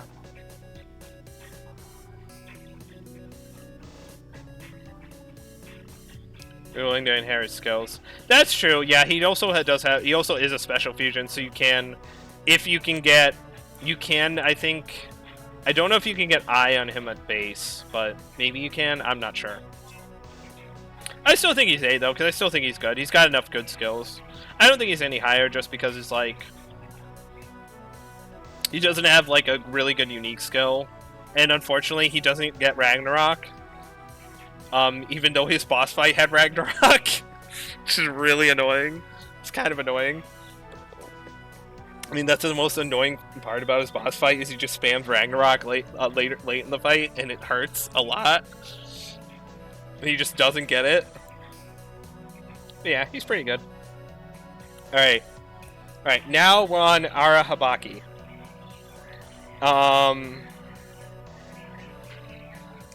Okay.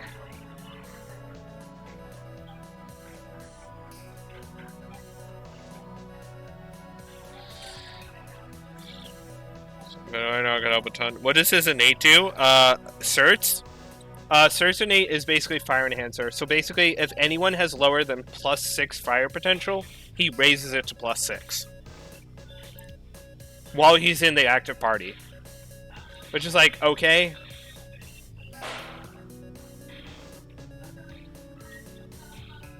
Oh, Arahabakis is what they meant. Okay. So Arahabaki. So it says, while in the active party, allies in battle will gain the same support effects as user. What I see that as is if, like, he's buffed, technically everyone else is buffed, and maybe if he has a charge effect, everyone else has the same charge effect. Because usually when the game says support, it means charge effects as well, from what I understand. I think that's what I'm understanding.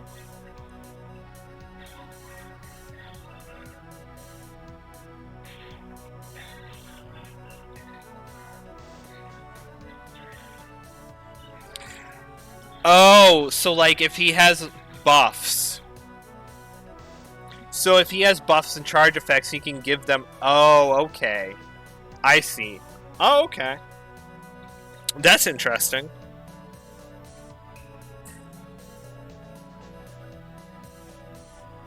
But it only works for switch-in. It doesn't work for people currently in the party. Okay.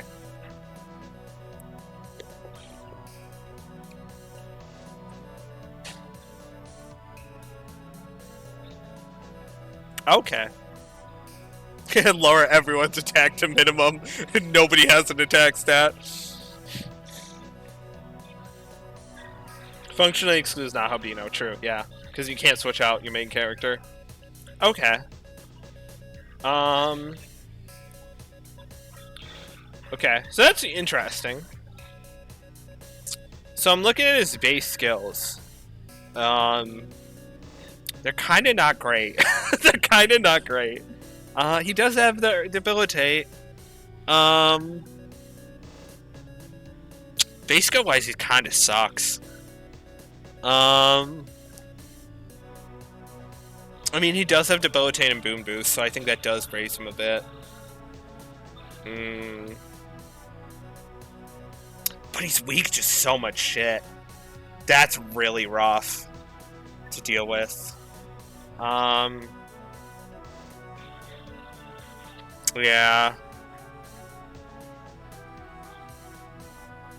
Yeah, true, he does have debilitate. Yeah, true, that does help Gamagog, but I don't want to rate him high just because he helps. Weaknesses are a boon.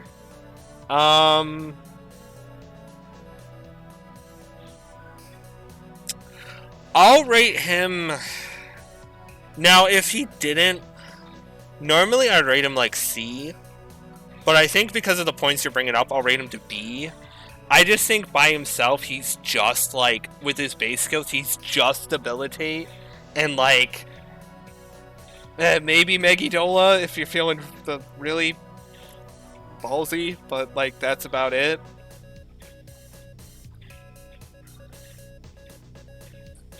Use some Kayla's Glory.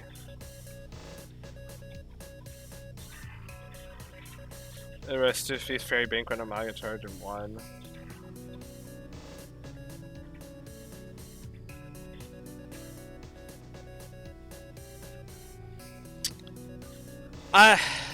Do I rate him? You know what? I'll put him in. Because you are right, his innate skill is really good for that sort of stuff. You can do some pretty insane stuff with it. But he himself is kind of like mid. Oh, I'm torn between B plus or A, because I do admit he has a lot of cool stuff you can do with him, but he himself isn't that great. So he's kind of just an enabler for cool stuff, but he can enable a lot of cool stuff. I'll put him in B plus. Like he himself, yeah, he himself has like his innate skill like can let you do so many cool stuff, but I feel like he himself isn't that great. Like at his base, like by him, like he enables a shit ton of cool stuff, but like personally, he's not doing much outside of like he's basically using his personal and that's it. He's not really doing. He's kind of just clicking. I didn't add an S plus tier. Habaki alone is worthless. Leave it empty at an S plus plus tier. You know what? You know what? I'll put something below S, and I call it Era Habaki. And I'll put Ara Habaki here. He gets his own tier. Cause he's very weird. Yeah. I'll put him in his own tier. I'll put him in Ara Habaki below S. Cause like he does a lot of stuff that's unique to him, but by himself he's not great. So I'll put him in his own tier. Below S. It's technically S, but he's like in a weird spot. Yeah, but basically, okay, so about Arabaki. Defensively, he is weak to fire, ice, lightning, and wind. He resists ice and dark and is immune to physical. Physical immunity is nice. Resists insta-kill magic, weak to 4 elements, sucks, but you can use it with Gamagog and other stuff. Stat-wise, good magic, good luck, bad everything else. As you guys have mentioned, his innate skill is insane. Affable hospitality. It enables a shit ton of stuff.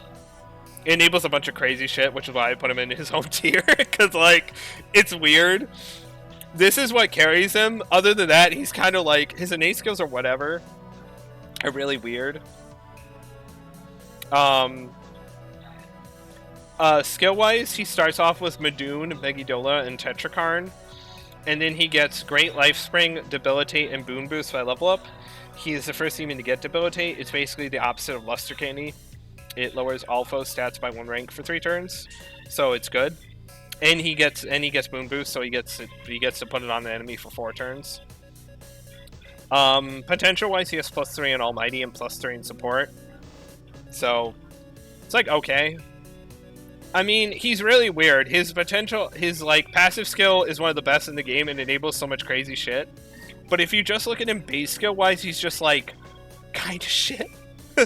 Kind of shit. He has Debilitate with Boom Boost, which is great. And he has Great Life String, which increases the health by a lot, which is great. And he has Almighty damage, which is good. But other than clicking Megidola and Debilitate, he's not really clicking anything else. He has Madoon for some reason.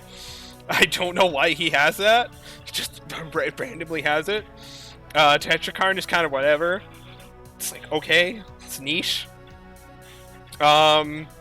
Overall, he, defensively, by himself, is not great. But he enables so much shit that I kind of just gotta put him in his own tier. Because he enables so much insane shit, but by himself, he kind of just is bad. He kind of sucks. Yeah. He's like, I put him, yeah, I think putting him in the low tier is fine, because he acts differently from most other demons, in that he himself does basically nothing, but he enables so much insane shit that you might, like, he gets his own tier. You know what, I'll put his tier above S, because it's really weird, because he does enable the most insane shit you can do in the game. I'll put his tier above S. Yeah, Ara Habaki. The Ara Habaki tier. everyone is below him. I think that's fair. He gets his own tier just because it's really weird. Because he's like weird. He's the weirdest. He's probably the most unique demon in terms of like how he works. It's so weird, as it should be. The complicated relationship with physical. Oh yeah, doesn't he like flip like? I mean, he at least he's like I'm pretty sure in most games he's like weak to all the elements, but he resists physical or like does something with physical. So like yeah.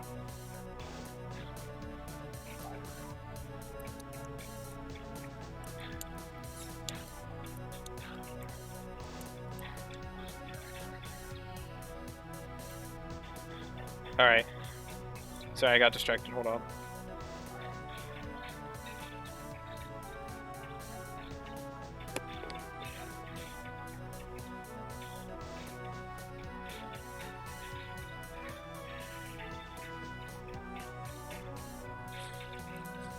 Okay.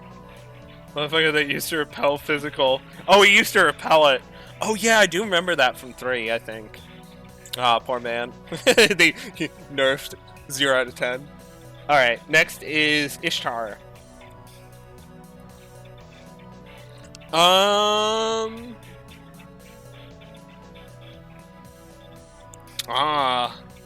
gonna be honest. Ishtar's kind of like a C for me. Ishtar's kind of mid for like a special summon. C.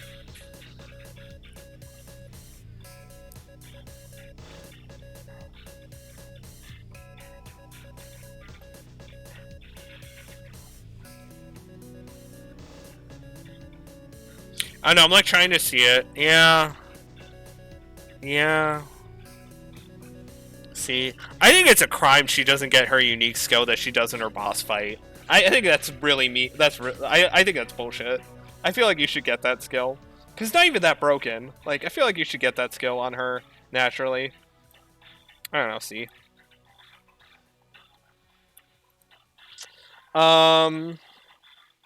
So defensively, she's weak to wind and dark. She resists charm, and she's immune to light and light and electric, which is okay. Having 2 weaknesses at base suck. Being weak to Instigo sucks, but she can get rid of her dark weakness. So eventually, she becomes good defensively. Stat-wise, she's got terrible strength, bad vitality, great magic, okay agility, good luck. Her innate skill is Capricious Goddess. Greatly increases damage if she and her allies have taken a combined 8 actions during the turn. Kind of hard to. This is extremely like in a normal playthrough, like a first playthrough, you're never gonna pull this off really, unless you somehow get extra press turns. It's like hard to get to pull off. Unless you like specifically get everything set up and then you put her at the end of the party. And I think for most situations this isn't going to apply. Like it's like okay.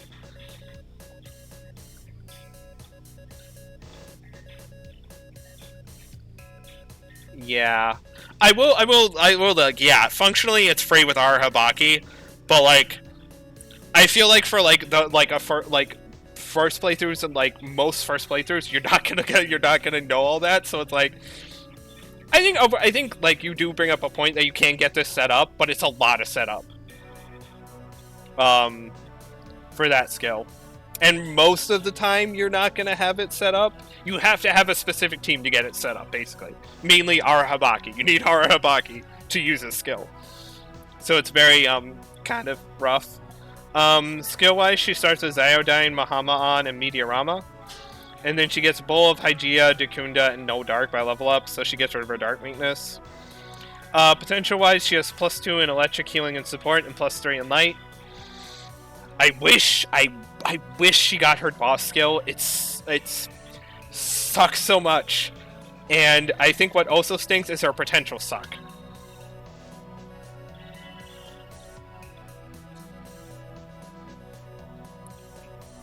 We stuck to them out around rather than Judgment Light. Yeah. And I think, like, her potentials just suck. Having +2 in electric just is rough. at this point. It's bad. Let's be honest. It was like good at early game, and it's no longer good. So she's not doing much. She's doing less electric damage than shit like Thunderbird, which had +5 at level 36, and she's a special fusion at 62. So, you know, she doesn't have single target light damage, which kind of sucks, but I can deal with it. You know, she's a good healer at least. Meteorama, Bowl of Hygeia, +2 in both. You can do good healing. Dakunda is kind of nice. It's whatever, but like you can get rid of stat debuffs immediately.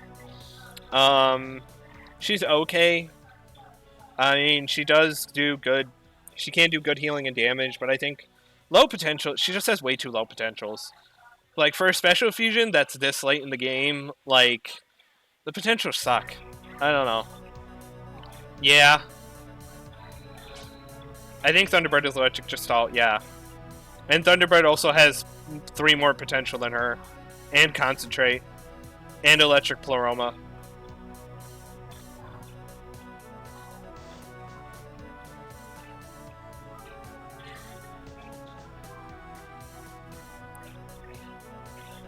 So Thunderbird had a lot more boosts.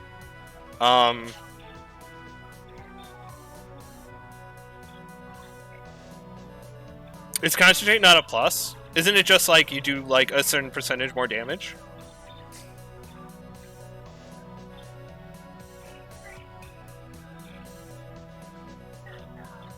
I mean, 80% boost is good. I mean, she herself does not have concentrate.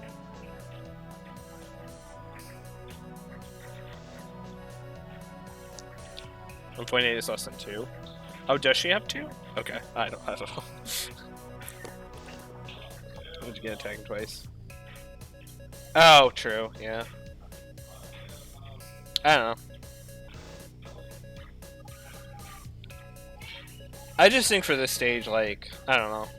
I wish she had higher electric potential. Cause like, I don't know. I just wish she had higher potential. Like, it's just bad. I don't know. I'm not a big fan of her. I like used her in my I used her on Edge. I was just kind of like disappointed. Yeah, that's what I mean. Yeah, that's what I usually use it for. Setting up for a Magatoki turn. It's good for that, yeah. Yeah. I don't know. Alright. I don't know, see. Alright, next is Konsu. Konsu. Oh, that's a weird pet. That's a weird innate.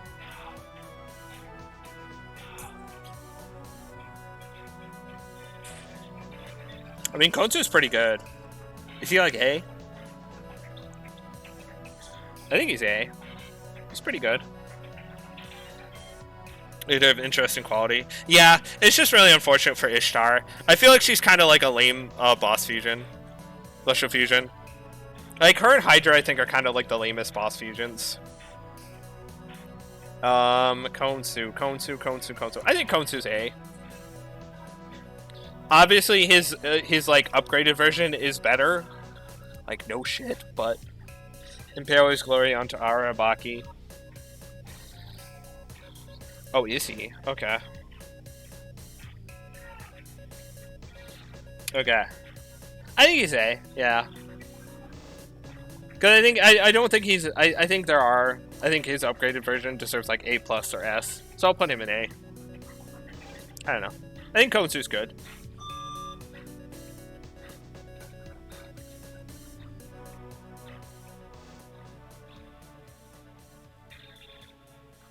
Konsu's an 8 is the better one generally.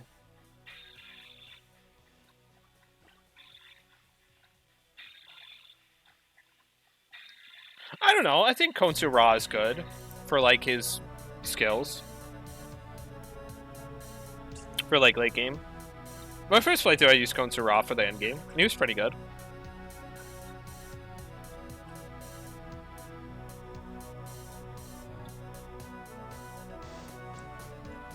Well, I think like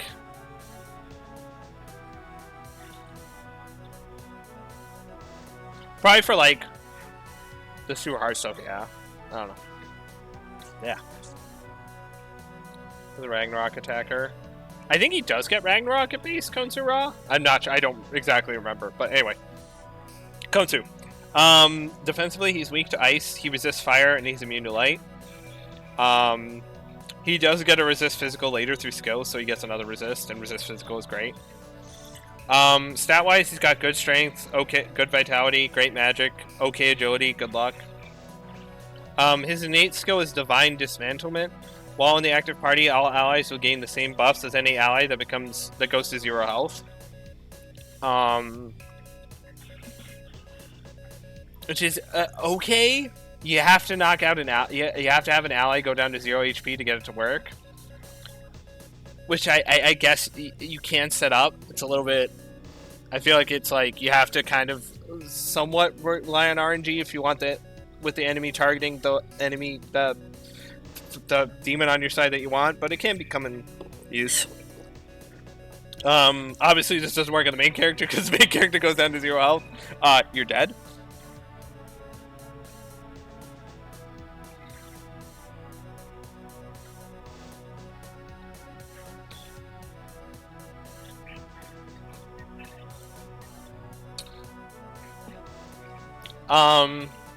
I mean, there are uses for it, but I think it's very much like it's like kind of like a weird thing.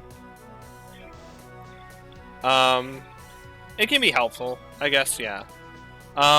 Skill-wise, he has a unique skill that he starts out with, which is Karnak, which is a heavy physical attack to all foes that has a high chance of critting, which is nice. His other starting skills are Dark Sword, Agadine, and Hama'an. And then he gets Mahama'an, Resist Physical, and Debilitate by level up. Potential-wise, he has +3 in Physical and Support, +4 in Fire, and +5 in Light. He does good physical damage, he does good fire damage, he does good light damage. He has Debilitate and decent support levels, so he doesn't have like an absolutely insane cost, although it will still drain his mana, like, a lot. Like... 100 plus mana for when you only have 300 is a lot. Well, he starts with less than 300, but he'll get over 300 when he gets Debilitate, so whatever. He's pretty good. He focuses in 3 elements, and he does good damage with all 3. Defensively, he's good. He's great. None of his potentials are bad. Minimum is +3, which is good for this, which is like kind of starting to get like, is kind of like the minimum for what you want to be like good, I think, at this point for like damage, but it's great, it's fine. And then like +4 is great for fire, and then +5 is good for light.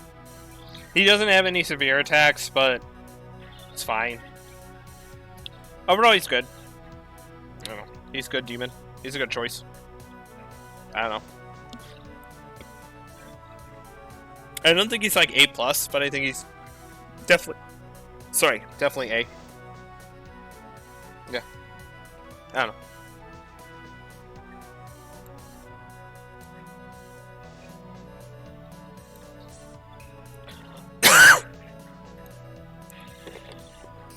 Arabahabaki tier goated, thank you.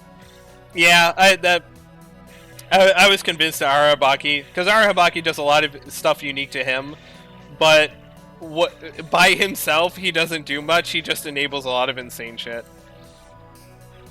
So, fair is fair. Alright, next is Nama. One of the Kadishtu, the first of the Kadishtu. B? B? I don't know. B? I don't know. B? She's kind of okay. I used her just because, like, I wanted to, and, like, she was okay.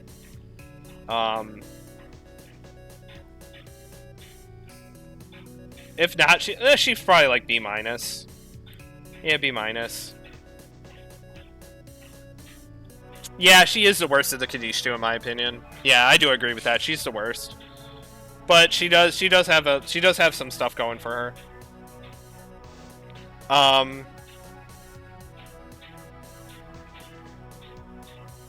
Because she's physical weak.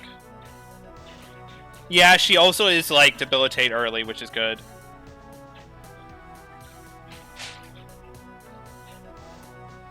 Oh, Young Capone is great, and I saw them in D. Yeah, I'm not a big fan of Young Capone. I understand their goal. I understand kind of like their niche, but I think they're like, I don't know. I don't really like them, personally. I don't really like their playstyle. I don't know. I'm not a big fan of them. I feel like for the point you get them, they're kind of like, whatever. I don't know. I don't really like them very much, personally.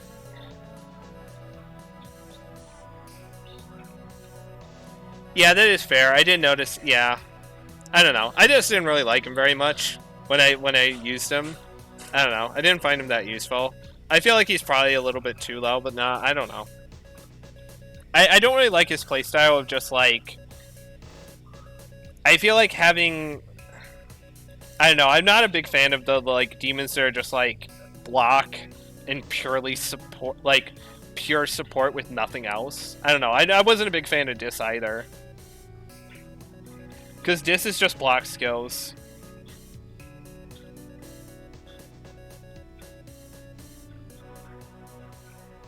That's fair.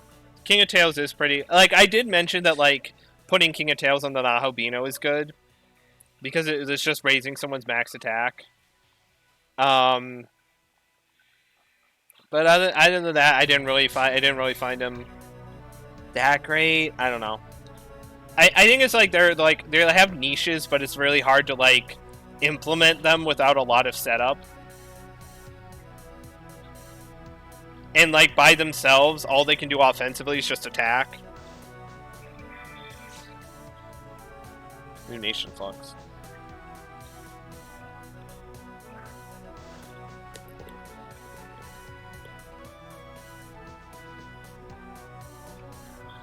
Liz, hold on. Hold on, let me hold on. God, there's too many things now. Hold on, let me look that up, because I actually don't know what Lunation Flux is. No, I don't want the Lunar Neutron Flux revisited.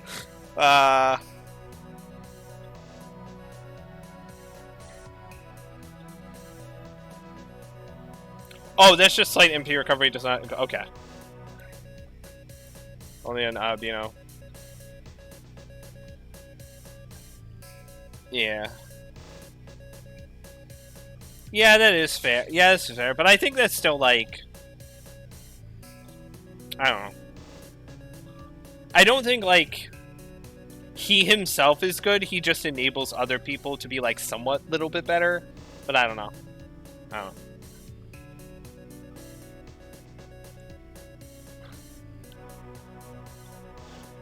Well, I haven't gotten to Norn yet, but, like...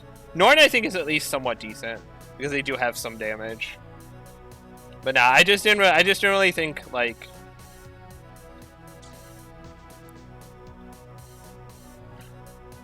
Funnel turns into other demons. Yeah, that's fair. That's true, because their personal... I think they probably have the same... Yeah, they do. They have the same personal. I do think their personal is interesting. But ultimately, I don't think it makes them better. I think it's just, like... It's a niche thing about them that's, like, cool for, like, late game stuff. But, like... It doesn't necessarily make themselves better. It's just, like, a neat... It's, like... Outside of that, like... They're kind of crap. Yeah. Because, like, Dis by itself is, like... All it has is the block skills. And that's kind of it. Like, in its base set. But I think that... I didn't put them in F because of that, because I feel like they do have niche stuff you can do. But I don't think... I don't think I'm going to put them higher in the D just because... It's like, by them... Like, they're good... Like, by themselves, they're not very good.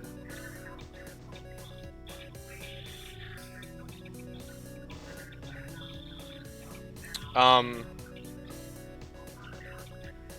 was I talking about? Oh yeah, Nama. Yeah, I'll put Nama in B-. I don't know. But defensively, they are weak to physical, resist fire, ice, wind, and lightning, and no confusion, charm, and dark. One of their fusion components also has resist physical naturally, so you can give her resist physical pretty much always, and then she has no weaknesses, and basically resists or nulls everything in the game except light and almighty, which is pretty good defensively, which is actually insane defensively. No weaknesses and resist or null to everything. Stat wise, she's pretty good. Stat wise, I don't know what I'm saying. Strength is abysmal. Vitality is good. Magic is great. Agility is good. Luck is good. Her innate skill is Kadishtu Deception. While in the active party, she raises the accuracy and evasion for Kadishtu demon allies. I believe this only applies to the 4 Kadishtu. I don't think there's. I don't think Samael counts as a Kadishtu. No, he doesn't. But yeah, it helps with you got a team of Kadishtu demons. Although unfortunately, she is the worst Kadishtu. She has a unique skill that she starts with called Capitulate to Pleasure, which is the most annoying skill in the early game on her first boss fight. God, I hate this fucking skill. Oh my god, I hated her first fight. Her first fight was so fucking annoying. Basically, this has a high chance of inflicting charm to all foes and removes all buffs. So it's an ailment that does more than just give an ailment, and it's a high chance to, so is nice.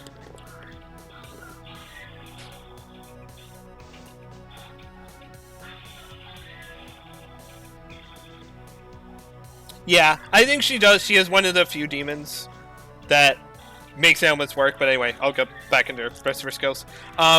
She also learns Slumber Vortex, Mahmudan, and Abyssal Mask by level up, and then she gets Great Curse Siphon, Debilitate, and Mudobarion by level up. No, she gets those in 8, and then she gets the other. Can't speak. Fuck. Slumber Vortex, Mahmudan, and Abyssal Mask innately at the start, and then she gets Great Curse Siphon, Debilitate, and Mudobarion by level up. First time we see Mudobarion is a severe dark attack. Potential-wise, she has +3 in dark, +7 in ailment, and +2 in support. Overall, I think she's one of the few ailment demons that actually works on higher difficulties with ailments. Capitulate to Pleasure is actually a good ailment skill because it has a high chance of inflicting an ailment, plus it does something else, and its MP cost is not terrible. +20 is really manageable. +3 in dark kind of sucks at this point, but she has a severe dark attack. Only having dark attacks does mean demon nulls or resists dark. She's not doing much damage. She's kind of only doing Capitulate to Pleasure, which kind of sucks, which I think puts her in B-. Because outside of dark damage, she's not doing much. Except clicking charm, hoping the enemy stays charmed. But she also has Debilitate, which is another thing she can do. And she is one of the earlier demons to get Debilitate, although its MP cost is high for her.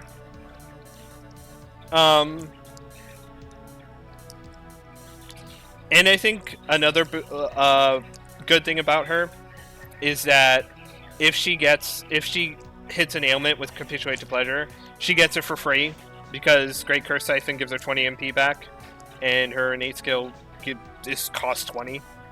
But overall, I think she's good, but she's not great. Only having dark as your only offensive option means you're kind of limited to like hitting things that don't null or resist dark. And being ailment focused, even though it's like she's one of the better demons to do it, it's not great. Yeah.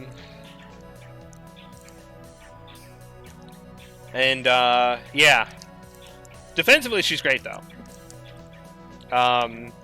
She can easily get resist physical, so she isn't weak to anything. And yeah, I don't know. B- I think is fair for her. Limit for damage, fun fact, it's a rarest non-physical weakness too.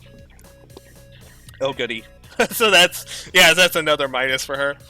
But I think because of how good she is defensively, And because she is one of the few like ailment demons that works, I think she gets B-. I think B- is fair. I think if she had higher dark potential, she might be B. Or if she had another element or another way to damage, she would be B. But yeah, worse Kadishtu, but not a bad demon and not a bad choice. Next is Fucky. God, these demon names are so bad. Like, we got Kinky, Sucky, and Fucky. I am a 5-year-old sometimes.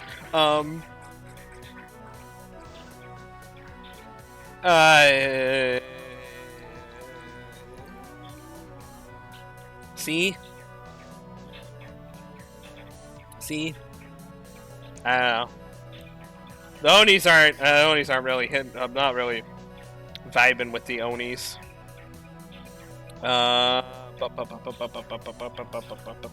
Where is he? Where is the third Oni? There he is. I don't know. The Onis I kind of feel like, man. He goes with his other Onis brothers. Where are the Onis? They all get to be put together. They all get to stand together and see. They're all vibing and see. Defensively, he's weak to Electric and Charm, and he is immune to Wind. Okay defensively. Stat-wise, he's mediocre across the board. A good strength of 43. Okay, like, good agility of 51, but agility's not that great. So, woo. And his innate skill is 4 Oni. It's the same as all the other Oni. Little bit hard to pull off, just because all the Onis are so far apart in levels. It's kind of hard. The next Oni is 12 levels higher than him, so it's kind of rough to pull it off. But if you get multiple Onis, it does work. I don't know. Skill-wise, he starts with Titanomakia, Xandine, and Force Pleroma. And then he gets Masakunda, Impaler's Animus, and Murderous Glee. He's okay. Potential-wise, he has +2 in physical, +5 in wind, and +1 in support. He's okay. He does good, solid damage with his Xandine. Not the best magic to use Xandine, but like Force Pleroma and +5 makes it usable. He only has 1 physical skill, which sucks. And it's not a single target skill, which also sucks. But it's usable. He has Impaler's Animus, so he can get pierced whenever he wants to, which is nice. And he can increase his crit rate with Murderous Glee. So, it is what it is. Overall, he's meh. Suki, if you give him a gold card or something like you think I'll take a bribe, damn right I will. Oh yeah, that is funny.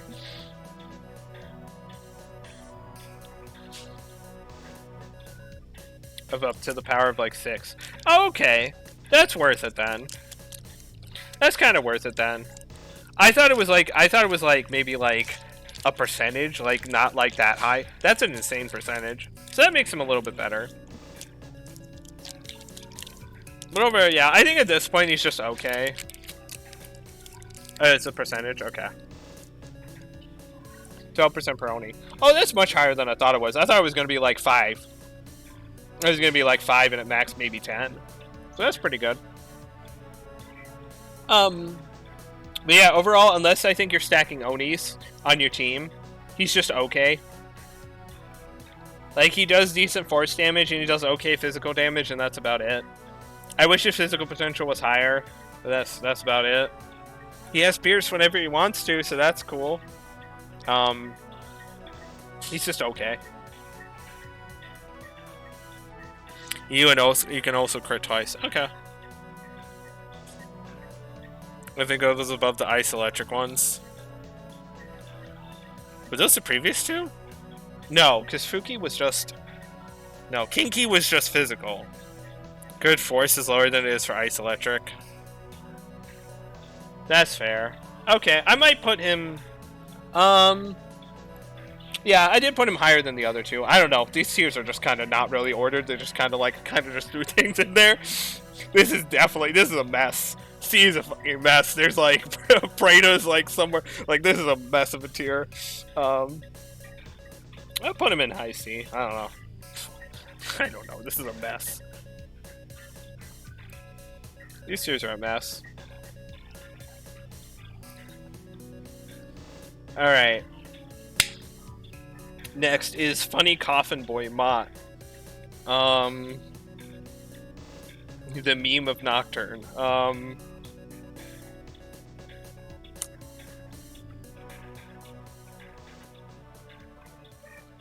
Oh, this is so weird. Why does he have... Oh, that's weird. He's weird. I'm gonna put him in... C+? Because of his innate? He's weird.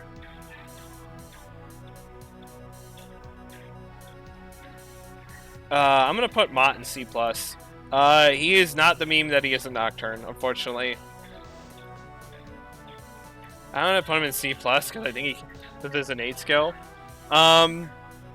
Defensively, he's weak to electric, resists fire, and drains dark. He does get null force really quickly, so he will get a null to wind as well. Defensively, he's good. Stat-wise, terrible strength, awful agility, good vitality, magic, and okay luck. His innate skill is the same as Matador's, which is really good. He just has a chance of in-skill when striking a weakness or a crit. Great for normal enemies. Doesn't work on bosses 95% of the time, so whatever. It's nice for normal enemies. Skill-wise, he starts with Agadine, Wind Breath, and Mahmudon. Wind Breath is kind of crappy at this point, but you know, meh. He also gets by level up Null Force, High Restore, and Zanbarion. First demon to get Zanbarion for severe wind magic. Potential-wise, he has +4 in Wind, Dark, and Almighty, even though he doesn't learn any Almighty skills. Why does he have +4 in Almighty? I don't... Is it because he does Megidolan in Nocturne? Is it because of that? Is that a reference? Is it a reference? Because I feel like that's a reference.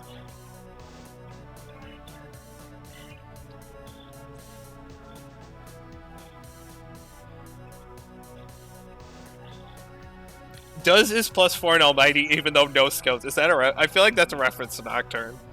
But anyway, he's okay. I think his innate skill does bring him a little bit up higher because his innate skill is good for normal enemies. High Restore is kind of a useless skill. It's like if he hits a weakness with Wind Breath, technically he gets all his mana back. So, which does make Wind Breath a little bit better because then it's free. +4 in Wind and Dark is good. Means he does good damage with Wind and Dark. Not having a single target Dark skill does suck. And then he has a random fire skill for whatever reason. I don't know why, but I might have Megidolan. But not this version, because fuck you, that's why. Yeah, I don't know why he has Agadine. It seems like a really random skill for him to have. He has no potential, so he takes the full cost, no extra damage. It's kind of weird. Yeah, he's okay. I think Crippling Blow brings him up from C to C+. Otherwise, he's just okay. He's good defensively. He has okay skills. He does okay damage. He's nothing spectacular at this stage of the game. He's just funny coffin demon. I don't know what else to say.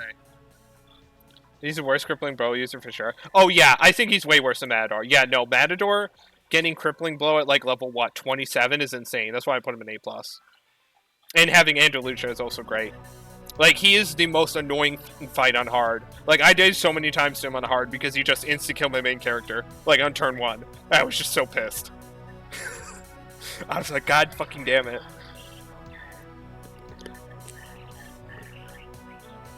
But yeah, no. C+, he's okay.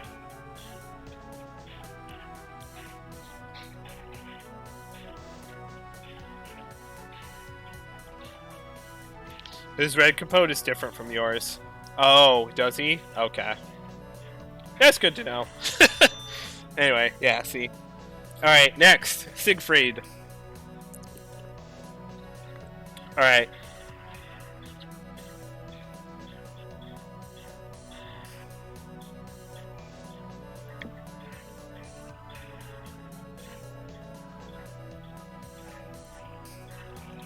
I'm gonna put Siegfried in B or B plus. I'm stuck between the two of them. I think I'm gonna put him in B plus. Midford, sadly, his game released in February. I think he's B. I think he's B or B plus. Nah, I think he's B. I think Siegfried's B. He's a good physical user, but he has issues. My man has some issues. Mainly that his defensively he's ass. He's ass. But he works with Kamagog really well. B. So defensively, he drains physical, which is great. Problem is he's weak to Mirage, Seal, Wind, Light, and Dark. So he's weak to all the insta-kills in the game, and Wind, and two of the most annoying status conditions for physical users. Stat-wise, he's got high strength, okay vitality and agility, bad magic and luck. He doesn't use magic, so magic stat could be 0 for all I care. His innate skill is Dragon's Blood. He raises his accuracy and crit rate when a Drake, Dragon, or Snake Demon is in the active party. The closest Drake to him at lower levels is Fafnir, which is a Drake, Dragon, or Snake, and then the highest at higher levels is Seth. So it's not super bad, because both of those are at least decent. It's good if you like get them on your team, but other than that, it's like okay. Vitra is a good partner. Oh yeah, that's true. But to point out, Vitra is a much lower level than Siegfried, which is a little bit unfortunate. Like at least 9, which is a little bit of a gap, but yeah. Skill wise, he starts with Brave Blade, Titan Omachia, Mist Rush, and Mighty Cleave. So basically all the most common physical attacks at this point. And then he gets Safeguard, Enduring Soul, and Impaler's Animus by level up. Potential-wise, he has +6 in physical and +1 in support. He does physical attacks, and he does them well. He can get Pierce on anything he wants to. He can survive 1 hit and heal to full. He has Safeguard. He's just a physical attacker. He just swings his sword and hopes something dies. Which is used to pass his level difference. That's a fair point. You know, then just compared to personal qualities and stats. Yeah, that's fair. Overall, Siegfried's good. I think he's a pretty good physical user. He can put Pierce on anything he wants to, which negates the risk of a demon knowing physical.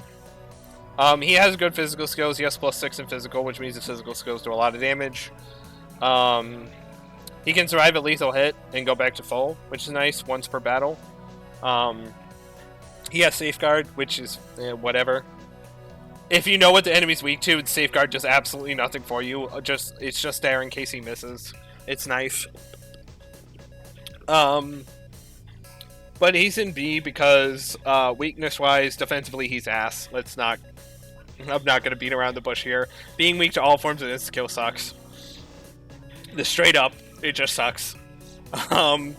Being weak to Mirage as a physical attacker sucks. It's like, it's just rough.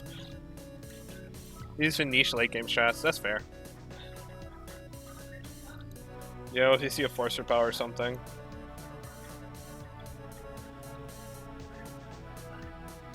The one, I guess Safeguard is good in case he misses, but that's about it. I think he's B. I think he's a good physical user. He's just held back by, like, his awful defenses. Like, Draining physical is great, but being weak to like all forms of in-skill, it doesn't matter how high your stats are. You can just get wiped off the board. Enduring still helps a little bit with that, but like, nah. Other than that, I think he's great physically. It's just unfortunate, and I don't think he's like. I guess you recharging a flashing icon. Free meter. I'm gonna throw a force gem at that thing, kill himself, trigger vengeance, and get a flashing press turn icon. Huh.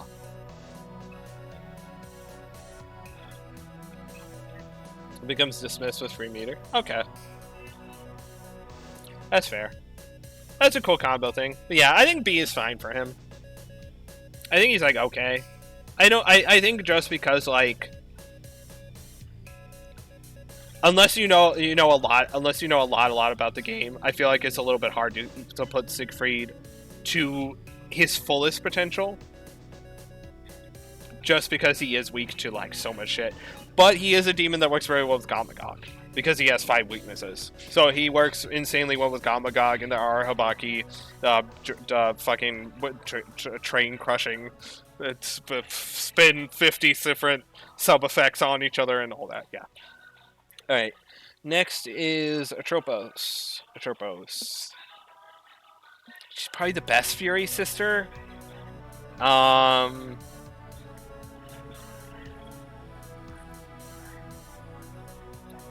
But she's like a C.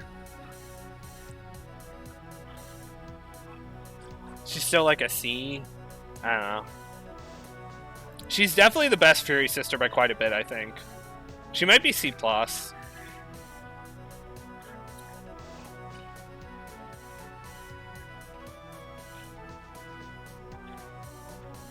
I think she's okay. I mean, she can deal damage, unlike the other two. So I think that at least gets her C. Atropos? Nothing remarkable unless you use all three of them together. And then what do you do? You get, yeah. And, like, the thing is, right? The buff sister, right? That gives permanent buffs. She has Boom Boost. So if you want to use her innate skill, which is a reason you would want to use her, you negate Boom Boost. It's like... It's like...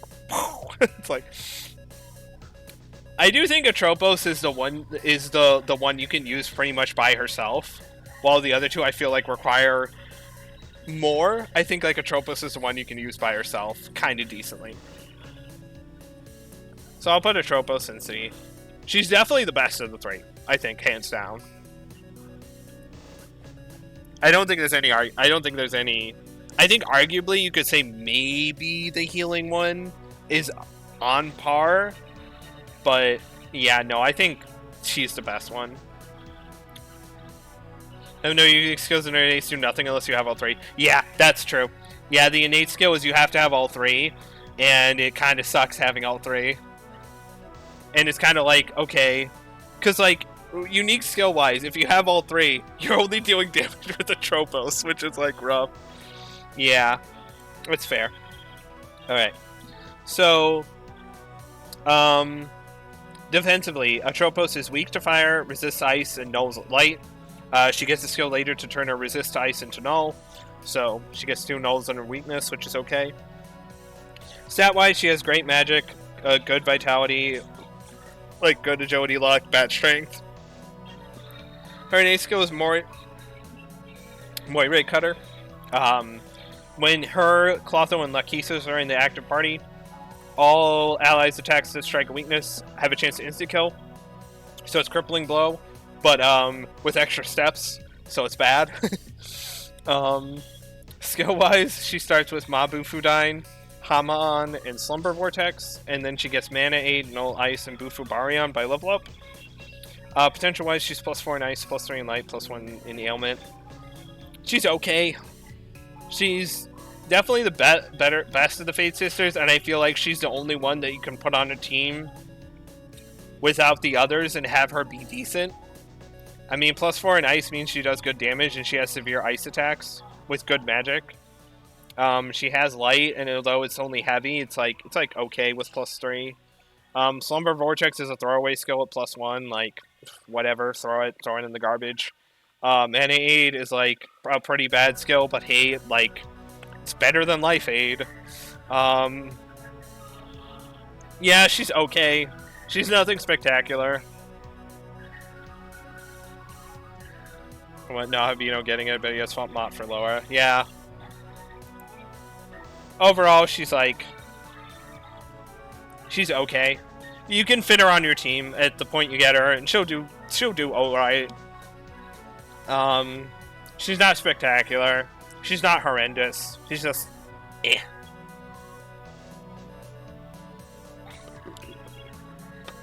She's just meh. I don't really know what else to say. Alright, next is Mother Harlot.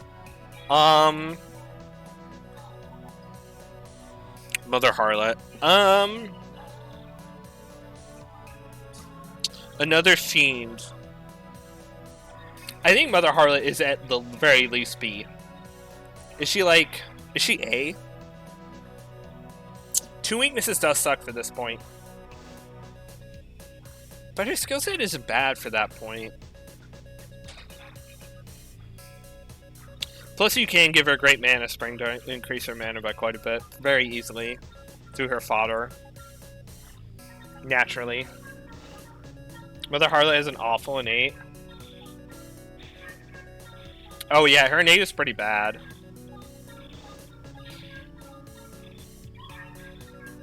So B+. I think it's fair. Because on paper, she's pretty good outside of the innate.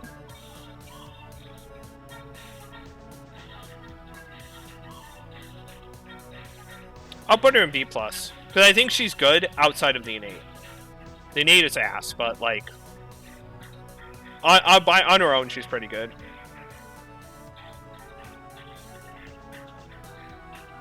Soul Divide predominantly. Well... I don't think they're worse. I think, like, his has Seal, which is nice, but hers don't have low accuracy, which is helpful. So Mother Harlot, and I think Mother Harlot does have a pretty alright defensive profile. So defensively, Mother Harlot is weak to Ice, Sleep, and Wind, resists Light and Dark, is immune to Charm, drains electric, and reflects physical. So, like, a reflect, a drain, a null, and 2 resists for 2 weaknesses, and a rare status resist weakness, I'll take. It's pretty alright. Nothing else about her is notable.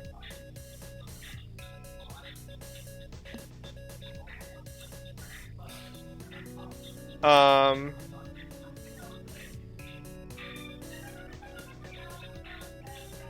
100% base rate? I did notice, yeah. I don't know. I think she's okay. I think, like... Stat-wise, she's got good, like, okay strength, good vitality, great magic, bad agility, okay luck. Her innate skill, arguably, is bad. Yeah, it's 7-headed beast.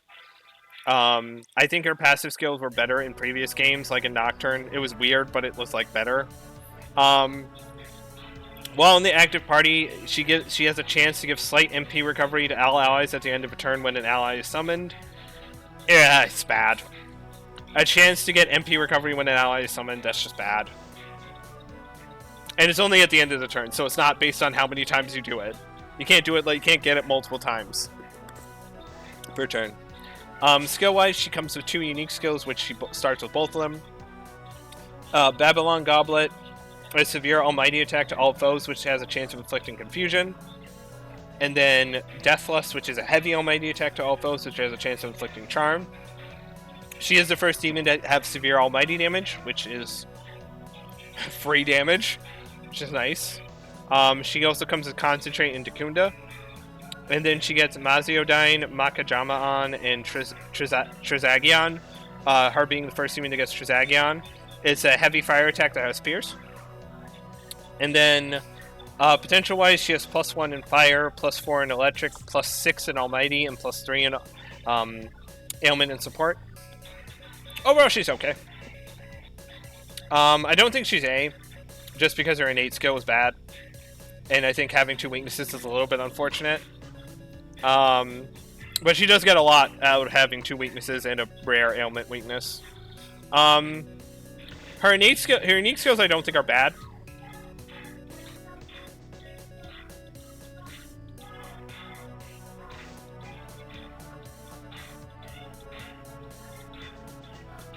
It's not severe, the game is lying to you. Oh, is it? I know Almighty has weaker power scaling. Which I guess is fair because nothing resists it. So your descriptors are heavily misleading. Oh no. Alright, well, rip.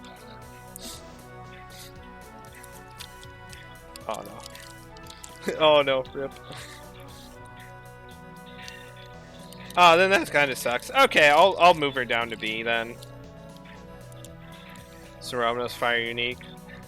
Serom's I think was like medium fire damage to all foes, and then like Hellbiker's was heavy. Oderica lower point to single targets by a lot. That's fair, true, yeah. Yeah, I do know that one, at least. I have noticed that while playing the game. They're both 150? I know Hellbiker's fire attack is considered physical, even though it doesn't say it in-game. So Hellbiker said severe in vanilla SMT5? Oh no. That... okay. Oh, that's bad.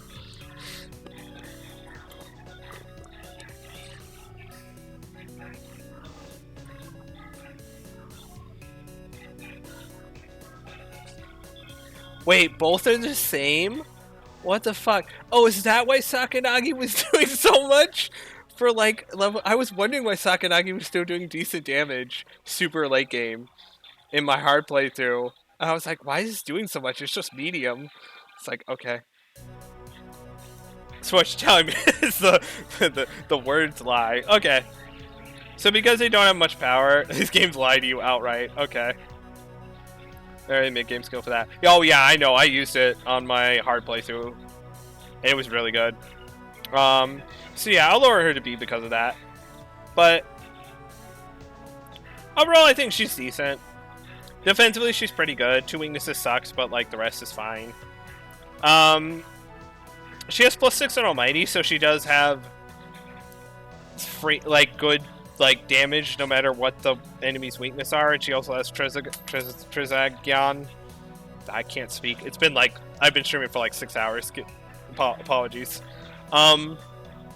Although she's only +1 with it, which kind of sucks. I think she requires Ishtar as a fusion material, so she can get Zyodyne. So she can get a heavy electric attack, which is decent with +4. Abdeal for that reason. Oh no. Oh no, I'm worried about Abdeal now. Makajama on is the Tarway skill, let's be fair. +3 in ailments ain't enough. Dakunda is okay, Concentrate is okay. Overall, she's good. I think she's a good choice. She's like a solid choice. If you need like a team, if you need like a team member, I don't think she's anything amazing.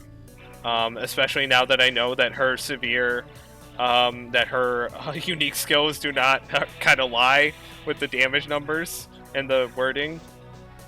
Yeah, I think she's okay.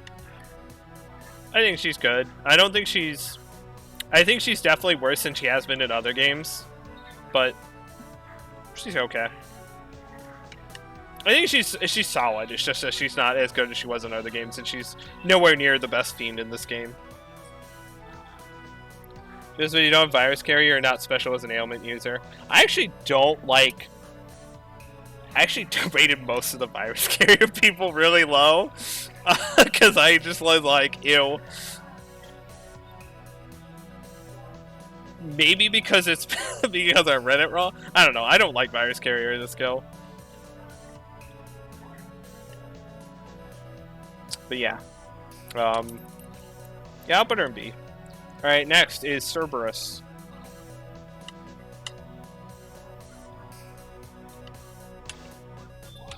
Nate skill isn't great.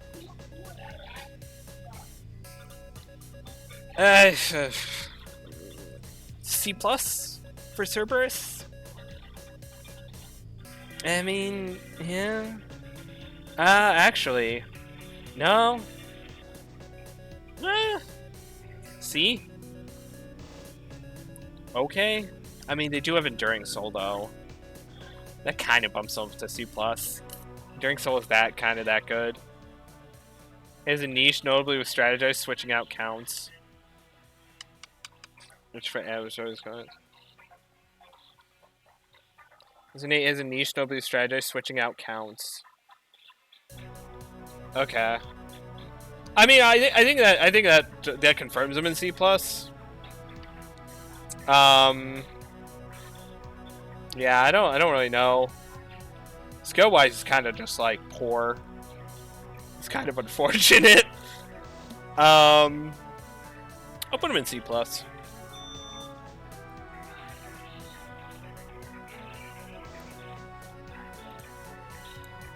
So Cerberus, defensively, he's weak to ice. He resists seal and he repels fire. Stat wise, good strength, great vitality, bad magic, okay agility, bad luck. His innate skill is Faithful Companion. Increases damage for the ally that acts after user when striking a weakness. It's okay. It has niches, but most often than not, if you're just doing it on a normal team, like okay, he only has one. You're getting it with his fire skill. And that's pretty much about it. And his fire skill, and he's doesn't have much going in the fire department at base. Skill wise, he has Severing Bite, Power Punch, and Fire Breath. And he gets Resist Physical, Madness Nails, and Enduring Soul by level up. Skill wise, Enduring Soul, always a great skill, one of the best skills in the game. Means you don't die when you go below 0 health, and you get a full heal once per battle. Great. Resist Physical is nice. Resisting Physical. Every demon can do a physical attack, so it's like you always have a resist against something the enemy has. His physical skills are good, and he has +3 in them. Because he has +3 in physical potential and +4 in fire potential. Only downside, his fire attack sucks. Fire Breath is a decent fire skill, but his magic is ass. So even at +4, he's doing ass damage.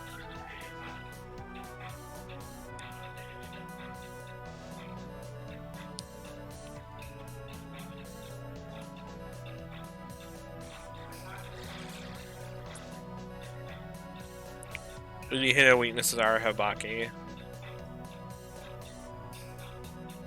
Barbarians of Pandalonic Feast.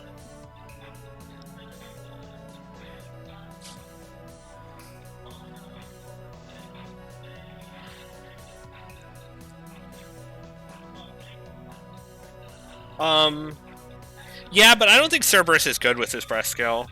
His magic is really bad.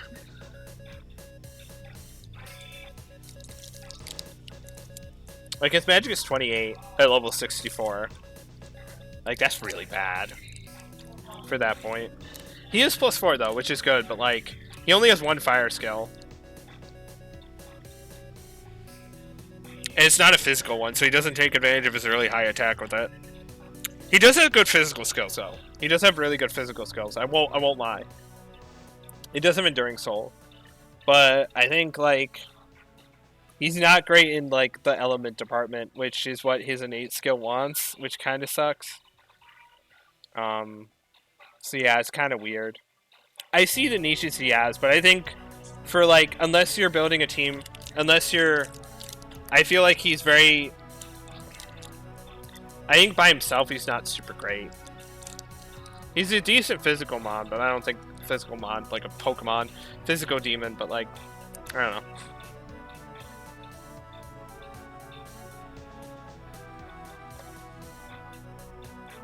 know. Skill Shiva at level 40. Oh shit.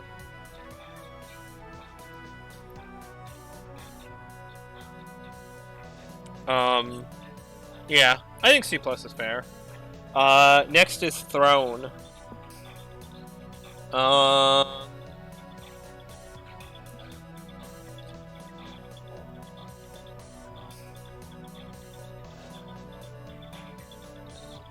C. I don't know. C. Throne's okay. I don't know. Throne's okay.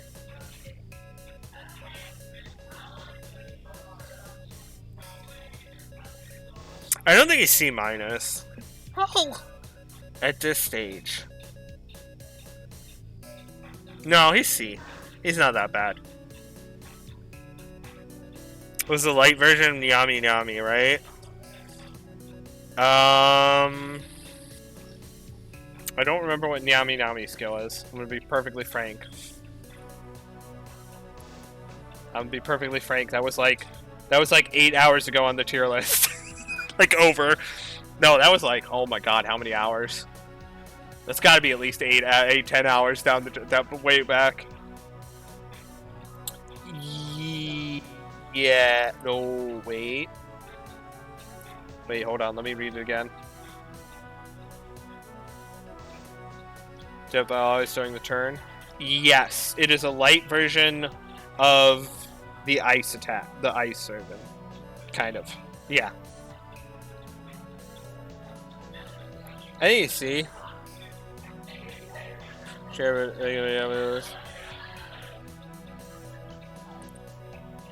Every way. So yeah, C. Is he C minus?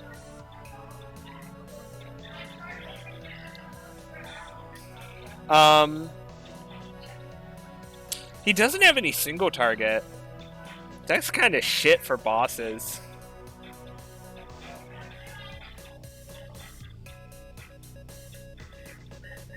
He's kind of shit for bosses, Throne.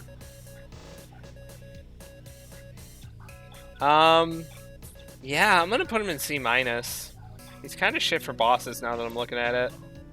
No single target and just like enemy wide skills kind of suck. That really sucks for bosses. Especially not multi bosses. Okay, anyway. Throne. Defensively, he's weak to dark and ice, and he is immune to fire and light. Two weaknesses suck. Being weak to instant attack sucks, but he can get rid of it with no dark, so eventually he just gets one weakness for 3 nulls, which is good.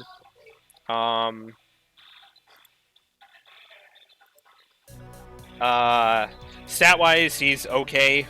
54 magic is good. The rest of his stats are okay, except for strength, which is bad. His innate skill is Lighted Wheel. Increases the damage of his light attacks based on the number of hits dealt by allies during the turn. Okay. If you do crazy or Habaki stuff, you can get a lot of hits, but yeah. Skill-wise, he starts with Maragadine, Mahama-On, and Meteorama, and then he gets Fire Block, No Dark, and Light Paroma by level up.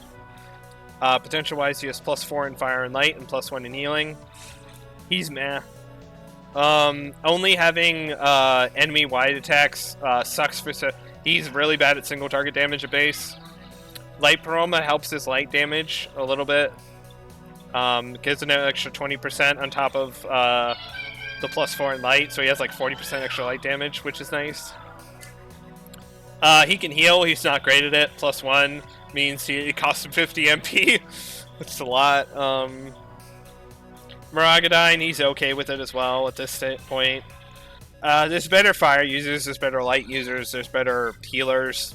He's just kind of like, eh.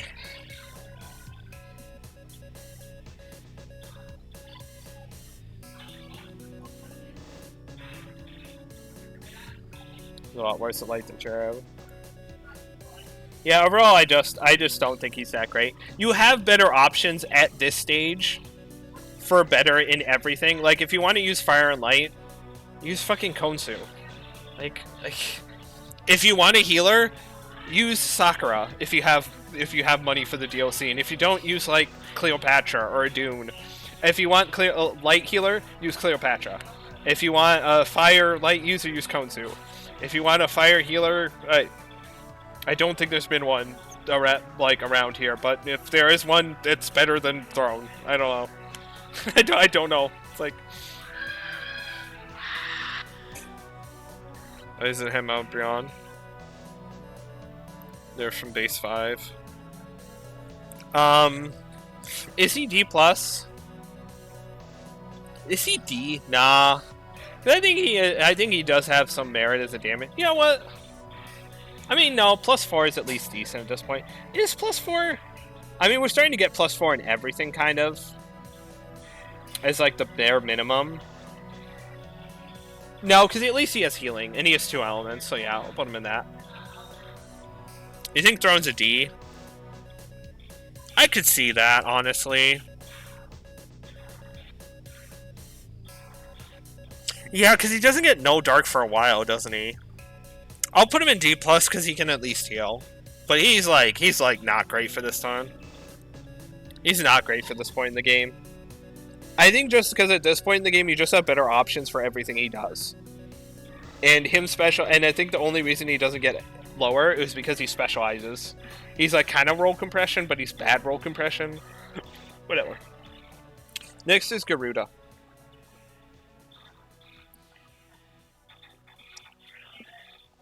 Yabe Sume shot, but actually has physical potential to use it. It's pretty good. Has Pierce.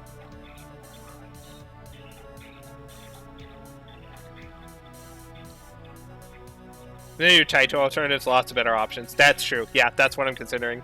Like, at the stage where you get Throne, which is level 64, there's better options in everything Throne does. Like I mentioned, if you want Light and Fire, go Konsu.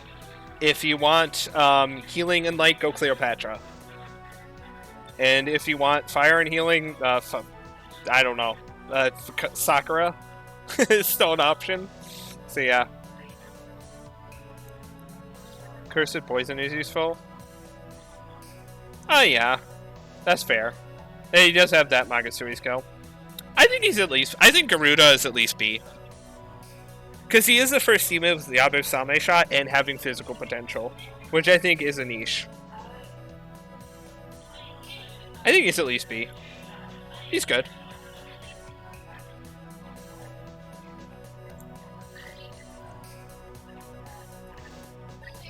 I think Garuda's B. I got like an hour left for tonight's stream, so let's... I'm probably not going to finish tonight, but we're getting close. I'll probably be able to finish tomorrow. I don't know where Garuda went. I lost him. Where the fuck did he go? I completely lost where I put him. Where did he go? Did he just like disappear? Am I blind? Where did I put him? Oh, there he is. Yeah, no, I'm blind. Alright, so he's at least B, I think. I don't think he's B+. I think he's B.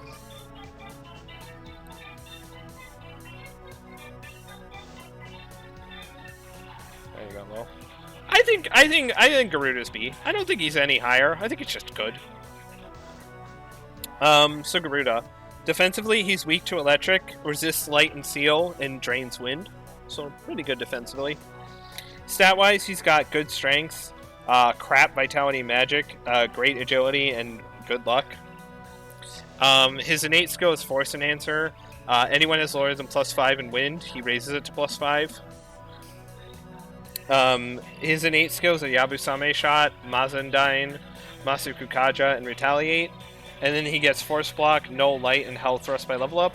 So he turns his 1 resist to a Null. I think it's the first time we're seeing Hell Thrust. It's a heavy physical attack that has Pierce, which is nice. Potential-wise, he has +2 in physical, +5 in wind, and +1 in support. He's okay. He's an okay choice. +5 in wind, plus a wind skill is nice, although he doesn't have much magic. The +5 does make it, he does decent damage, I guess, although his magic is kind of low. His main uses are Pierce physical attacks with +2. It's not the best, but it's Pierce, and he has guaranteed crits with Yabusame Shot. So it's good. He can buff. He has Retaliate, which is a nice skill. Force Block is whatever. It's niche. I think alright, he's an okay choice. He's like a good choice if you need it. He's not anything spectacular. I think being the first demon to be able to get Yabo Semi Shot with physical potential is nice. But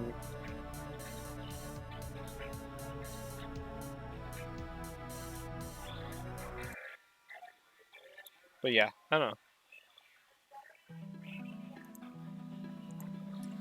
Whatever.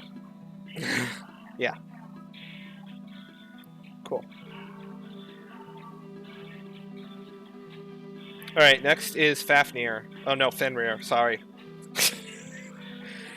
It's the same. It's the same. Totally. All right, Fenrir.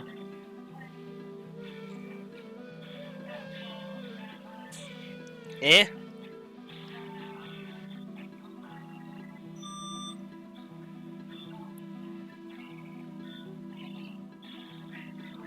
C.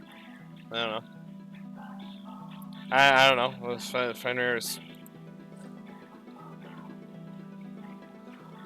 maybe C plus.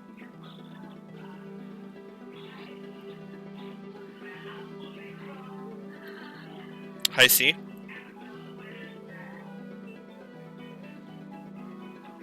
Yeah, I'll say C because Draco Strike at this point is starting to fall off a bit. So whatever. Defensive wise, he's weak to wind, resists seal, no drains ice. Which is weird because it looks like he has fire shooting out of his eyes, but he drains ice. It's kind of weird. Stat wise, he's got really high strength at 61. Good agility of 54. Okay vitality, and the rest is bad, but whatever. His passive, his innate skill is Ice Assault. Increases damage of ice attacks based on ice skill potentials. Unless you're stacking ice potentials, it's not gonna matter. He looks cool at this. Okay. Yeah, he does look cool. I like the chain and like the fire eyes. Oh, what was that? It did not show up on my... That did not show up. Hold on. Hold on. What was that? Oh, thank you for the follow, Sid.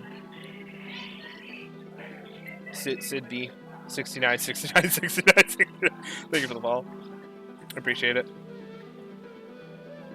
Yeah, it's 1.7. Yeah. Yeah, that's a terrible boost. Yeah. Oh, thank you for the follow, Seraphim. I really appreciate it. So... How many people do I have watching me do this stupid... Holy shit, that's still sick. That's still insane. So anyway, skill-wise, he starts with Ice Draco Strike, Severing Bite, and Retaliate. And he gets Mabu Fudain, Impaler's Animus, and Murderous Glee by level up. He has Pierce whenever he wants to. Potential-wise, it's just +4 in Ice and Physical.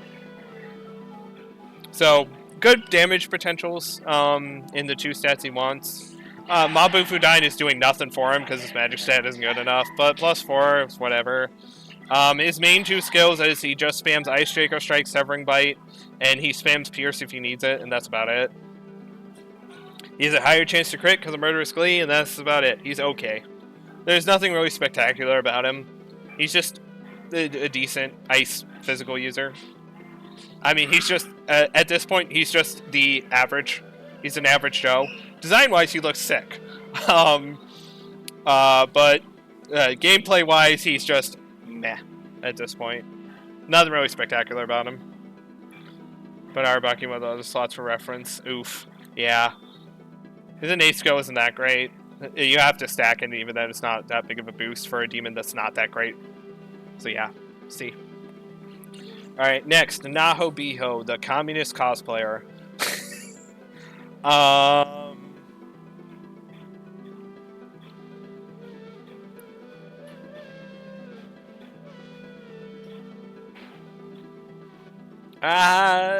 B? At least?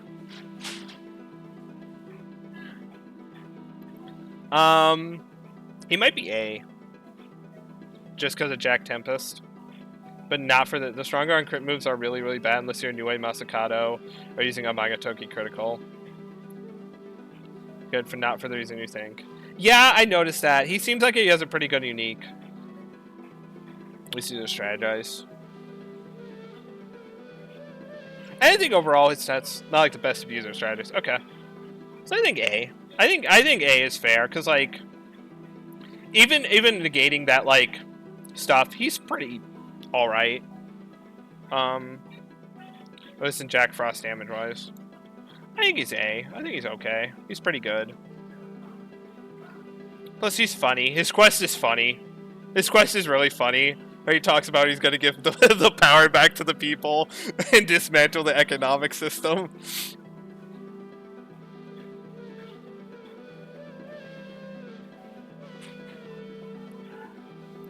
I think his quest is really funny, and overall his character is funny. So Nahobiho. Defensively, he's weak to wind. He resists light and physical. He's immune to electric, and he drains ice. So defensively, he's really, really good. Wind weakness for a bunch of resists and drains and immunities is great. My first playthrough, I used his essence to give my main character that, and it was really good. Stat-wise, he's got great strength, good vitality, not good magic, bad magic, okay agility, okay luck. Kind of bordering on bad luck. His innate skill is Magatsui Thriftiness. While in the active party, he very slightly decreases the amount of Magatsui consumed when an ally uses a Magatsui skill. He reduces the amount of Magatsui you need to get a Magatsui skill. It's good. It's Magatsui skills are really good, so you always. It's just a really useful skill. It's not much, but every little bit helps.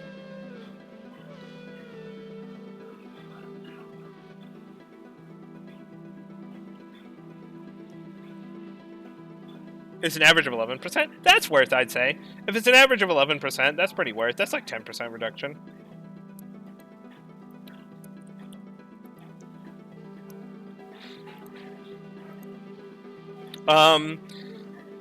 Nahobiho does have a unique skill that he starts with called Jack Tempest.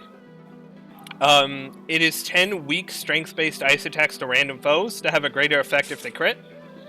Really, really nice skill. Multiple hits, each hit can crit, and they have a higher crit damage modifier. Always nice. Does a lot of damage to single target bosses. Only slight downside is, I'd say, if there are multiple enemies, it does randomly. Every hit is just a random target, which is a little bit annoying. But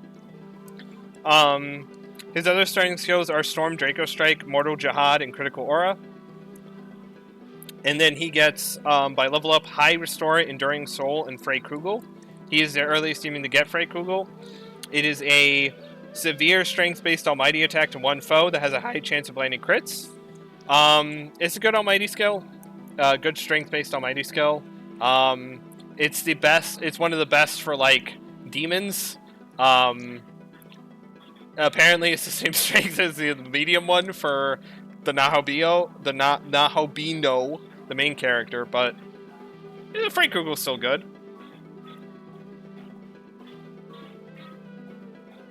Damage, but that's not a high bar. True.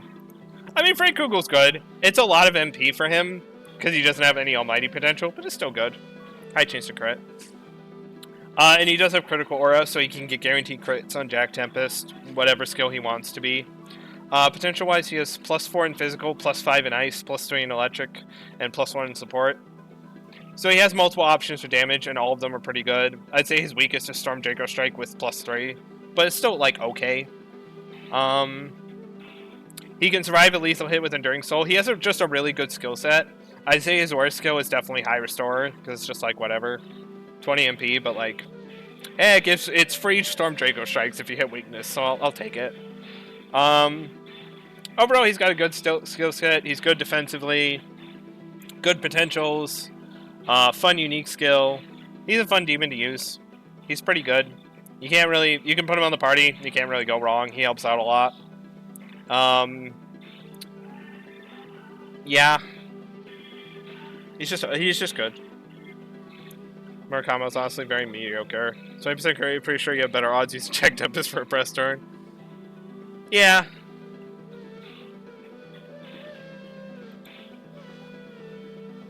But you can use critical, yeah, and he does have Critical Aura at base, so he can do Critical Aura, Jack Tempest shenanigans and do a fuck ton of damage, which is nice.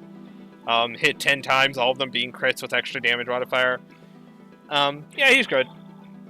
I'd say his one downside is that, like, Free Kugel takes a while for him to get. And he doesn't have Pierce on his clearly best skill, but whatever. A. He's still great. Next is, this is so good though, barely matters how anything good anything else is. True. The other thing is, like, Thriftiness is really good, yeah.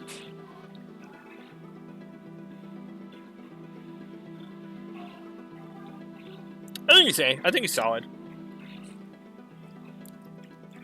Yeah. I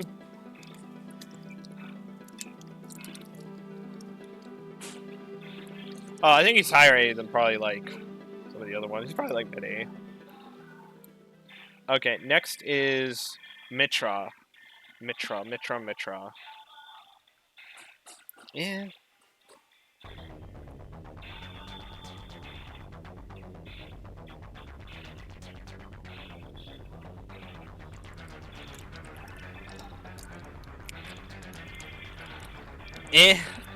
C. Yeah, he's kind of a C at this point.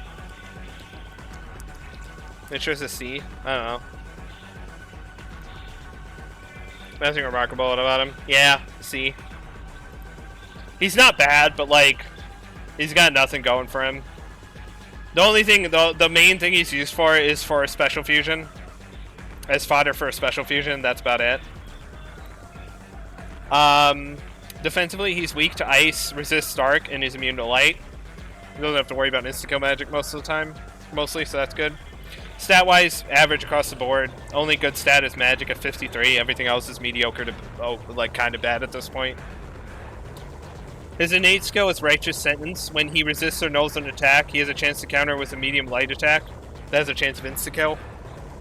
I mean, yeah, it's, like, okay, but he only resists or nulls 2 things. So it's like, okay, cool.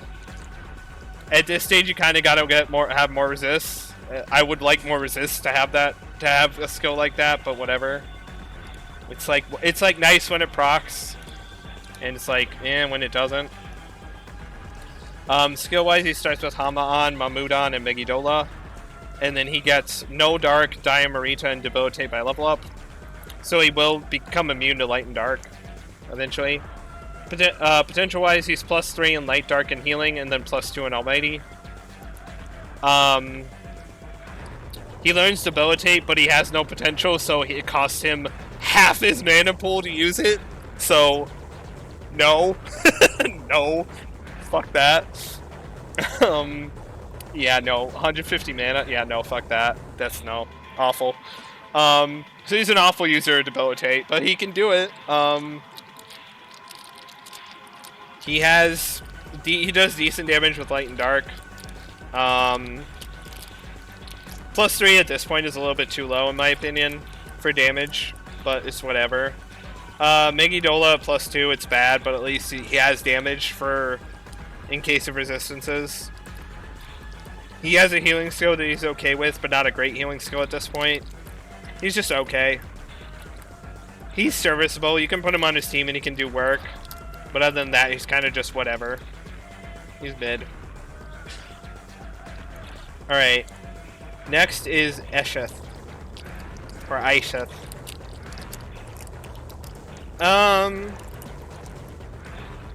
She's pretty good.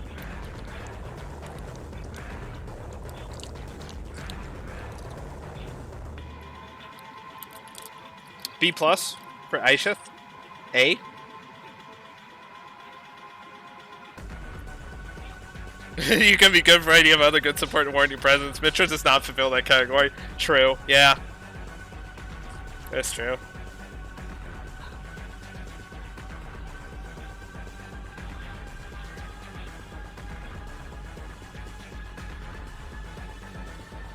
Yeah, it's pretty good. That's like nice. It's not insane, but it's good. She's probably one of the better physical users. Well, she's not as good as Gambagog, let's get that right. But, like, because Gambagog can increase his critical damage, like, insanely. But I think she's one of the better physical users you can have at this point. She's definitely better than Siegfried. 9% is awful.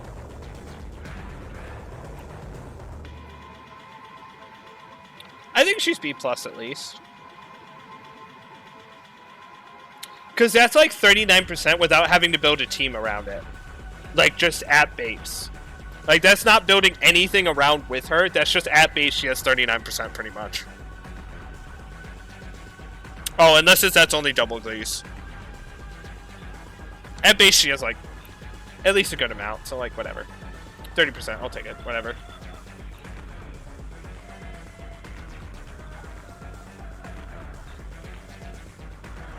I actually like Agrat in this game. I actually like Agrat a lot. That's 12%.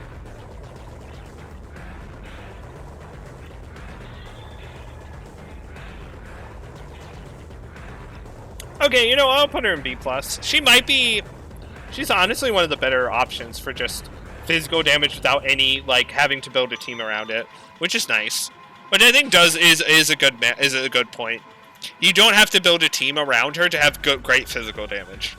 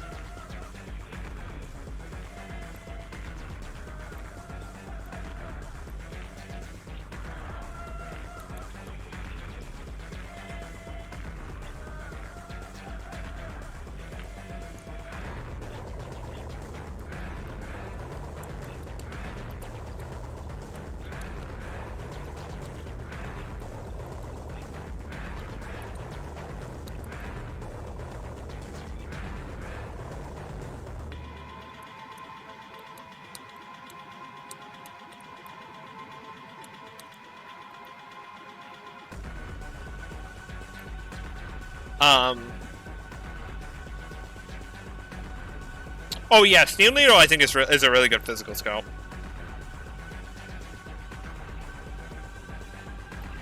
I'm like contemplating doing A.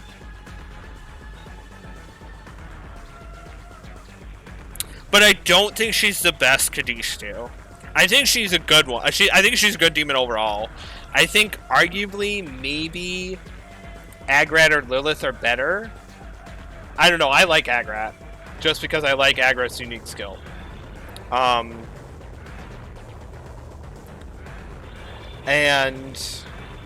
yeah, I think B+ is good. Yeah.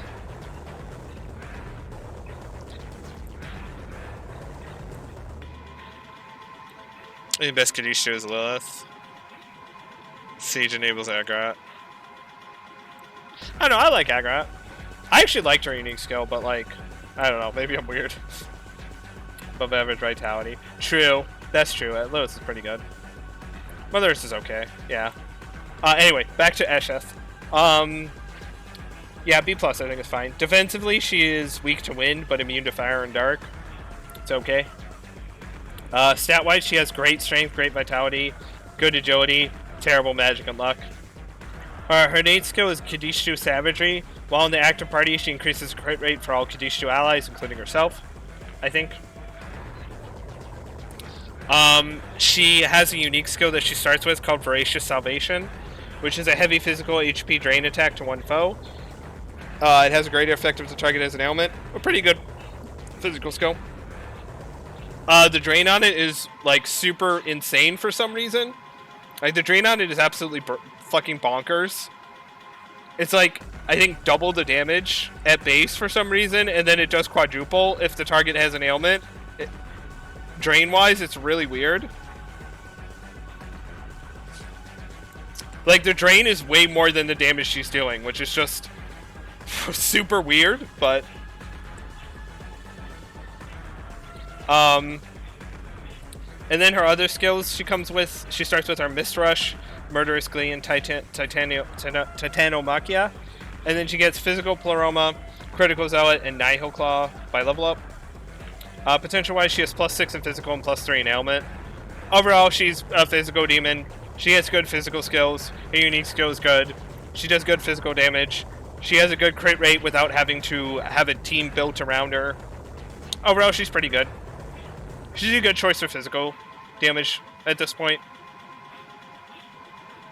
Without, like, being Siegfried and having 5 weaknesses.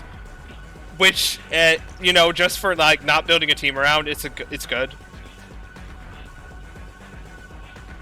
Damage cell drain. Yeah, so the drain on her main skill is insane.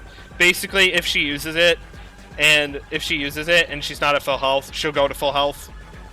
Unless the enemy like resists or drains physical, then she won't, but whatever. Basically, if she's missing health, she uses Voracious Salvation, she goes back to full. Basically, no matter how little, like, she only has to deal like 100 damage and she heals to full. But yeah, she's good. I think her downside is she's only physical and she doesn't have any innate pierce. So, and her innate skill only works with other Kadishtu. So it is kind of restricted by that. But the Kadishtu are decent, so like, the Kadishtu are good. So like, I don't know. I think B+ is fair. She's better. She's basically just like kind of a better Siegfried. Siegfried is better if you want to do crazy stuff with Gamagog, but like, if you just want like a physical attacker for your team, she's one of your best options at this point. And yeah, she's good.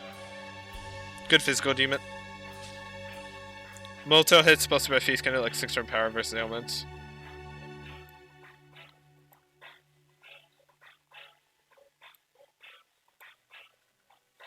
But yeah, she's good. I don't think I'm contemplating. I'm a little bit torn between giving her A, but like, she's only physical, and she has a +3 in ailments that's doing really nothing for her. So yeah. Yeah. Anyway, Thor. Is Thor gonna be the last one we look at? No. No, is that if your target has any of Sleep, Charm, or Confuse, you literally cannot miss. Even with Charm or Confuse? Okay. The Voracious and paired with Big Feast.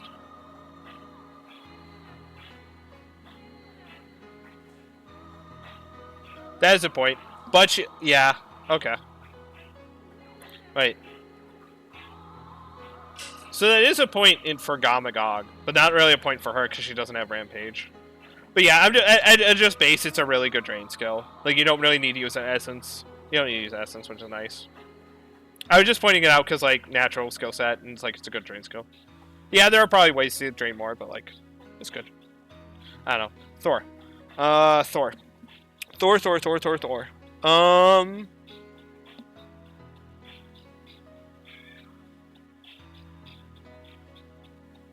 Thor's got Pierce. B-, C+. He's, like, okay. I mean, Pierce does raise him a bit. Yeah. She has cool synergies. I mean, honestly, I think, so Jack Frost, if you aren't using your Lunger. Oh yeah, he does have electric potential.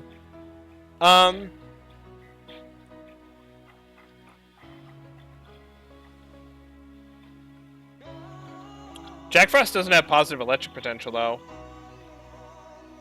Oh, wait, but he has... But yeah, no, the personality thing, he has freaking personality. Yeah, whatever. No, I was like... I said something weird. No, never mind. I was, like, so confused. I was like, what? I was like, but Andy, you have to use your Lunger. But no, Jack Frost does the same thing. Yeah, no. I know what you're talking about. I see what you're talking about now.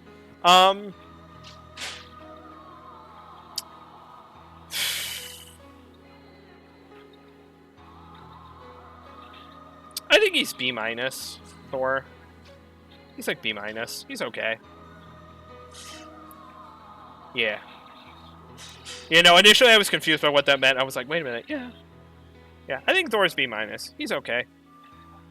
He's pretty okay for this point. He's not like C, but he's like definitely like a B. He's like in the B range. Man, I'm not going to finish this today. There's too many demons in this game. Holy shit. I still have like 50 to go. Kill me, please. Ah! Okay. I'm going to have to finish this tomorrow. Oh, fine. I'll finish it tomorrow. It'll be fun. Gummy Worm is Electric Damage King, which is funny. Yeah, Thor is B minus. Defensively, he's weak to wind. He resists fire and light, and he drains electric. So pretty good defensively. Stat-wise, he's got good strength, great strength, good vitality, great strength and vitality. Good magic at 43. It's a little bit low, but it's usable. Bad agility, okay, bad luck. His innate skill is electric enhancer. Anyone has lower than +4 electric potential, he raises it to +4. Useful if you've got demons with electric skills. Skill-wise, he starts off with Power Punch, Hell Thrust, and Maziodyne. And then he gets Titanomachia, Abyssal Mask, and Zyrobarian. Zyrobarian being the severe electric attack. Potential-wise, he has +4 in physical, +4 in electric, and that's it. He's alright. Abyssal Mask is kind of like whatever on him. It makes it so that he doesn't get hit by ailments as much, which is nice. Useful on higher difficulties. The Instigo doesn't really matter unless you're fighting Anansi. It's like whatever. Sorry, my throat hurts. Talking too much. He has good physical skills. He has Pierce. He has good electric skills. He has good potential in both. He's okay. His innate skill is whatever. It's kind of useful, but kind of not. You have to build a team for it. It helps other demons, but doesn't really help him. Overall, he's okay. He's a solid demon. He's not bad. He's not great. He's just solid. This mask can help that stack for 1 point. Yes, I do know they stack. Yeah, I didn't. Yeah, okay. That's pretty good. I don't think there's any demon that gets both though. I know there's a demon that gets poisoned up to Poison Master and Fafnir. So you can get like 5 times the poison damage with him, which is funny. Yeah, other than that, he's pretty good. B minus. Alright, next is Giramikala.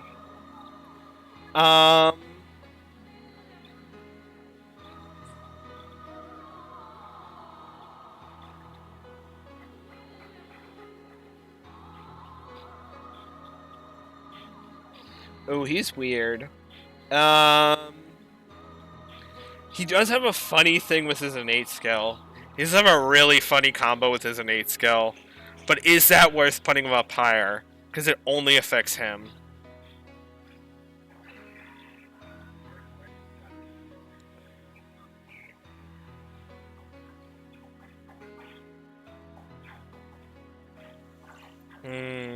Because he really is just one attack, isn't he? He really is just one attack and that's it. Yeah, and he's not even... Yeah, his skills kind of conflict with each other. I'll put him in... It was a funny gimmick. That well for damage. His physical powers do 3 times the damage. Yeah, that is pretty funny. That's what I was meaning. Yeah, he is pretty funny in that regard. C minus. Because I think that's really funny. That his physical repels do a lot of damage. But I think outside of that, he doesn't really have much going for him. It is really funny though. The big fat elephant. And then they deal damage to you, that's true. Oh, I can... Because I think also skill-wise, he's a little bit lacking in the skill department at base. He's not horrendous, but like he's kind of lacking. I'll put him in C minus just because the innate skill is funny. So defensively, he is weak to sleep, electric, wind, and light. He resists poison and dark, and he reflects physical. So you know it's kind of ass. It's pretty ass, but he reflects physical. Stat-wise, he's got great strength, okay vitality, like a kind of okay magic, even though he doesn't learn any magic attacks, so whatever. And like bad agility and luck. His innate skill is Elephantine Ricochet. It increases the damage dealt when repelling an attack based on the number of weaknesses he has, which is kind of funny. Own demons to kill themselves in confusion. That's really luck based, but also you can set those demons up so any repel kills them. Yeah. Gamagog would be good. Oh yeah, if it was party-wide, it'd be great. Oh wait, Gamagog is party-wide? Oh, I didn't know that. I thought it was only him. Oh, I didn't realize Gamagog's was party-wide. I thought it was only Gamagog. Oh. Yeah, that's really good. Okay. I didn't realize Gamagog's was party-wide. Oh no, it's party-wide because he gets... Oh yeah, no, never mind. I'm stupid. Yeah, sorry, I'm stupid. Yeah, I completely misread that. Okay, yeah. Elephantine Ricochet is a really funny skill when he gets hit by physical. It only affects him though, so it's kind of like niche, but it is really funny when you proc it. Skill-wise, he starts off with Hell Thrust, Hades Blast, and Maracunda, and then he gets Toxic Spray, Critical Zealot, and Poison Master. Potential-wise, he has +4 in physical, +1 in ailment, +2 in support. He's not very good, skill-wise. Hell Thrust is good because it's Pierce, and +4 means it does decent damage. Hades Blast is okay. Maracunda is a debuff. Toxic Spray is an ailment, which sucks at +1, but it can lower defense with it as long as the enemy isn't immune to poison. Which means he is just lowering defense. Critical Zealot is not that great for him because he doesn't have any attacks that have a high crit chance. So, like, you kind of got to use... so it lowers his overall damage unless you're stacking crits. It's like, whatever. Poison Master is funny because he only has one poison skill at +1. It's just like, why does he have this?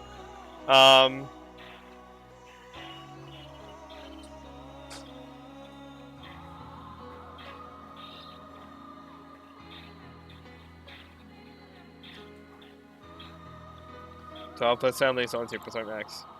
Actually, I'm looking at it. He's probably a D demon. Yeah, he's probably like a D+. It might even be D, because he relies on crits to actually deal any damage. Yeah, I'll put him in D.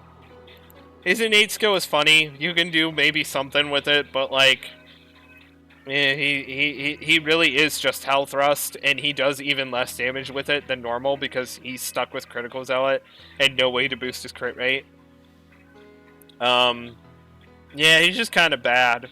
He lowers defense, and he clicks Hell Thrust and hope he crits. And if he doesn't, he's a very sad one-eyed elephant, and he bounces things off his belly. That's about it. That's about it. Oh yeah, you're alright. Physical Repel does have that. I'll boost him up to... Yeah, I'll boost him up to low C-. Because Physical Repel is useful for certain bosses.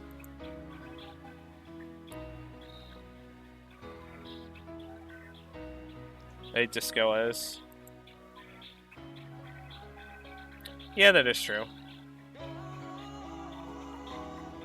I'll put him in low C- because of that. He went from C- to D to C- again. Alright, it's fine. Alright, I probably can do only 1 to 2 more demons tonight, and then the rest will have to be tomorrow, but yeah, let's do Seth. Seth.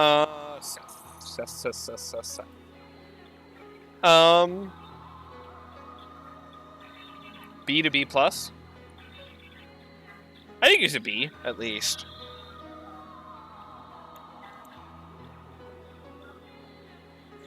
Yeah, that's a true point. Fair point for the elephant, yeah. I think Seth is like B to B+, at least.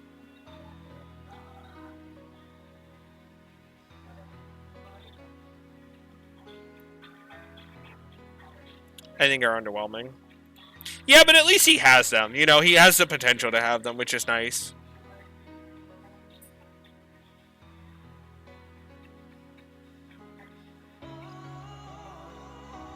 Although the point where it's kind of cool that it affects enemies as well, but that's also niche because you have to be fighting an enemy.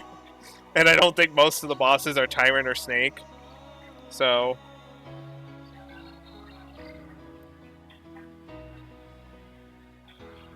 you only get the normal crit rate. Aw, that's kind of sad. I mean, the crit rate is a crit rate. It's not great, but at least you can crit. yeah. I'll take it over not critting, you know? I'll take it. I think he's a B.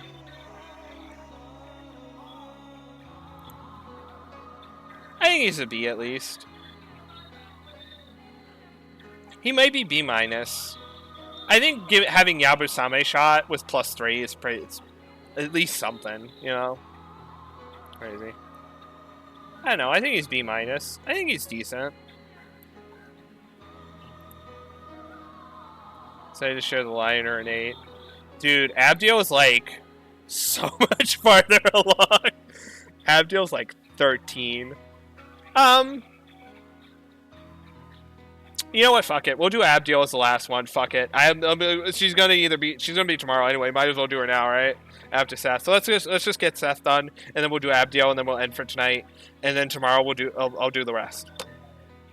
So Seth, B minus, I think. Defensively, he is weak to ice and mirage. He resists light and dark, and he nulls electric. And later on, he gets null force, so he gets to null wind as well. Stat-wise, he's got great strength, good magic, okay vitality, kind of bad agility and luck. His innate skill is Usurper's Ambition. His magic attacks can become crits for I think the whole party, because it doesn't say just him. When a tyrant or snake demon is present on either side of the battle. It's kind of nice if with including enemies as well, but like enemies that only obviously counts for specific things. And again, as was said in the chat, it's only a 6% chance, but crit rate is better than no crits. It is kind of niche. You have to set it up, and it's not really worth it. But you know, if like you randomly have a snake or tyrant demon with Seth, it works. Skill-wise, he comes with Madness Nails, Mazandine, and Tentarafu. Madness Nails is pretty good. And then by level up, he gets Null Force, Yabusame Shot, and Zyobarian. Potential-wise, he has +3 in Physical, Electric, and Wind, and then +2 in Ailments.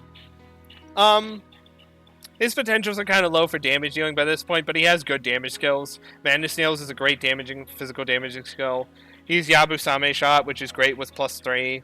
He's the highest so far potential-wise with Yabusame Shot. It's a guaranteed crit, guaranteed hit, guaranteed pierce. Only unfortunate thing is that it's weak scaling, but whatever. He has heavy wind, he has heavy electric, decent in both. I'd say his one throwaway skill is Tentarafu. I don't know why he has Tentarafu. And only +2 in ailments. It's a throwaway skill, don't use it. Don't use it, please. And 8. I actually Pandemonic Feast Abuse. Yeah, I think Madness Nails is great physical. Madness Nails is a great physical skill.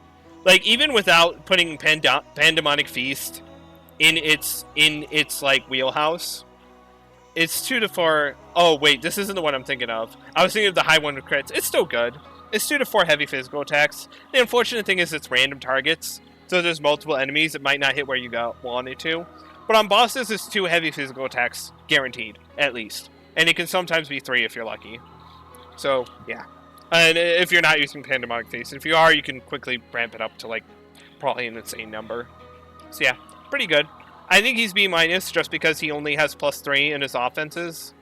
Which sucks at this point. Kind of sucks at this point. And, his innate skill isn't the best. It's just kind of okay. Kind of neat. Kind of like a niche okay skill. Like, if you have it, great.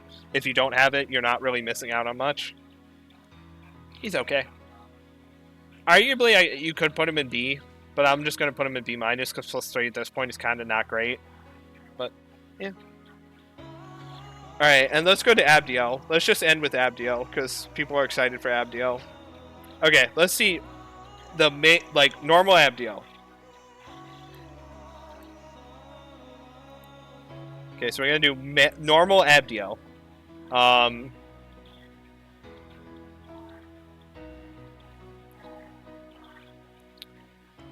So what is the lie about normal Abdiel?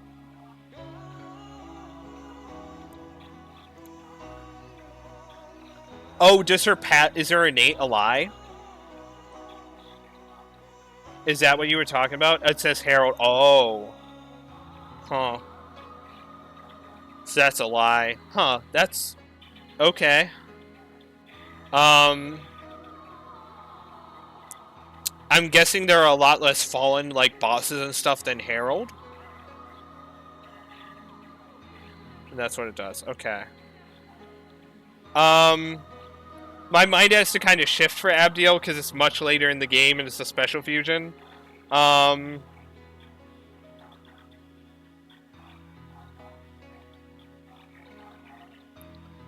I'd say for the point you get Abdiel, she's probably like B plus. I would say she's like okay.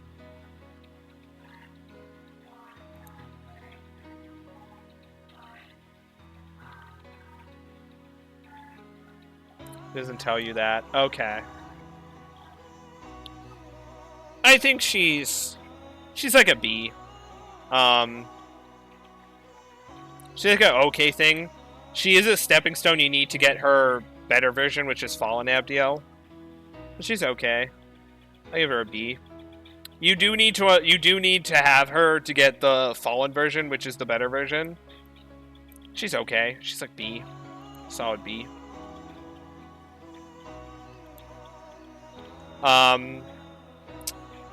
Defensively, she is weak to dark, resists electric and wind, and repels light. Being weak to insta kill, it's always a crap. It always sucks. Doesn't matter what your stats are. If someone walks up with a dark attack, Abdiel can just go bye bye and just disappear into the void, which is unfortunate. Stat wise, she has good stats. I think for level 80. 70 strength, 50 vitality, 65 magic, 55 agility, 31 luck. We are skipping ahead quite a few levels and quite a few demons, but this is the end of the stream, so we're just going to end with her. Her innate skill apparently is Lie.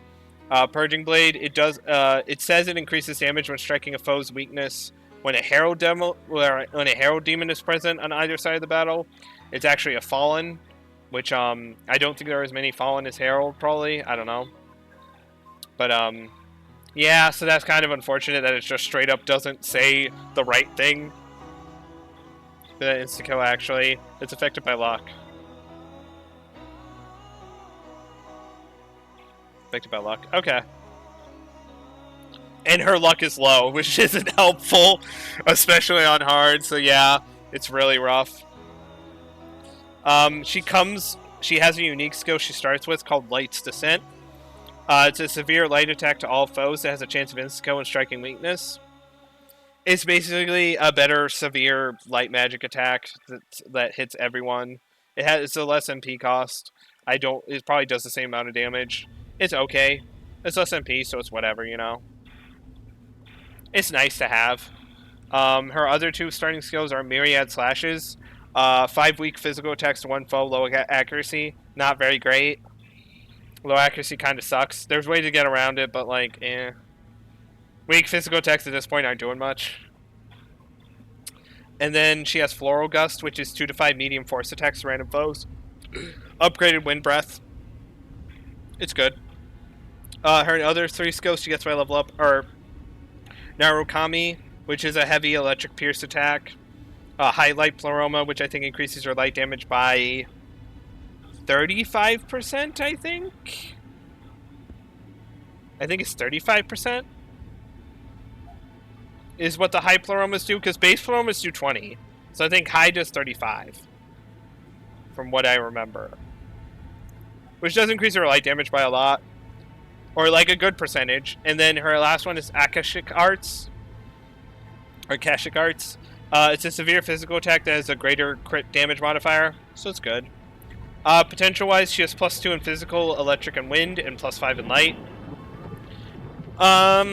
Overall, her other potentials are kind of low for this point, which kind of sucks. But she does good light damage, and she has great wind skill, a good electric skill, and good physical skills. So, well, a good physical skill. Myriad Slashes is kind of whatever, unless you do a lot of setup for it.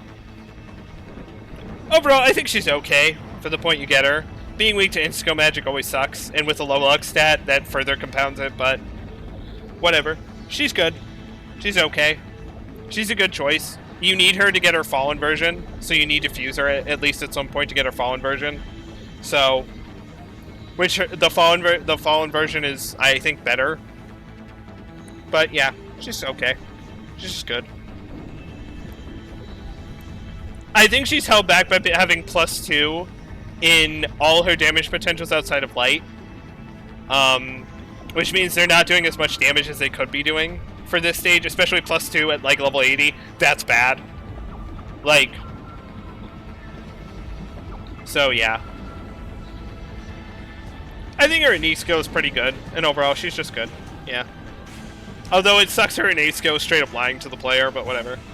But yeah. I am going to end it here because I have to go from the area I'm at, and my throat hurts. So tomorrow I will be finally finishing this goddamn tier list because I only have like 40 demons left. Funnily enough, tomorrow we're starting with Mara, Penis Chariot, so that's gonna be great.